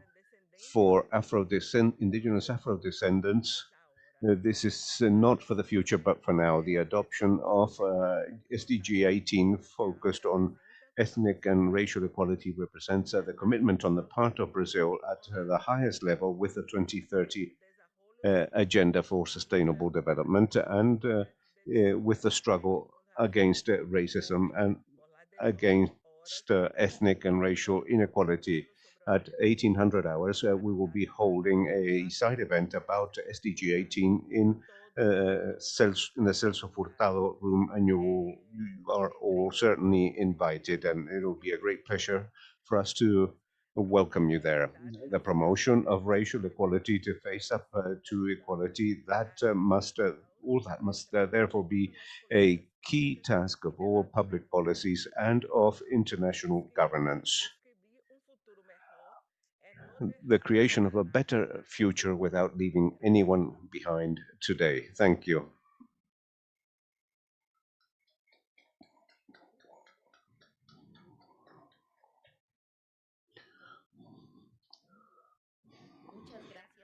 We thank Brazil for sharing their experience with us, and now we offer the floor to Cuba. Muchas gracias.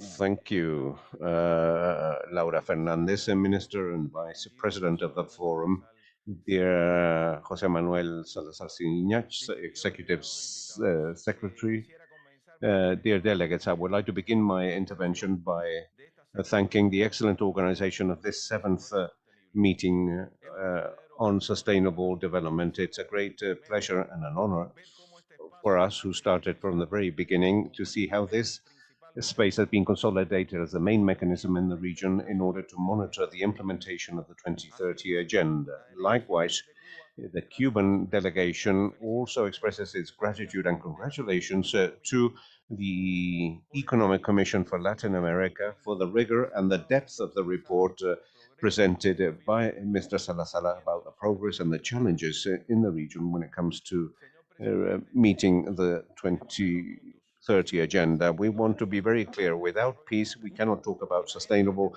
development, and the 2030 agenda will not be possible without peace, and nor without cooperation, solidarity, and multilateralism. Despite the complex international situation, we are fully confident that the various stakeholders present in this event must continue to work in a joint manner, and thus we will find innovating and inclusive solutions that will be both sustainable and resilient.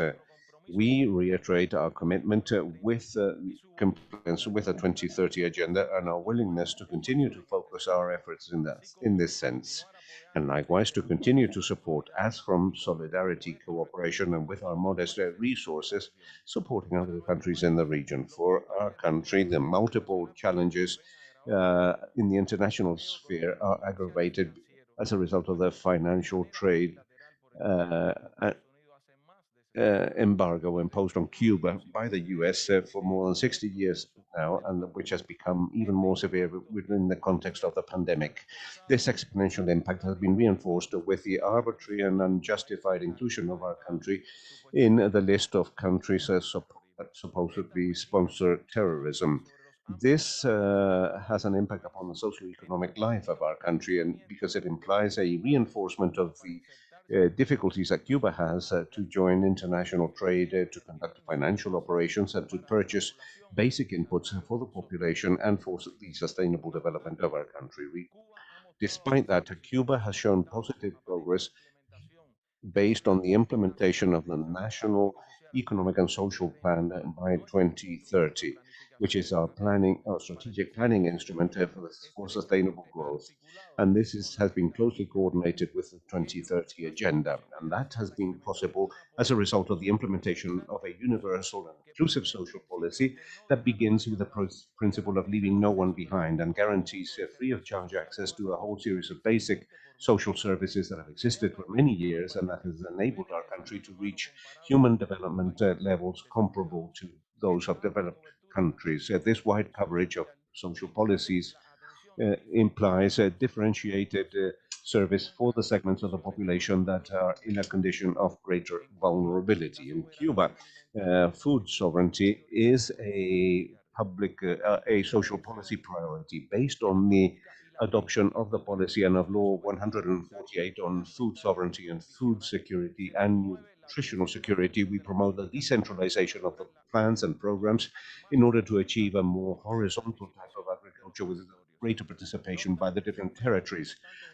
However, we face important challenges as a result of the major losses of the agricultural sector as a result of the impact of extreme hydrometeorological events resulting from climate change, and thus adaptation and mitigation to climate change is another priority for the development of Cuba. Under the management of the state plan to face up to climate change, known as Tarea Vida, Cuba promotes scientific knowledge, contributing to the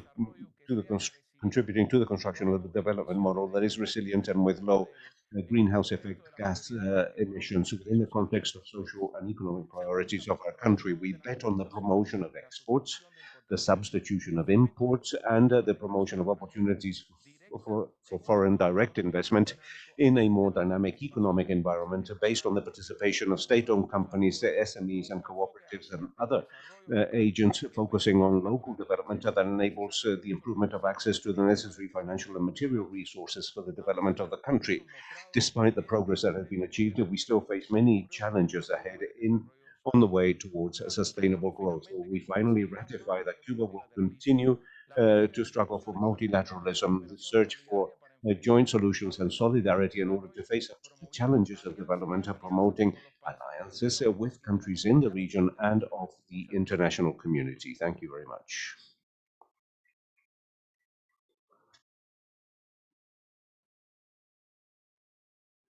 Agradecemos. We thank Cuba for their participation, and now we will offer the floor to Ecuador. Buenas tardes. Good afternoon, everyone. Laura Fernandez is President of the Forum, José Manuel Salazar, Executive Secretary of ECLAC. First of all, I would like to thank as the others have expressed their gratitude in this forum for this organization and for the report that has been submitted, which is very detailed and solid. Ecuador is highly committed with reaching or complying with the 2030 agenda. In 2018 by an executive decree. It was established that all planning instruments should be aligned with the SDGs, and this has meant that we have robust information in order to produce our third national voluntary report. As a result of anticipated elections in Ecuador, we established a development plan in Ecuador for as per our regulations, which involve the high citizen participation of decentralized autonomous governments and of the private sector. For the first time, we held a workshop with 15 UN agencies, which was held jointly with all executive entities. We thank the UN for the support that has been provided to us because it enabled that 94.3% of the goals of our plan are aligned with the 2030 agenda. In addition, this meant that we have achieved a good coverage in terms of the goals of the agenda, and our commitment is to identify additional goals that will enable us to bring to the fore all the efforts that we have undertaken as a country in order to comply with the SDGs. For the construction of the National Voluntary Report, we have also coordinated with the UN, and we have obtained information about policies and projects of the public sector, but also initiatives from academia, from the private sector, and from the autonomous decentralized government. So we have two types of tools in order to do that. Participative workshops that enable us to check the needs and the challenges in territories, and also a website that obtained 416 initiatives from academia, from international cooperation agencies, and from our civil society. This information is has been geo-referenced and will be included in a web page that we have specifically designed for the compliance with SDGs, and will also form part of the annex of the National Voluntary Report, making information transparent and making it available to all our citizens. This report contains statistical information related to the 17 SDGs. Obviously, we will include information that we are presently discussing today, related to the eradication of poverty, which is still one of the major challenges for Latin America. And despite the fact that we have made progress, we know that an exhaustive monitoring of the disaggregation of indicators will enable us to emphasize so that no one is left behind.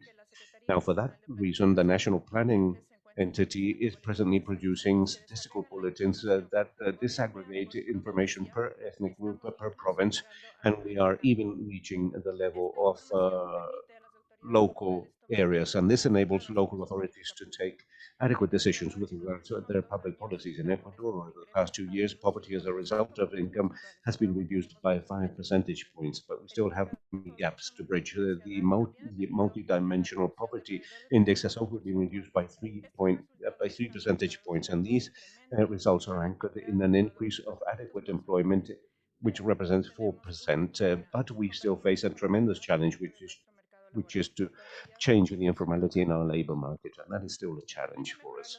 In order to improve the living conditions of our population, Ecuador has designed a very important strategy, which is the reorganization of all authorities in sectorial cabinets that enable us to have sectorial policies for the short, medium, and long term. That means that the annual investment program and the national budget has also been reorganized based on these sectorial cabinets, and we are devoting 52% of our national investment program to social aspects and 33% of the general state budget to health, education, and social programs. Among the main programs that have been implemented, we find transfers such as the bonus for development, the bonus for people with disability, for entrepreneurship, programs to complete education, and also long-term public policies for family agriculture, especially emphasizing rural women. Rural women in our country represent a labor force that is very important and that has not been formalized and is still in the informal area. And this is done by establishing a coordination with the Secretariat for Peoples and Nationalities that seeks that looks for the implementation of specific public policies for these segments of our population. We have also made progress towards a new comprehensive system guaranteeing a social floor and that allows upgoing social mobility, gaining access to several state benefits, which means that the population is truly able to escape from poverty cycles. For us, as Ecuador, what is extremely important is the struggle against poverty. And this is a responsibility of the Social Cabinet, which comprises social and economic, the Ministry, health, education, but also culture, sports, and employment, all that are all organized together for a single objective, which is the establishment of comprehensive family spaces that did not exist in Ecuador. And now they receive social services in a coordinated fashion. Likewise, we have modified the way in which we conduct the evaluation of public policies, and we have more evaluation of public policies in a participative manner. We have a pilot program to evaluate the program for the inclusion of the elderly living in vulnerability, and we hope to soon have the results in place in order to improve these types of policies. We are sure that the efficient use of resources, the union between the executive, the community, the private sector, and multilateralism can mean that we will achieve great results to improve in a sustainable fashion and in an innovating manner the living conditions of our population. Thank you very much. Agradecemos mucho a Ecuador. Thank Ecuador for its important presentation, and we will now listen to Guatemala. A fraternal greeting to all those present at this seventh meeting of the Forum of Latin American and Caribbean countries on sustainable development. It's an honor to represent the government of Guatemala so that we can share some comments about the socioeconomic and political challenges that we face. Our fragile democracy has been and continues to be under threat. And for that reason, I would like to express my profound gratitude to the international community that meets here today, that has worked hard so that in Guatemala, due respect be given to popular votes, and so that we could have a peaceful transfer of power. Now, having said that, and together with the mobilization of indigenous peoples and popular urban sectors that for more than 100 days defended the electoral results, harassed by judges, corrupt lawyers that promoted the military coup, has enabled us to be present in this forum to talk about the eradication of poverty and the reduction of inequality in our country. Vive con regímenes. Democracy Incierta la posibilidad de superar los retos del desarrollo sostenible que nos plantea la Agenda 2030. De hecho, in fact, the data of the seventh report on progress and the regional challenges are clear and of great concern for governments and societies. As was said earlier, only 22% have show a behavior that will allow for its compliance. 46% show adequate but insufficient trend in order to reach it in the expected deadline, and the other 26% is in a setback trend, and that makes it very difficult to comply by 2030.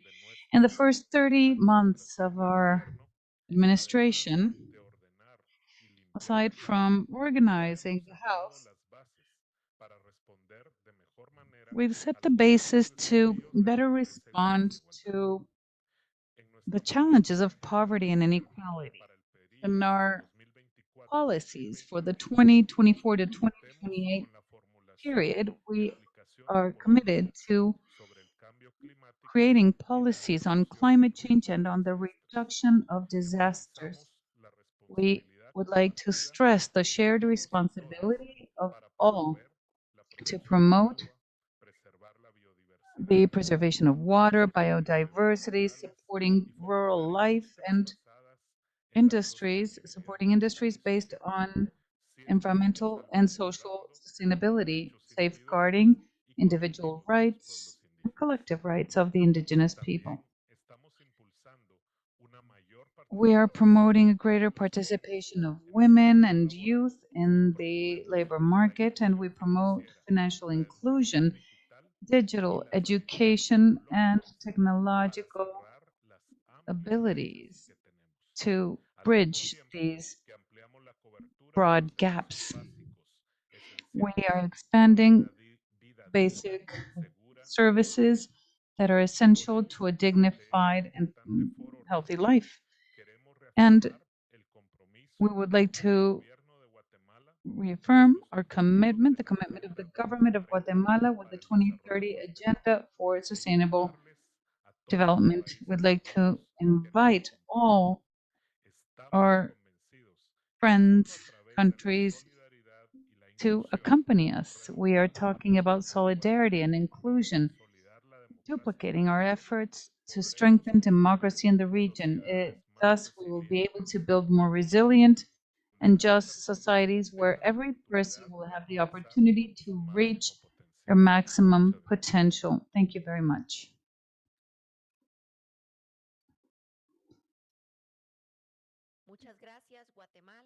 Thank you, Guatemala. We will now offer the floor to Venezuela.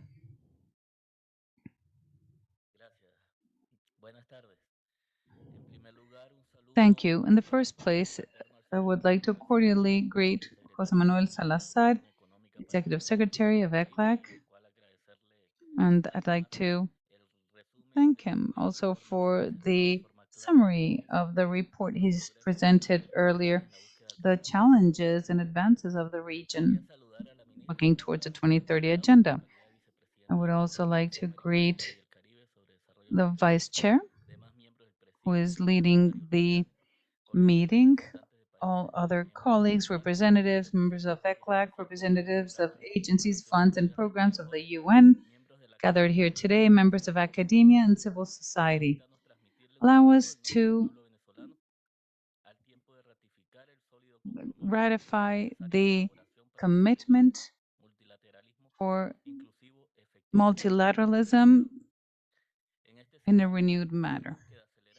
In this accelerated search for compliance of the SDGs, as our colleagues from other countries have said, the Secretary also mentioned it, only 22% of the goals have been met or will be met by 2030, and there's different positions by each country. That's war, post-pandemic effects, price increase, etc. But it is worth adding to this the perverse effects that the over 930 coercive actions that somehow affect compliance of the SDGs for the case of Venezuela. However, there is persistent work to reach the SDGs from the beginning since 2015, when the different work plans were elaborated to work on the SDGs and aiming for the 2030 agenda. There are different stages, and we've made progress in this direction. And we would like to say that for Venezuela, we can mention it and talk about this in 3 cycles. A first cycle, 2015 to 2019, characterized by an economic war that was unprecedented with coercive measures in terms of logistics, institutions, and we have resisted. We have come out stronger with a constitutional law that mandates a system with a different temporal and spatial plans and the elaboration of an economic and social plan that is favorable for the implementation of the SDGs. A second cycle, 2020 to 2024, where despite the coercive measures, we have continued to work on these premises, and that is where the recovery symptoms have shown every day. We have an economic growth that is higher than many in the region, and this is where we connect the hope of having a better 2030.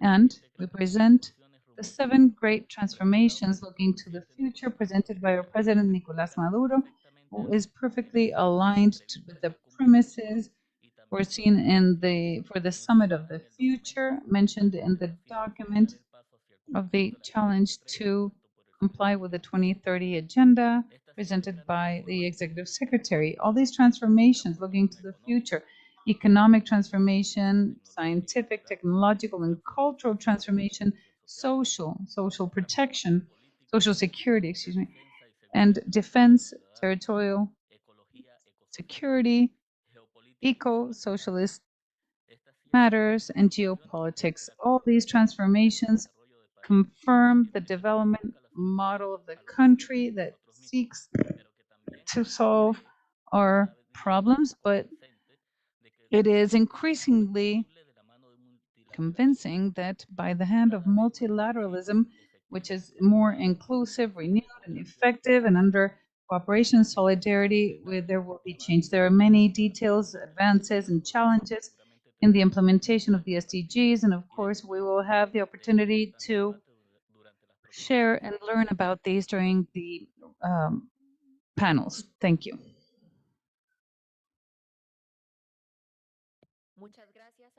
Thank you to Venezuela for sharing their experience. We will now offer the floor to Sarkis.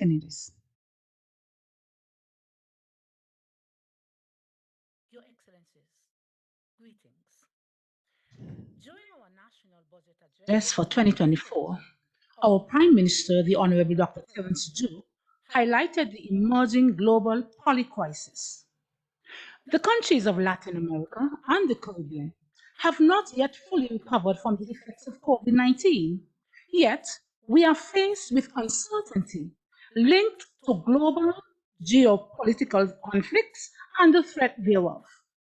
More alarmingly, the UN Climate Chief has issued a warning that our global community has 2 years to reverse course from the ominous outlook for climate change. Although St. Kitts Nevis is the smallest independent nation in the Western Hemisphere, we remain steadfast in implementing transformative actions to make our contribution to setting this region and the world on a sustainable path. It is our belief that we are small enough to be the best example of sustainability that the world has to offer. In other words, we intend to leverage our small size to pilot and upscale innovative solutions to the world's growing problems. We are in the midst of implementing our Sustainable Island State Agenda, which is premised on inclusivity, protecting and supporting the most vulnerable, sustainable economic growth, and building resilience across all facets of society. Since completing our first VNR review in 2023, we have seen a heightened national focus on accelerating achievement of the SDGs. For example, our objective to achieve geothermal energy production by 2026 remains on track. And we expect this initiative to have a significant impact on national and regional energy security, as well as reducing the cost of living and doing business. Of course, if we solve energy, then we solve water. If we solve water, then we improve food security and our ability to meet the needs of our most vulnerable residents. The 2030 Agenda requires a holistic approach if we are to truly achieve poverty reduction and leave no one behind. In St. Kitts Nevis, this approach includes the construction of over 2,000 smart homes using innovative construction methods, which significantly reduces the cost of home ownership. It includes the rollout of our National Digital Transformation Project, the introduction of an innovative Creative Arts Fund, dedicated programs to secure the emotional, physical, and financial well-being of our elderly and disabled, programs to break intergenerational poverty by facilitating upward mobility and diverting young people away from crime, and holding our public servants accountable through the aggressive introduction and implementation of the integrity in public life and anti-corruption legislation. We are pleased, therefore, with the growth in understanding and interest in the SDGs at the national level, especially among our young people, in schools and among our civil society and private sector. The delivery of sustainable resilience and innovative solutions must start with the engagement of all stakeholders and with the sharing of knowledge and with best practices.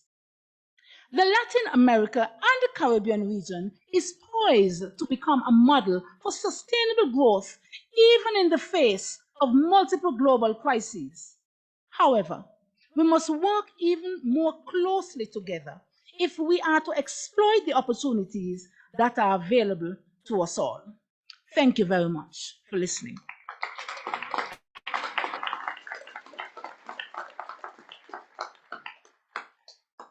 Muchas gracias por la importante participación. Thank you for your remarks, and we would now like to offer the floor to Mexico. Thank you very much. We'd like to greet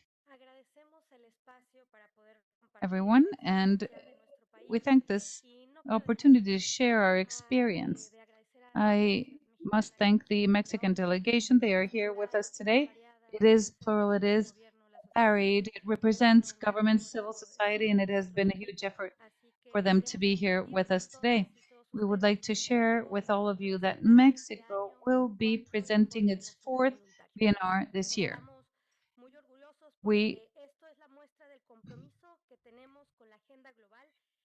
And this shows our commitment with the global agenda and with compliance of the Sustainable Development Goals in Mexico. We have a humanistic and very complete approach that includes the integrity of all people. We follow 2 main principles, which are not leaving anyone behind, not leaving anyone out, and for the welfare of all, first, the poor. Yesterday, we shared something that motivates us. In Mexico, we've had over 5 million people come out of poverty. The success of this development model and therefore of the 2030 agenda in our country lies in the establishment of multi-layer and multi-level sectors within the government, academia, private sector, and civil society in all realms and territories of our country. In Mexico, we have efforts and we provide efforts and resources to create these partnerships with the private sector. 2.6 million youth have joined the labor force in Mexico. We also dedicate our efforts to reactivate the countryside and all those fields where wood may be grown, timber. And amongst the actions that we carry out to promote and follow up on the 2030 agenda implementation, I'd like to mention the following. Mexico has a model of fair, just, and inclusive development, including the multidimensional poverty approach. In 2020, 4% of the programs, the budget programs, were linked to at least one SDG. Youth are of the utmost importance for the implementation of the agenda and these holistic policies to prepare them for the labor world and to bring them out of poverty. That is why the National Council for 2030 Agenda last year formed a network of 32 young persons representing each entity of our country with the intention of bringing the 2030 Agenda to everyone for citizenship with projects that will have an impact in our communities with a perspective of the needs of all youth. 2 ambassadors of the network are here with us today as part of the Mexican delegation. We are convinced that the rural communities, territories of indigenous peoples, and the subnational entities are also are natural allies to work on sustainable development. The municipalities cover over 50% of the 69 SDG targets. That is why territorialization of the SDGs is so important through the municipal development plans, as well as the elaboration of the VNRs. To date, Mexico has presented 13 VNRs, and in 2024, we will be presenting 13 more. So we have a strategy that will reach the agenda beyond any verification or measurement system. We are working to promote and make visible, sustainable, concrete, and tangible actions for the communities. We're generating the conditions so that this can go from simple discourse to practice, and they coadjuvate in learning these lessons and sharing them as we have done during the implementation, especially because we are truly convinced of not leaving anyone behind. I would like to take this opportunity by inviting you to a parallel event that we will have on Thursday at 1, inspired by youth in the 2030 agenda. Thank you.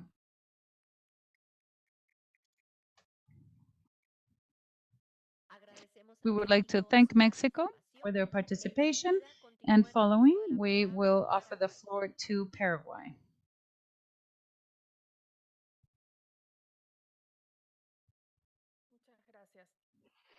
Thank you. Ms. Laura Fernandez Delgado, Minister of Planning, National Planning and Economic Policies of Costa Rica. Mr. Manuel Salazar, Executive Secretary of ECLAC, delegates of our countries, ladies and gentlemen. In the first place, I would like to thank the presentation of the challenges and progress of the 2030 agenda in our region, with a special emphasis on sustainability. In this regard, and in terms of some of the conclusions, especially thinking about the commitment to eradicate poverty at times of multiple crises, providing sustainable, resilient, innovative solutions, I would like to mention that in Paraguay, the eradication of poverty is a priority. And it's with that intention that the government moves forward to safeguard the essential rights of Paraguayan families to achieve a better quality of life in a sustainable manner. As well pointed out by the President of Paraguay in November during his visit to ECLAC, and referring to the view projected by our country to advance in sustainable development pathway in order to promote equality of opportunities and guarantee fundamental freedoms of the citizen, to an alliance between an open government, private companies, and active civil society, address poverty and the tremendous challenges, demands a high-level political commitment. This transformative change calls for financial sustainability, planning, political will, and broad agreements for the building of social and fiscal pacts, essential to move towards inclusive social development. To this effort, other players are joining in, like civil society, academia, business sector, and international allies. The National Plan of Development for Paraguay 2030 reflects that country vision. It is made up, this document, by 4 strategic axes: reduction of poverty, social growth, inclusive development, institutional political strengthening. The compliance of this national plan can be obtained with the government investing in human capital so that persons can join efforts for the well-being of present and future generations. It's important to guarantee an environment beneficial for private investments with sustainable technologies and promoting the conservation of the environment. With this, the economy may be diversified, promotion of new markets and leveraging economic and energy capital. A sustainable Paraguay is possible. We are an example of how a nation can leverage natural resources in a responsible and sustainable way to develop to promote economic development and contribute to climate change. And some aspects here. We are leaders of renewable electric power generation. We export this type of power and other sources of renewable energies like biofuels.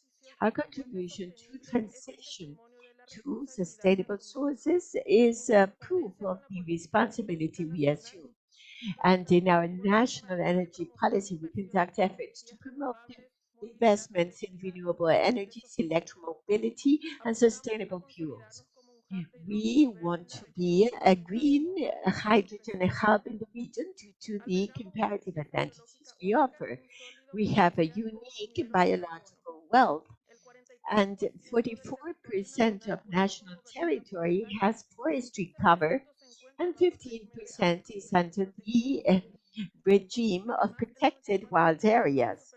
94% of soybean production and crops is free of deforestation. And this can develop economic development with sustainable management of natural resources. Our carbon emissions are the lowest in the region, only at 0.10% of global emissions, and we produce food for 100 million people. And these indicators acquire high value given that with conservation agricultural practices, we produce corn, soy, soybean, and others with environmental sustainability. We are one of the 10 exporters of beef in the world, and the quality is guaranteed by complying strictly with the health sanitary protocols. The fourth national communication on climate change shows a reduction of 44% in emissions in the sector of forestry, 14% of methane emissions in the cattle and agricultural sector as compared to 2010.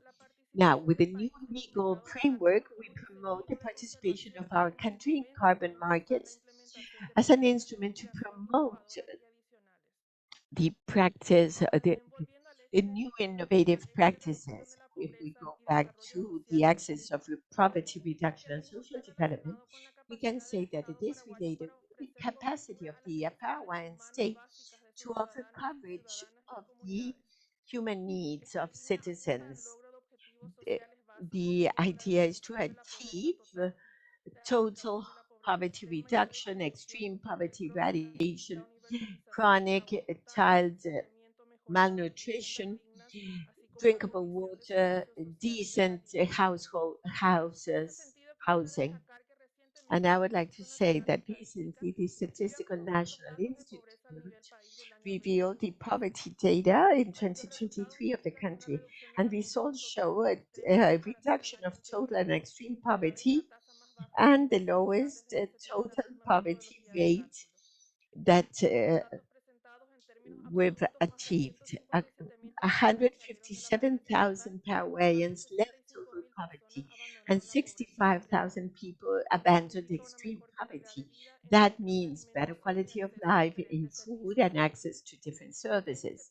Another relevant initiative of the Paraguayan government is that known as Zero Hunger Law in schools that has been enacted recently. Universal food in schools, trying to do away with one of the most or biggest obstacles of the education system. Through this law, the executive branch has a mission to eliminate hunger from education system and install universal education, universal food in schools. We are mindful that eradication of poverty in all of its forms is the highest challenge we have and still a pending task in Paraguay. We reiterate our commitment with the consolidation of the three dimensions of sustainable development: economic, social, and environmental, with actions in favor of persons, of the planet, and of prosperity. We want to advance towards Paraguay and a region that will leave no one behind. Thank you.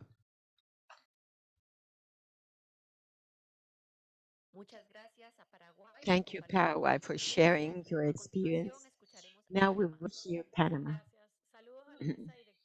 Greetings to the presiding officers, delegates, civil society, ladies and gentlemen. We thank and appreciate the report of conclusions presented by ECLAC today.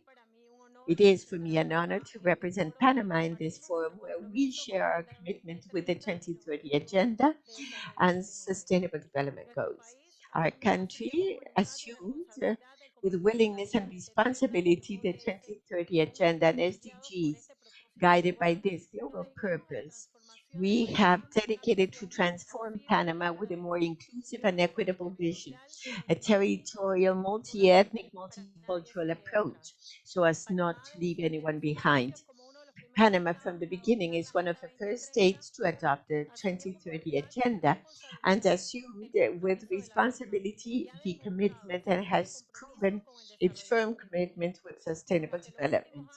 During the recent years, we have rendered accounts on the advances and challenges of SDGs in three voluntary national reports. The last one, presented in 2022, and consulted with youth, adolescents, civil society, senior citizens, ratifying our commitment with global goals and transparency. In 2019, we strengthened our commitment to the agenda when signing the commitment for a vision of a shared vision of a country, incorporate the guidelines and principles in the agenda in our public policies. This has been supported by reorganizing the governance of the social cabinet and the integral strategy to accelerate the achievement of SDGs. The social cabinet has been strengthened as multi-institutional, multi-sectoral of the social agenda and as president of the interinstitutional agenda, and also technical roundtables on social policies, statistics, and social indicators as specialized mechanisms to achieve national priorities. The National Statistic Plan, as first instrument, sets a milestone in not only moves forward in improvements and strengthening of institutional capacities, but also ensures a basis for the definition and compilation of necessary data for national SDG indicators. Efficiency in statistics, optimization of resources, and conformity with the legal framework. And as a result, Panama facilitates the new SDG indicators complying with reliability and security. Beyond the technical achievements, the plan represents an integrated vision trying to involve all the sectors in the collection and validation of data, addressing key challenges in different contexts, providing thus fundamental tools for the design of public effective policies. We need to say that during the recovery after the pandemic in the country, we adjusted strategic priorities, maintaining the shared view as a country. In this path, our challenge has been the systemic interrelationship of SDGs. They are comprehensive, interdependent goals that call for coordinated action in favor of those who are marginal to development. With this, we commit to the more than 4 million inhabitants of Panama and strengthen efforts to sustain climate sustainability, well-being of Panamanians and the model of country. The country also has the Colmena plan that seeks to reduce multidimensional poverty and inequality of vulnerable groups with the intersectoral, collaborative, and inclusive work, creating success stories that will contribute to transform the life of inhabitants of the 300 most vulnerable groups. Beyond government, in the judiciary, we have promoted the mainstreaming of these objectives with the justice operators. We are working in improving legislative priorities with the 2030 goals, strengthening the mechanisms in the preparation of legislative measures. We are adopting innovative actions to face social demographic challenges like population aging, the creation of a care system, and the recent approval of the framework law that institutionalizes the national care system are concrete examples of our commitment with equity and social justice. In the area of social protection, we have implemented technological strategies like the platform of the National Register of Beneficiaries, improving the efficiency of our social programs. As to our commitment with sustainability, it's also reflected in our environmental policies, as Panama is one of the countries of the world that is carbon negative and protects more than 30% of our oceans. Also, the country was a member of the Global Champions in Energy of the UN, among other achievements of sustainable development. In conclusion, Panama recognizes we are in a crucial moment in our path to the full implementation of the 2030 Agenda, committed to bring together forces with all sectors of society to accelerate progress towards sustainable and equitable growth. As our President Laurentino Cortizo Cohen has said, to unite forces, Panama moves forward and leaving no one behind. Thank you. We thank Panama for your participation. Now, as representative of Costa Rica, I would like to refer to the state of progress in our country.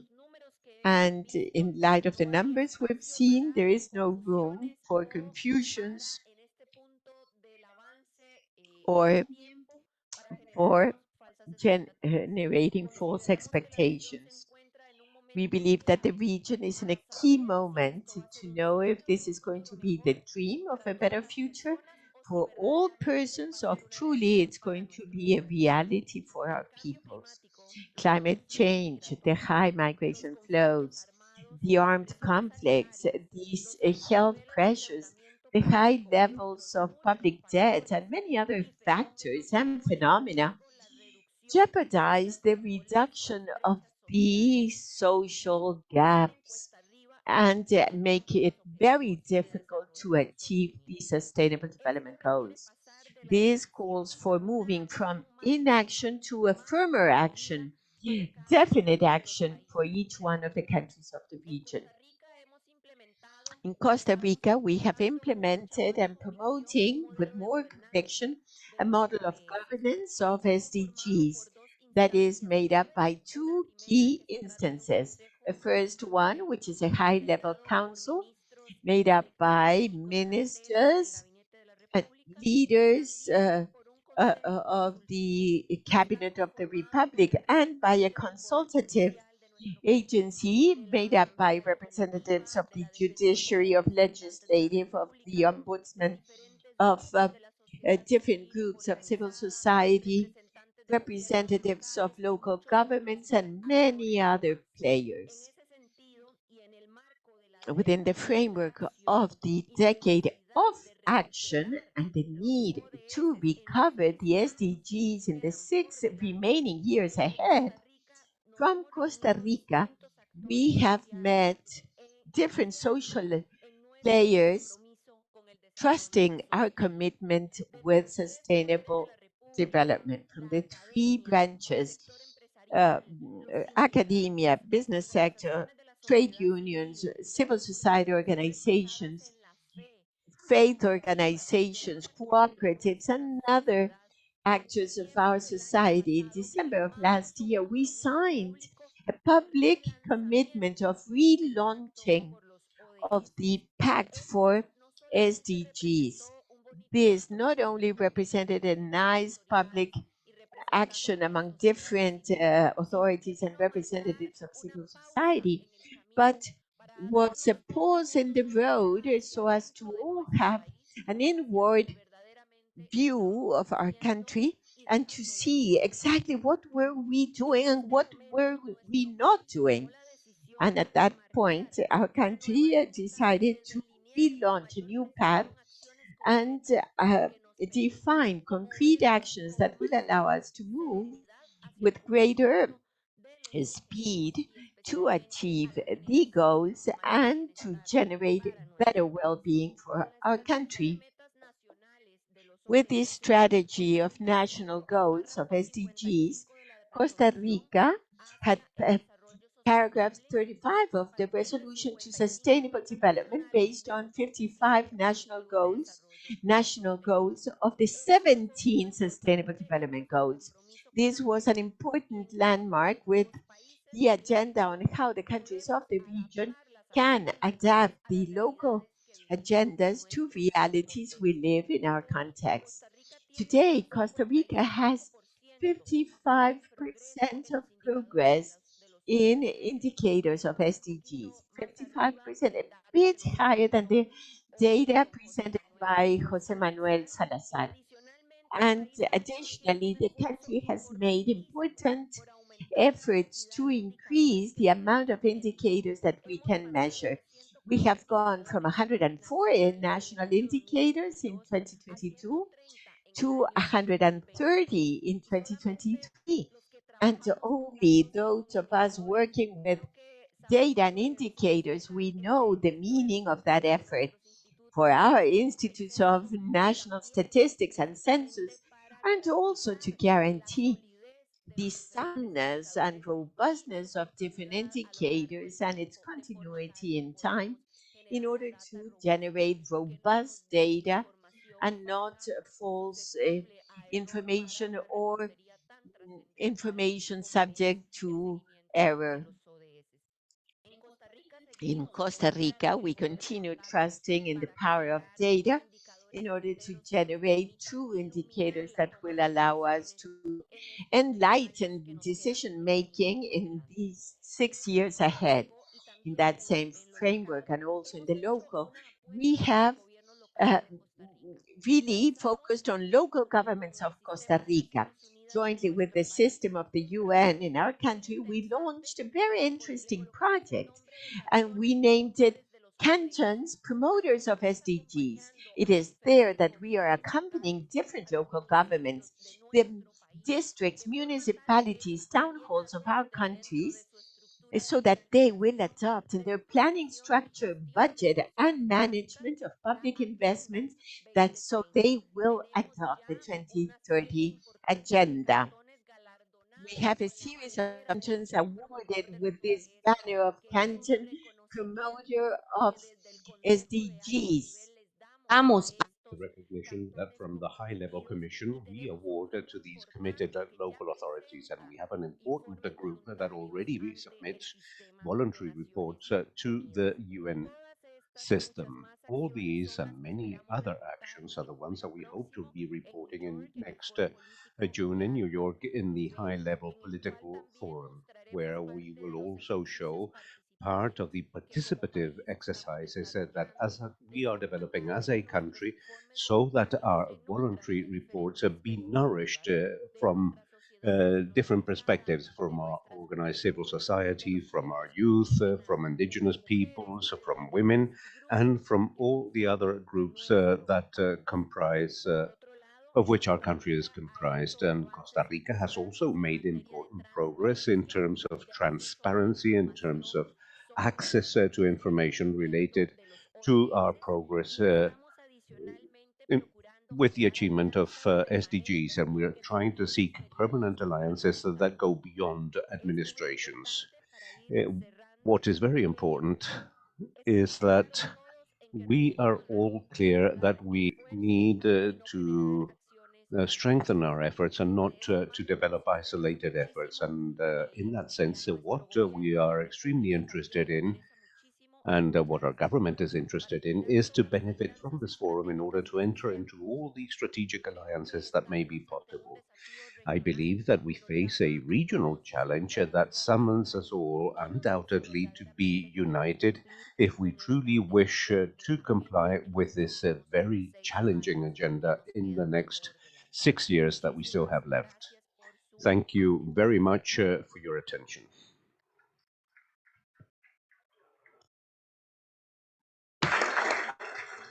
Bueno, después.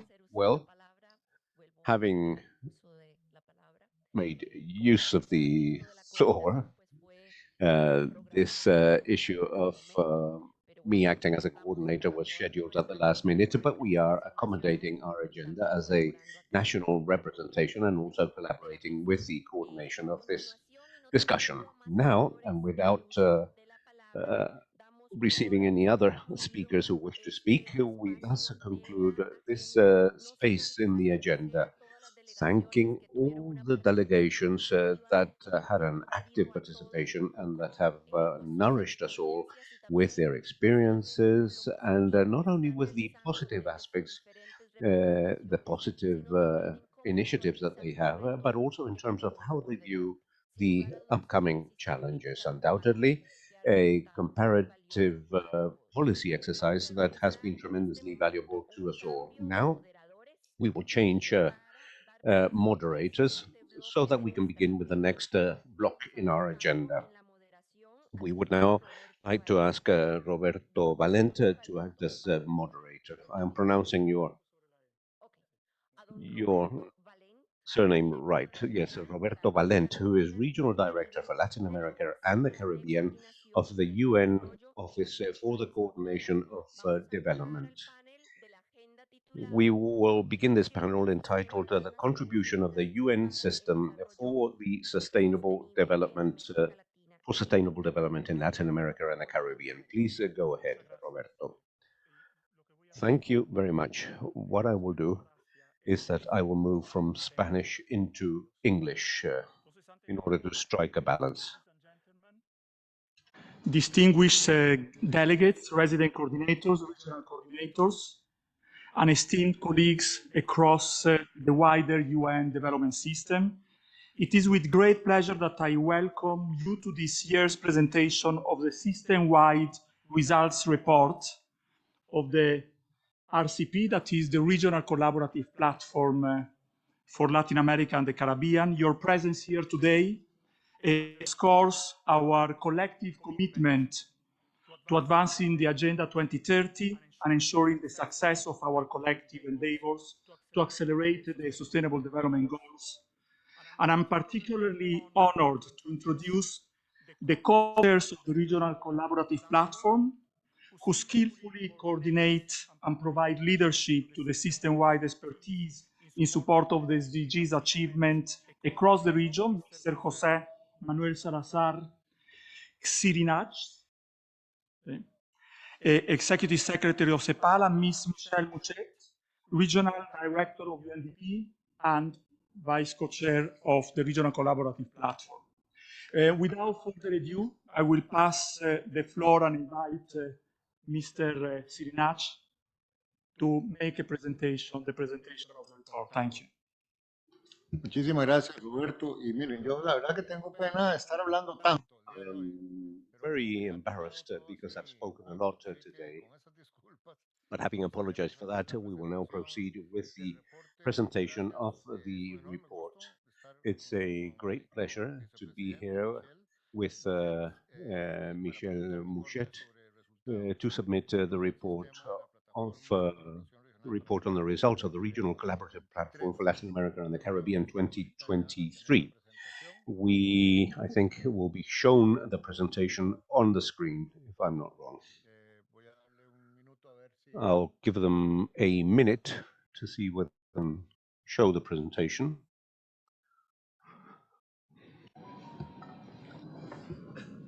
The presentation, and it will be good if the camera then looks at the Executive Secretary, just for you to be. Otherwise, I. Sí, ponemos la cámara. Bueno, vamos ahorita a ver la. Let's see. We'll I hope that we can see the presentation on the screen, but I'll push ahead. In our presentation, we will provide you with a brief overview of the regional collaborative platform, examples of how we have consolidated this system at a regional level, the main impacts and results of the system, and the priorities of the collaborative platform for 2024, looking towards the future. Let us remember that regional collaboration platforms, the RCP, emerged with the adoption of Resolution ERES 2020-2023 of ECOSOC in July 2020, that reflects a continuous commitment with the effective restructuring of the UN system for development at a regional level. The regional collaborative platform responds to the 5 recommendations of the General Secretary aimed at restructuring the UN system for development at the level of regions, emphasizing the vision and the strategic direction in order to strengthen the UN system. Through this restructuring, we seek to improve the support to member states so that they can achieve SDGs, ensuring that UN entities at a global, regional, and national level are synchronized and capable of responding in a more efficient and effective manner to development challenges. Okay, now we can see the presentation in English.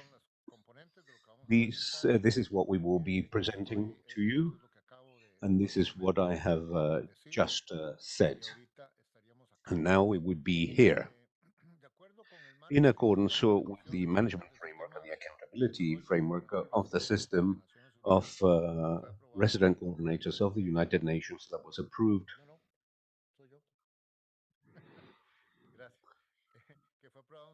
approved in September 2021, the regional collaborative platforms focus on 13 key functions, which are the ones that are shown in this graph. First of all, to foster collaboration on sustainable development between UN entities for development, especially promoting and facilitating thematic coalitions with a specific duration, which is called an issue coalition, in order to respond to regional development problems, sub-regional problems, and trans-border or common issues. Secondly, to promote joint actions to address gaps in SDG implementation, including those identified by a regional forum on sustainable development and the high-level political forum on sustainable development. Thirdly, to discuss regional strategic developments and issues, as well as the pathways to address them and align regional and global agendas.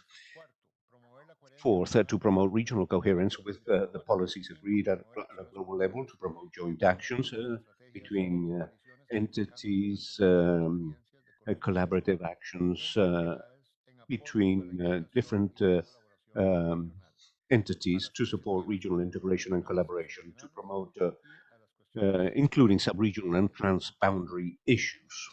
Six, to promote coherent and interinstitutional cooperation with regards to sustainable development, to foster coherent policies with aspects related to the achievement of SDGs, to facilitate advice on integrated policies promoted by regulatory support and the technical capabilities of regional and sub-national entities for resident coordinators and UN teams in each country, which includes the common country analysis and the cooperation framework of the UN for sustainable development, to promote management region by region that tries to consolidate existing capabilities in terms of data and statistics, as well as other analytical functions that may be relevant and that may be redundant, to coordinate and transparently share policy relevant tools and knowledge products, to facilitate the effective and efficient management at the regional level on the basis of a global project document. to provide criteria and guidelines to prepare the system-wide results report at an annual level that each region will have to produce and submit, which is indeed the exercise that we're conducting today. And 13, support links between humanitarian and development programming, and in situations of conflict and post-conflict to support the work of country teams with the peacekeeping efforts of the UN to contribute towards the creation of resilience, prevention, and peacekeeping.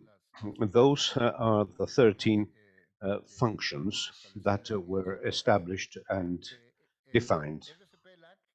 Our CP-LAC, which is this collaborative platform, works based on a structure of coalitions, of thematic coalitions, working on concrete issues, focusing on climate change and resilience, human mobility, governance for peace, justice and solid institutions, and equitable growth and financing for development, and also on thematic groups, youth, empowerment of women, girls, and populations that have been left behind. In addition, these coalitions and thematic groups are supported by operational and programmatic working groups that have facilitated the exchange of knowledge and the implementation of actions, such as the group on data and statistics on SDGs. Those are the issues, that is the architecture, so to speak, of themes that we work on at a regional level to support resident coordinators and country teams. In order to ensure transparency and accountability, as has been requested by yourselves, by member states, since 2020, the Regional Collaborative Platform has produced these 4 annual reports of its results that have been presented in a session during the annual meetings of the Forum of Countries. And that is the exercise that we're conducting now. We remind you that all these reports are accessible to the public in the RCP-LAC webpage and in the Forum webpage. As mentioned, during my presentation of the annual report of ECLAC in the previous session, the UN has identified 6 transitions, 6 strategic transitions in order to catalyze significant transformations related to all SDGs in the region. And therefore, this regional collaborative platform has also included these 6 transitions in its work, in the way in which we support different countries and resident UN coordinators. So we have summarized each one of these 6 transitions. So you can see the first 3 related to the transformation of food systems. In Latin America more than 180 million people do not have sufficient income in order to meet their basic needs. Out of them, 70 million lack the means to buy a basic food basket. Almost a third of the population live in poverty, which increases to 4.2%, 2.5% of children and teenagers. And this, as a result of intensive use of pesticides and loss of biodiversity, the price volatility of food prices, and extreme climatic events. Now, with regards to the transformation of energy systems, 69% of the primary energy supply is fossil fuels. The transport system and manufacturing sector uses 39% and 27% of the total, despite the fact that 85 million people lack access to electricity. There are significant gaps, especially in rural areas. It is estimated that 83 million people lack access to fuels and to clean cooking fuels. The regulatory frameworks of the energy sector are at least inadequate or outdated and do not facilitate the energy transition. In terms of the digital transition, a third of the population in the region does not use internet, and the use of wide broadband is still small, despite the fact that progress has been made in different dimensions. With regards to the strengthening of educational systems, there are still gaps in terms of quality and access. 9.6 million children are out of school. 40% of third grade students lack basic competencies in reading and mathematics in 16 countries.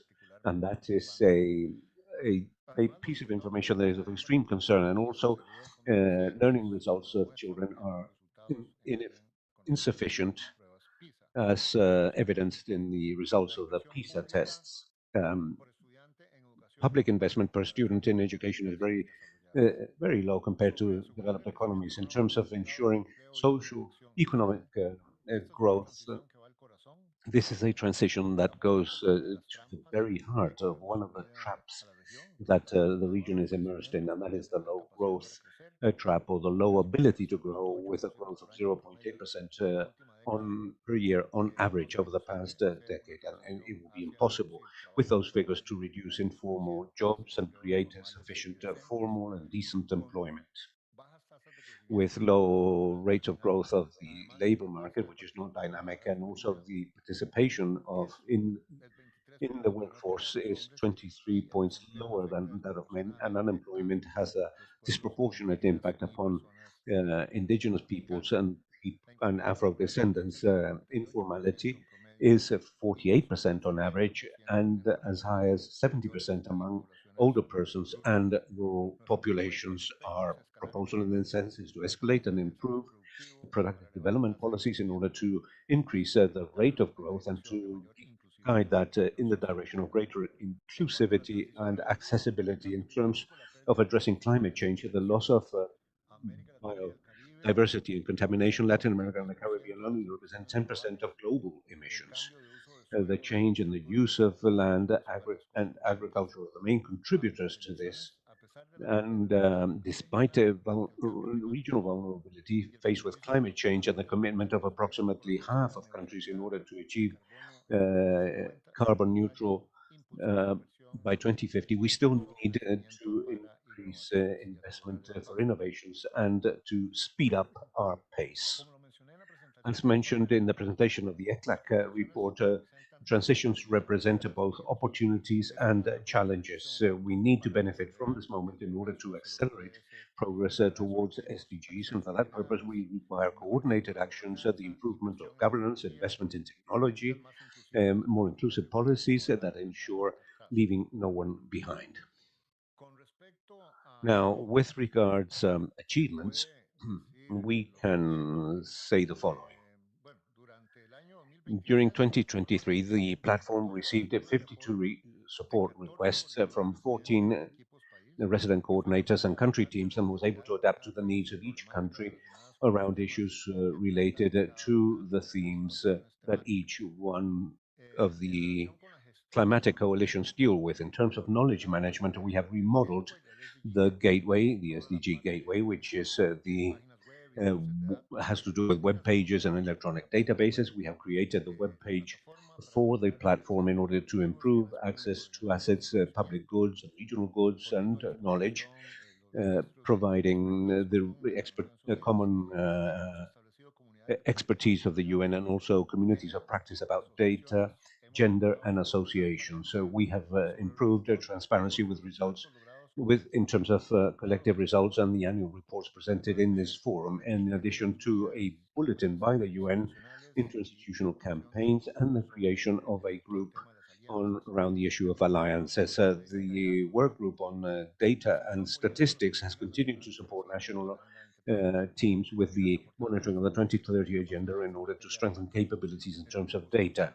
The group sought additional financing in order to finalize an online statistical system to compile data on related to SDG indicators in collaboration with the group that coordinates SDGs and the Statistical Conference of the Americas. Lastly, with regards efficiency, which is the last part on the right, our strategy has we were able to identify more than 200 opportunities for collaboration, including 18 at a regional level, projecting a cost savings of $3.5 million between 22 and 24. Segunda revisión. The second VNR was completed in 25 out of 26 countries, which shows that the region increased the efficiencies estimated at $29 million to $40 million in December 2022. And the annual review also shows our dynamic and proactive approach to establish better relationships in the region. And course, there's greater efficiency, the changing needs to modify the delivery of results. We increase the strategies to guarantee that the resources be used as best possible and supporting the long-term objectives of the region. Now we're going to speak about the results of each coalition, the thematic groups of the platform. In terms of the Climate Change and Resilience Coalition, it strengthened the knowledge and capacities of the system in both the entire region. They organized the Road to COP28 initiative, and there were 6 regional dialogues engaging almost 6,000 participants and influencing discussions at the 3rd Forum of Ministers of Environment of Latin America and the Caribbean. There were over 20 parallel events, Latin America and the Caribbean. They published a document called Energy Transitions in Latin America and the Caribbean that provides orientation to the teams of the countries involved in this comprehensive evaluation. And the report also identifies key areas of influence, access to energy, access, climate change, the loss of biodiversity. So it's a virtual, it was a virtual seminar that was organized to assess the impact and the economic realities, poverty, inequality, the budgets, and political stability in order to sensitize and mobilize those responsible of public policies towards the adoption of preventative measures urgently. And there was also a dialogue on water, thinking, well, this was in 2023, over 20 countries participated, public, private sector, academia, so civil society, and it was about the priority areas and the necessary efforts that must be made in order to advance towards SDG 6. And the next one was about defenders of the environment.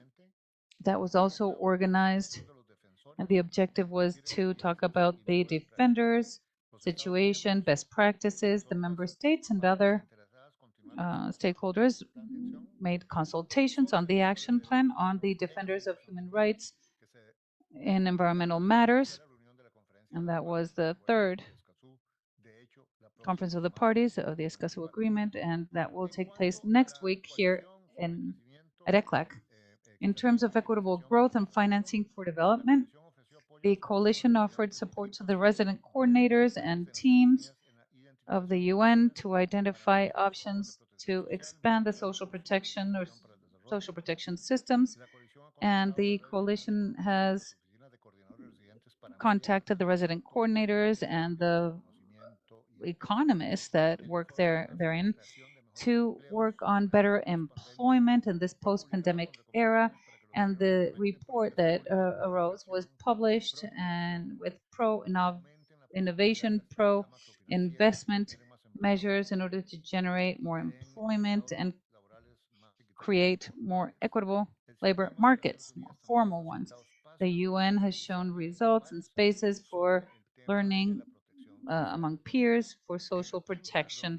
In the 5th region of the Regional Conference on Social Development, prioritizing the 5th Forum in Latin America and the Caribbean, there was a call to continue working on the labor market with the social policies and strengthening the institutional frameworks for political social policies. And there was also the importance of those institutional frameworks and governance of the social policies. Thank you.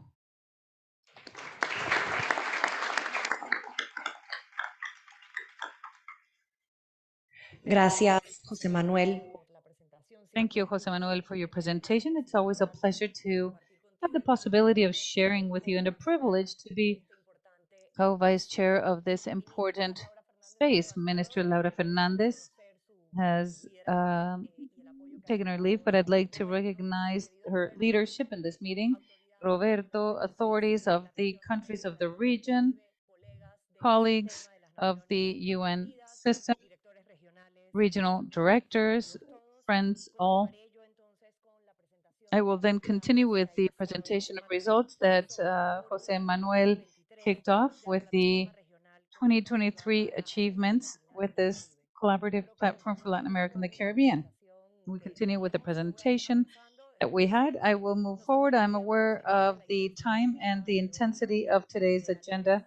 The idea is not to tire you. So we'll continue with the Coalition of Governance for Peace, Justice, and Strong Institutions. In this sense, I would like to stress the publication of two regional reports, one on the challenges of governance and the anti-corruption standards, which is provided by the regional coordinators and others, and also it provides the member states with tools to better address these crimes.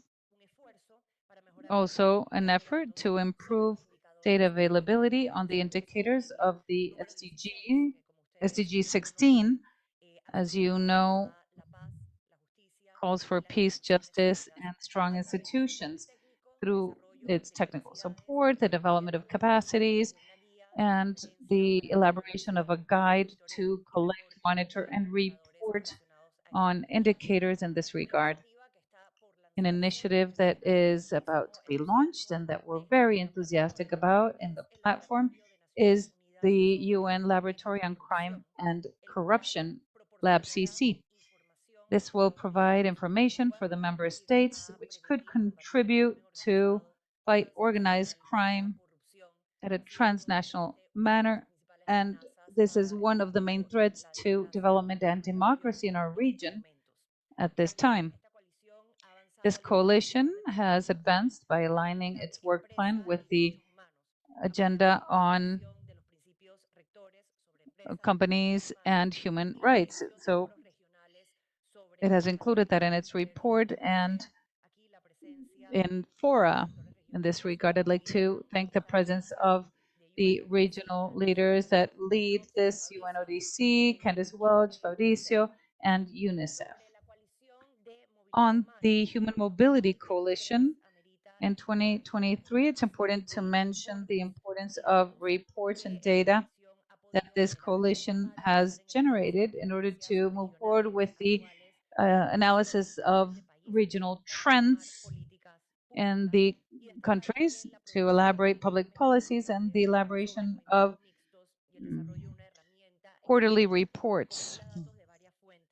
And it basically collects data from several sources, and these are used to feed the Human Mobility Report. And it also includes the statistics on migration, which aim to use these data to fill existing gaps and the need of this information, in terms of the need of this information. And this is a coalition led by ECLAC and Jose Manuel's team by IUM.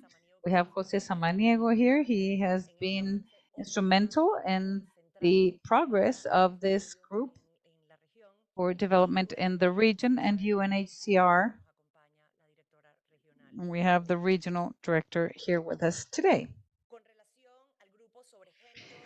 In terms of the group on gender and empowerment of women and girls, we've concluded the elaboration of a profile on regional gender affairs. Maria Noel and Mary Lou from UNS and OPS and PAHO have submitted this in March. The date was not very democratic, but it was done. And this profile on gender equality, regional gender equality, has great value. It includes quantitative and qualitative data for a broader understanding of the situation of women and men in a cross-cutting fashion, and it aims to better support you, the member states, to promote the progress of international commitments in terms of gender equality and the empowerment of women and girls in Latin America and the Caribbean. This all comes with communication campaigns to create awareness and address digital violence, cyberbullying, online violence, also violence against women in public spaces. It is extremely relevant in these electoral situations that we have experiencing now in 2024 and 2025 in the region. And on this coalition, also the communication campaign that has been prepared for the 16 days of activism for against gender violence, which calls for an end against violence against women and girls. Just by the ILO, by UNFPA, and Susana Soteli from regional colleague is here, and UNICEF worked during 2023 to offer logistics support and technical support for ECOSOC, the youth forum held in Latin America, for Latin America and the Caribbean on sustainable development. It was the 6th regional forum, also the regional intergenerational meeting on youth, peace, and security that had the representation of participants from 10 countries in the region, and initiatives to empower youth in these efforts to promote peace and safety in the region. I would like to echo the words of the Vice Chair in her inaugural speech, saying that youth are not only the future, they are the present. And as present, they must be involved in decision making. And perhaps that will help us better think about solutions to the problems that we find today. On the populations left behind group, led by the ILO, UNAIDS, yes, I think you're here, and UN Women, Maria Noel. This group was created in 2023. It didn't exist previously, and it came to address those specific needs of the vulnerable groups and peoples, and it's based on rights and processes. Activities carried out in 2023, and we can stress the organization of a web seminar on indigenous peoples at the core of sustainable development, and a roundtable, interagency roundtable on the discriminatory use of criminal laws and the involvement of the UN in this sense. Other priorities in the region, I don't intend to have you read this whole slide, but I'm sure that you will receive the PowerPoint presentations. We are following up on all these meetings that will be addressing the challenges of educational reactivation, the transformation of education and funding, which ended up in the Santiago Declaration. We also had the presentation of a document that details the financial sustainability of education in Latin America and the Caribbean, making a call to the states to implement their investment in education and to guarantee sustainable the sustainability of these programs so that they be equitable, fair, and quality education. In terms of health, we began the initiative Every Woman, Every Child in Latin America and the Caribbean to strengthen the identification, analysis, and systematic treatment of women, girls, and adolescents. And of course, there's a series of tools and methods that could contribute to address these inequalities, and has been designed to be used by those responsible for public policies, developers of public policies, programs, civil society, academia. So we also saw the first joint analysis for women, girls, and Afro-descendant women in the Americas, and you have the maternal health in Afro-descendant women as well. Also, food systems and the transformation of food systems in 16 countries in the region through coordinated work, the coordination of regional trajectories in 11 countries, and of course, their implementation in 6 countries. We have examples from Guatemala, Guyana, and Peru.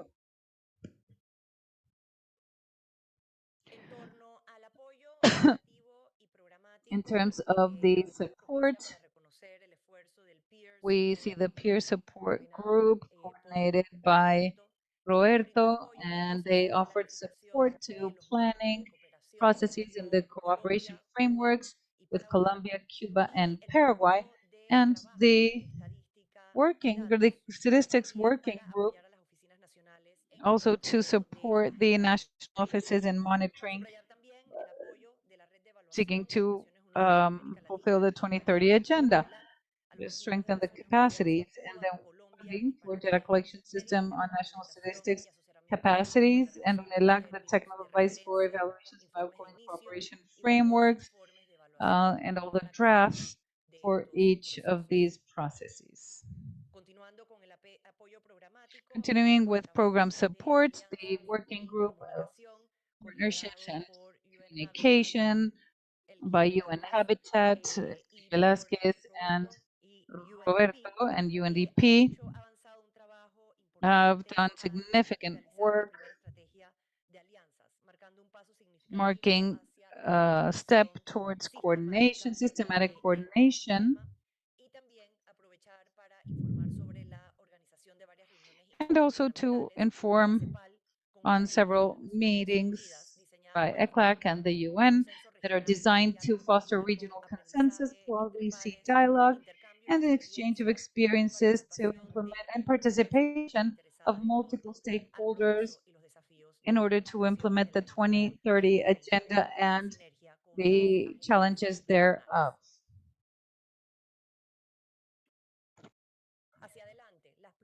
Moving forward, the regional priorities of the platform, the regional collaboration platform of the UN are three.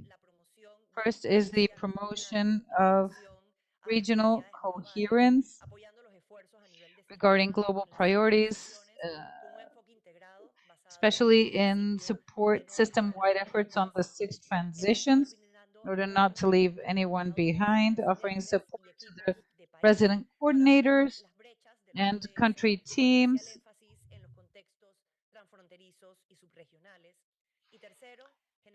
and of course supporting them in the transboundary and sub-regional context, and building partnerships with regional stakeholders such as international financial institutions and sub-regional development actors, so important to mobilize resources and share knowledge and increase regional collaboration around SDGs.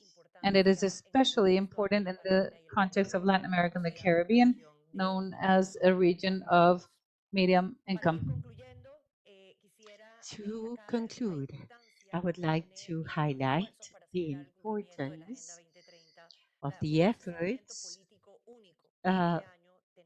the unique political positioning of Latin American and Caribbean countries in international fora, representing an opportunity to position the region and reaffirm promoting the regional leadership. Chile is chairing ECOSOC, Trinidad and Tobago, chairing General Assembly, Antigua and Barbuda being the venue for the SIDS conference, Brazil G20 Biodiversity Conference in Colombia, and what represents an opportunity that we can really leverage as a region.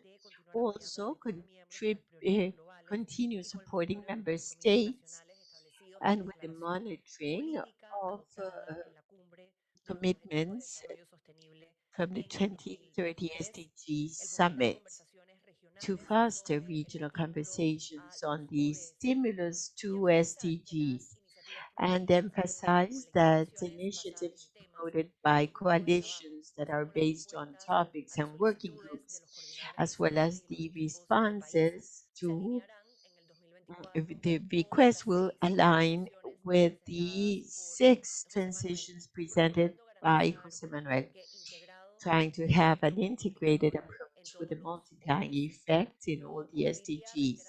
I would conclude reiterating the commitment of the platform to have regional influence in the world environment and work collaboratively as to move to the achievement of SDGs highlighting once again the importance of strategic associations, coordination, and the opportunity of the Summit of the Future, considering the challenges of today, to think how that future is going to be and what are the commitments that we are willing to assume, and say that in the ministerial forum we can continue that discussion that is organized every year between ECLAC and UNDP that will be held this year in Barbados in November.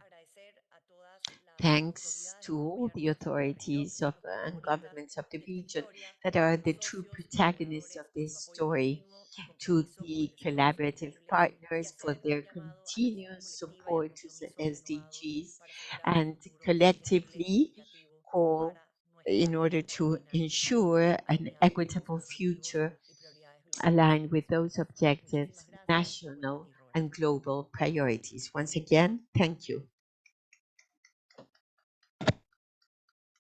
I wish to thank the co-vice chairs. Thank you very much for the comprehensive overview of the system-wide results at the regional level. And now we are really waiting eagerly. I'm looking forward to a discussion and to an exchange. So I'll pass the floor to you, probably starting with the delegates, to everybody, but particularly the delegates would be important to have your take.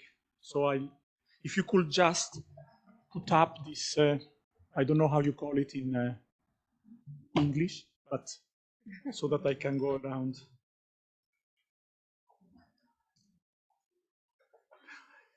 Cuba, thank you.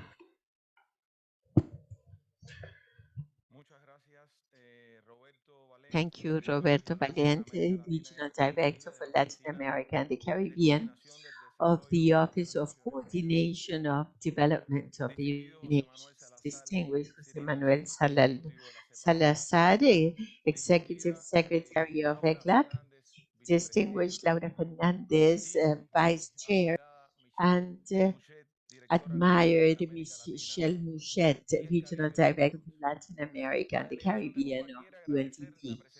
The Cuban delegation wants to thank the presentation of the report on the results of the platform system presented by Mr. Salazar and Michelle, and congratulate the practice of using this space within the forum to know about the progress in this platform of the region. We see with satisfaction that the regional forum has become a way of how the UN system and states work in an articulated manner in order to advance with the purpose of reaching sustainable development goals. On behalf of the Cuban delegation, our appreciation to the efforts in order to improve the efficacy of the UN system for development, the support to all the countries of the region. At national level, we can proudly say that we have a deep tradition of joint work with the agencies, funds, and programs of the United Nations system that has supported Cuba in national priorities. So, special acknowledgement to Mr. Francisco Pichon, our RES coordinator, who is present here, for the work he does jointly with the offices and representations that are in Cuba, UNDP, UNEP, UNICEF, FAO, and others, accompanying all the high challenges and obstacles in order to move forward with the compliance of the SDGs and 2030 agenda of our country. This appreciation is extended to the Secretariat of ECLAC for its always very valuable support to the portfolio of projects formulated by our country during the pro-tempore chair of G77, as well as due to its active support in our cooperation framework. We have a cooperation framework in Cuba covering 2024 extended to 2025, closely linked with the National Plan of Economic and Social Development until 2030 and the 2030 Agenda for Sustainable Development. This framework has 4 priority areas with 22 agencies, funds, and programs that are signing. And a great role was played by ECLAC precisely in signing that. Now we have formulated the new cooperation framework from 2026 to 2030, and hopefully it will continue to favor the accompaniment of the UN system in our areas of development of each one of our countries. Hopefully, the good work will continue at national and regional and international level.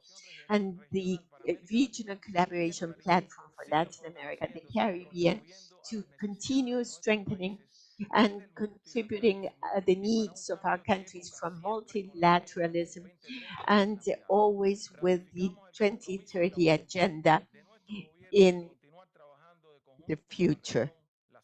We reiterate our commitment to continue working with the UN system and ECLAC in pro of the objectives and goals that have been set forth. Thank you very much. I thank the delegate of Cuba, and I now give the floor to the delegate of Panama. Thank you. Greetings to panel members, delegates, civil society, ladies and gentlemen. We thank the presentation of this report. We congratulate you for that, and we would like to share the achievements of Panama in collaboration with the UN system in our collective mission to the compliance of the 2030 Agenda for Sustainable Development. We have jointly designed robust policies to improve the quality of life of vulnerable populations thanks to a multi-sectoral approach and consultative dialogues. We have turned challenges into opportunities for growth, inclusive development. I want to highlight the role of the Office of the RES Coordinator, Ana Patricia Grasa, that has institutionalized strategic and continuous coalitions, turning individual interventions into dialogue for structural changes in public policies. The cooperation framework of Panama 2021-25, signed between Panamanian authorities and UN system, is a testimony of our participation process to strengthen our capacities and coordinate efforts in a more effective manner. I will share a concrete example of our teamwork: the development of contingency plans as a response to the crisis of human mobility due to in Darien 2022-23. We have reinforced collaboration to promote gender equality and empowerment in Panama, as well as to set the basis for a national care system. Our emerging innovative alliances are key to promote change and sustainable development. We collaborate closely with the private sector, banking institutions, trade unions, and NGOs in order to build an inclusive development model. We have also collaborated with UFPA to promote universal access to health, sexual and reproductive rights, and prevention of adolescent pregnancy. Economically, we have worked to promote economic recovery after COVID, especially focused in indigenous and agricultural communities, improving our food security jointly with FAO, and also green and circular entrepreneurships. As to the protection of human rights, we have launched initiatives an improvement of services and protection of the rights of boys, girls, and adolescents with UNICEF. All these actions are an example of the many actions of Panama with the technical support and interagency help of the UN. Our 5-year plan is what will help us reach the goals of the 2030 Agenda. Thank you. Thank you, Minister of Social Development. No? So please allow me. There are two special interventions. One is Maria Noel Baeza, Regional Director of UN Women. Thank you, Roberto. Thank you for giving me the opportunity to elaborate on what Michelle already mentioned, the regional profile of gender jointly with Pajo, with Marilu, with the leadership of both, to truly achieve that all the UN system work together in order to determine what's the gender profile of our region, what is happening in our region with women, and of course, how to move forward, how to insist for the gender topic be a priority in all of our countries globally. Unfortunately, the objective of Sustainable Development number 5 doesn't make much progress. We have just seen it in the legal status of women. CW was difficult to arrive to that agreement, and at the level of the region, we have some hope. Few hopes, but some, that women should progress in several indicators of SDG 5. One of them is that mentioned by the Minister of Social Development of Panama, integrated systems of public-private care systems, that this region decided it is a priority in the last regional conference of women in the Buenos Aires commitment, and hopefully in the conference to be held in Mexico, led by ECLAC and UN Women. We will continue to talk about fundamental issues of how to fund the care systems. The gender profile, the methodology used was interagency, and shows that when agencies are together serving the member states, we do have products. Please use them because they are excellent. So I want to say that we have reviewed different scenarios, challenges, and also we have determined according to the data available, in spite of having many indicators without data. But we are working on that as options of work. And we see that in the region, a key data is that women do 3.5 times more of non-remunerated work than men. We have reviewed in several countries with governments the surveys of time use that can be 20 to 25% of GDP. So the growth of your countries is in our shoulders. Therefore, integrated care systems is an investment and not an expenditure that can generate a triple dividend, a well-being and of the families, a dividend in the creation of employment in this economy of care, and also the dividend of allowing women to go out to work. And what we need, as Jose Manuel was saying, women work less in our region, and if we worked more, we would grow more. So that's why it's so important to keep on analyzing that subject. Those are the 3 points I wanted to mention. It is an instrument that's available to all of you, and we are here ready to collaborate with all of you. Thank you. Thank you very much, Maria Noel, for the important words. And allow me to take the floor and pass the floor to Ana Güemes. She's the chief of the Division of Gender Affairs of ECLAC. Ana Güemes. Muy buenas tardes. Good afternoon, Executive Secretary, Regional Director of UNDP, Regional Director of the Office of Coordination of Development, delegates. I thank the opportunity to discuss 3 things, which is an interface between what agencies do and what countries do. And as what Maria Noel Baeza was saying, this is the only region in the world that during 45 years has held a regional conference on women for Latin America and the Caribbean with a progressive, integrated gender agenda. The first message is the importance of breaking statistical silence.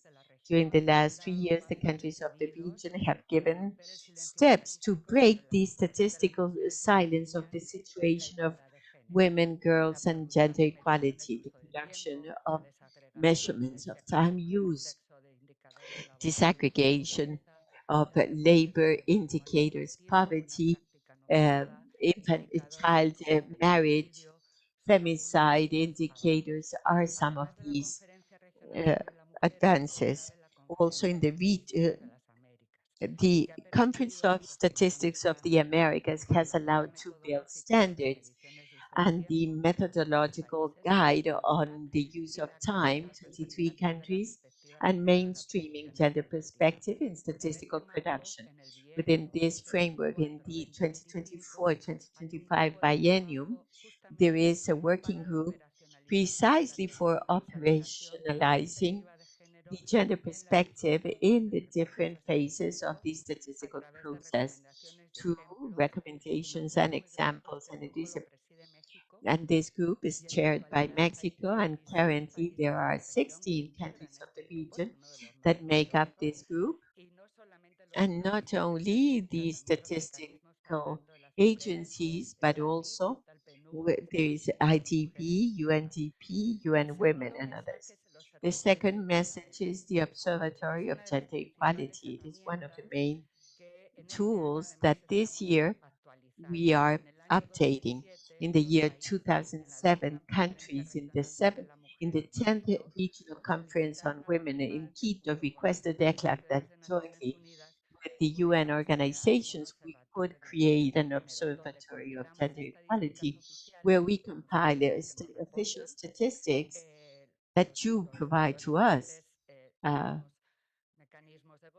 different government mechanisms, and where we facilitate the monitoring of international and regional agreements, and we disseminate in a systematic manner indicators of the three areas of autonomy: economy, physical, and decision making.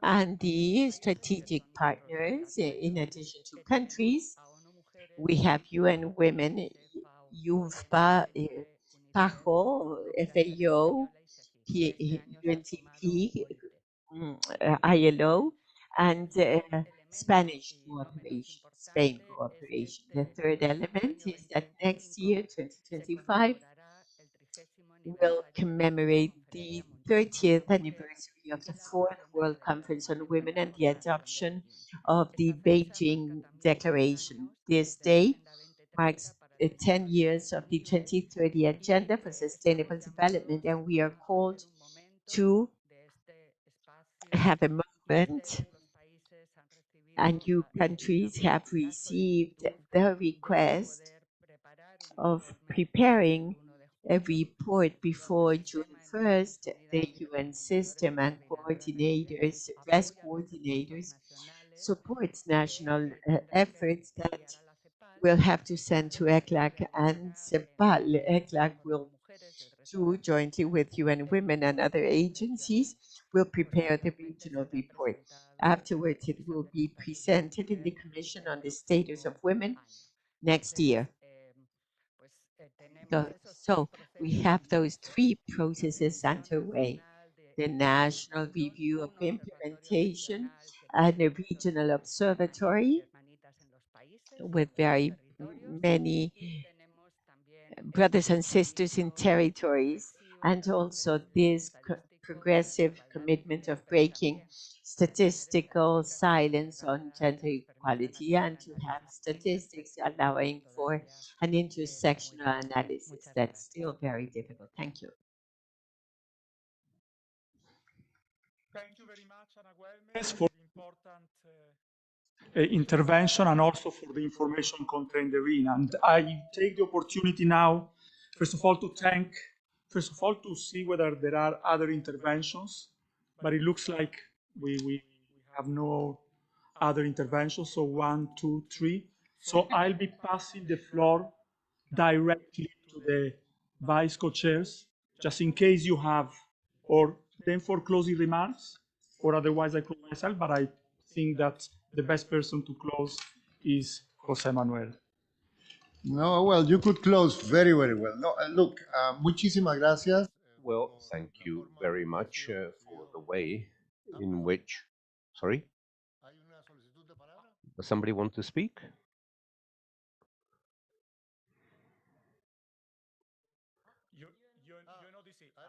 I have to pass the floor to UNODC.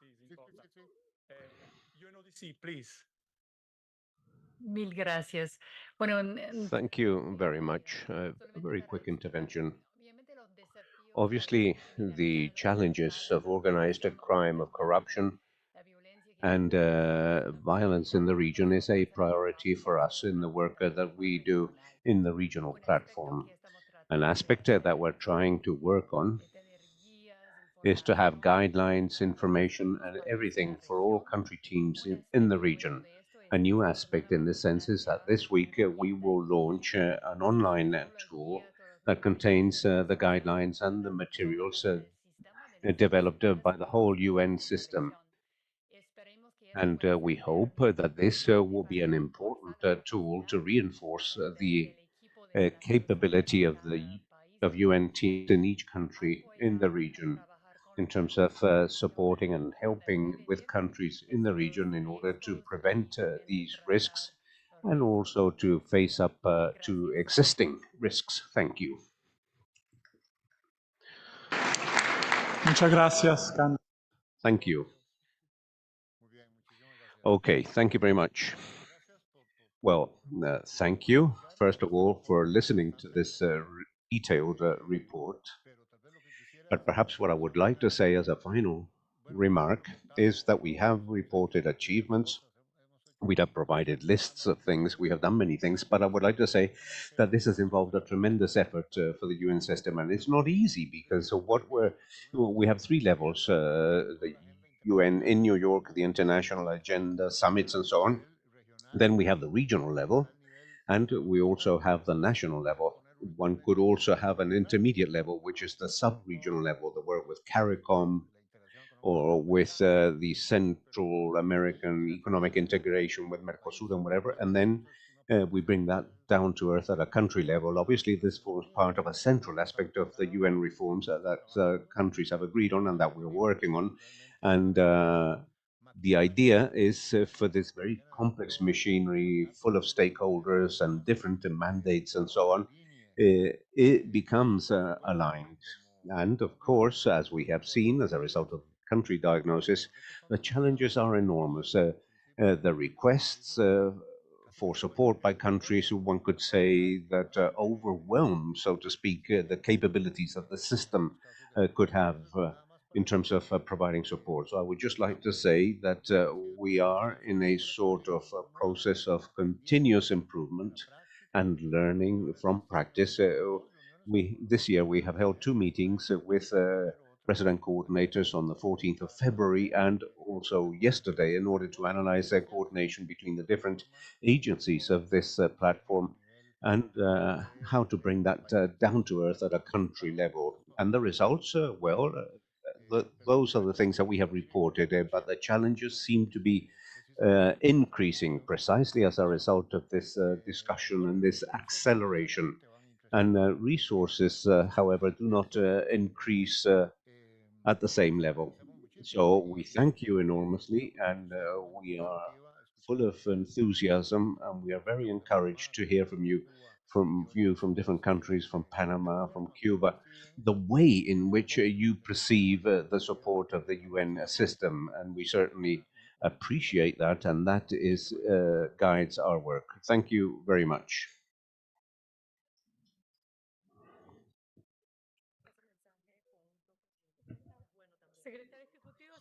Executive Secretary, please, I would like to very briefly remind delegations that we have concluded this first day and that tomorrow, Wednesday, 17th of April, we will be begin our activities at 9 a.m. At 19:15 hours, as you can see in the program, we will have a cocktail. Thank you very much.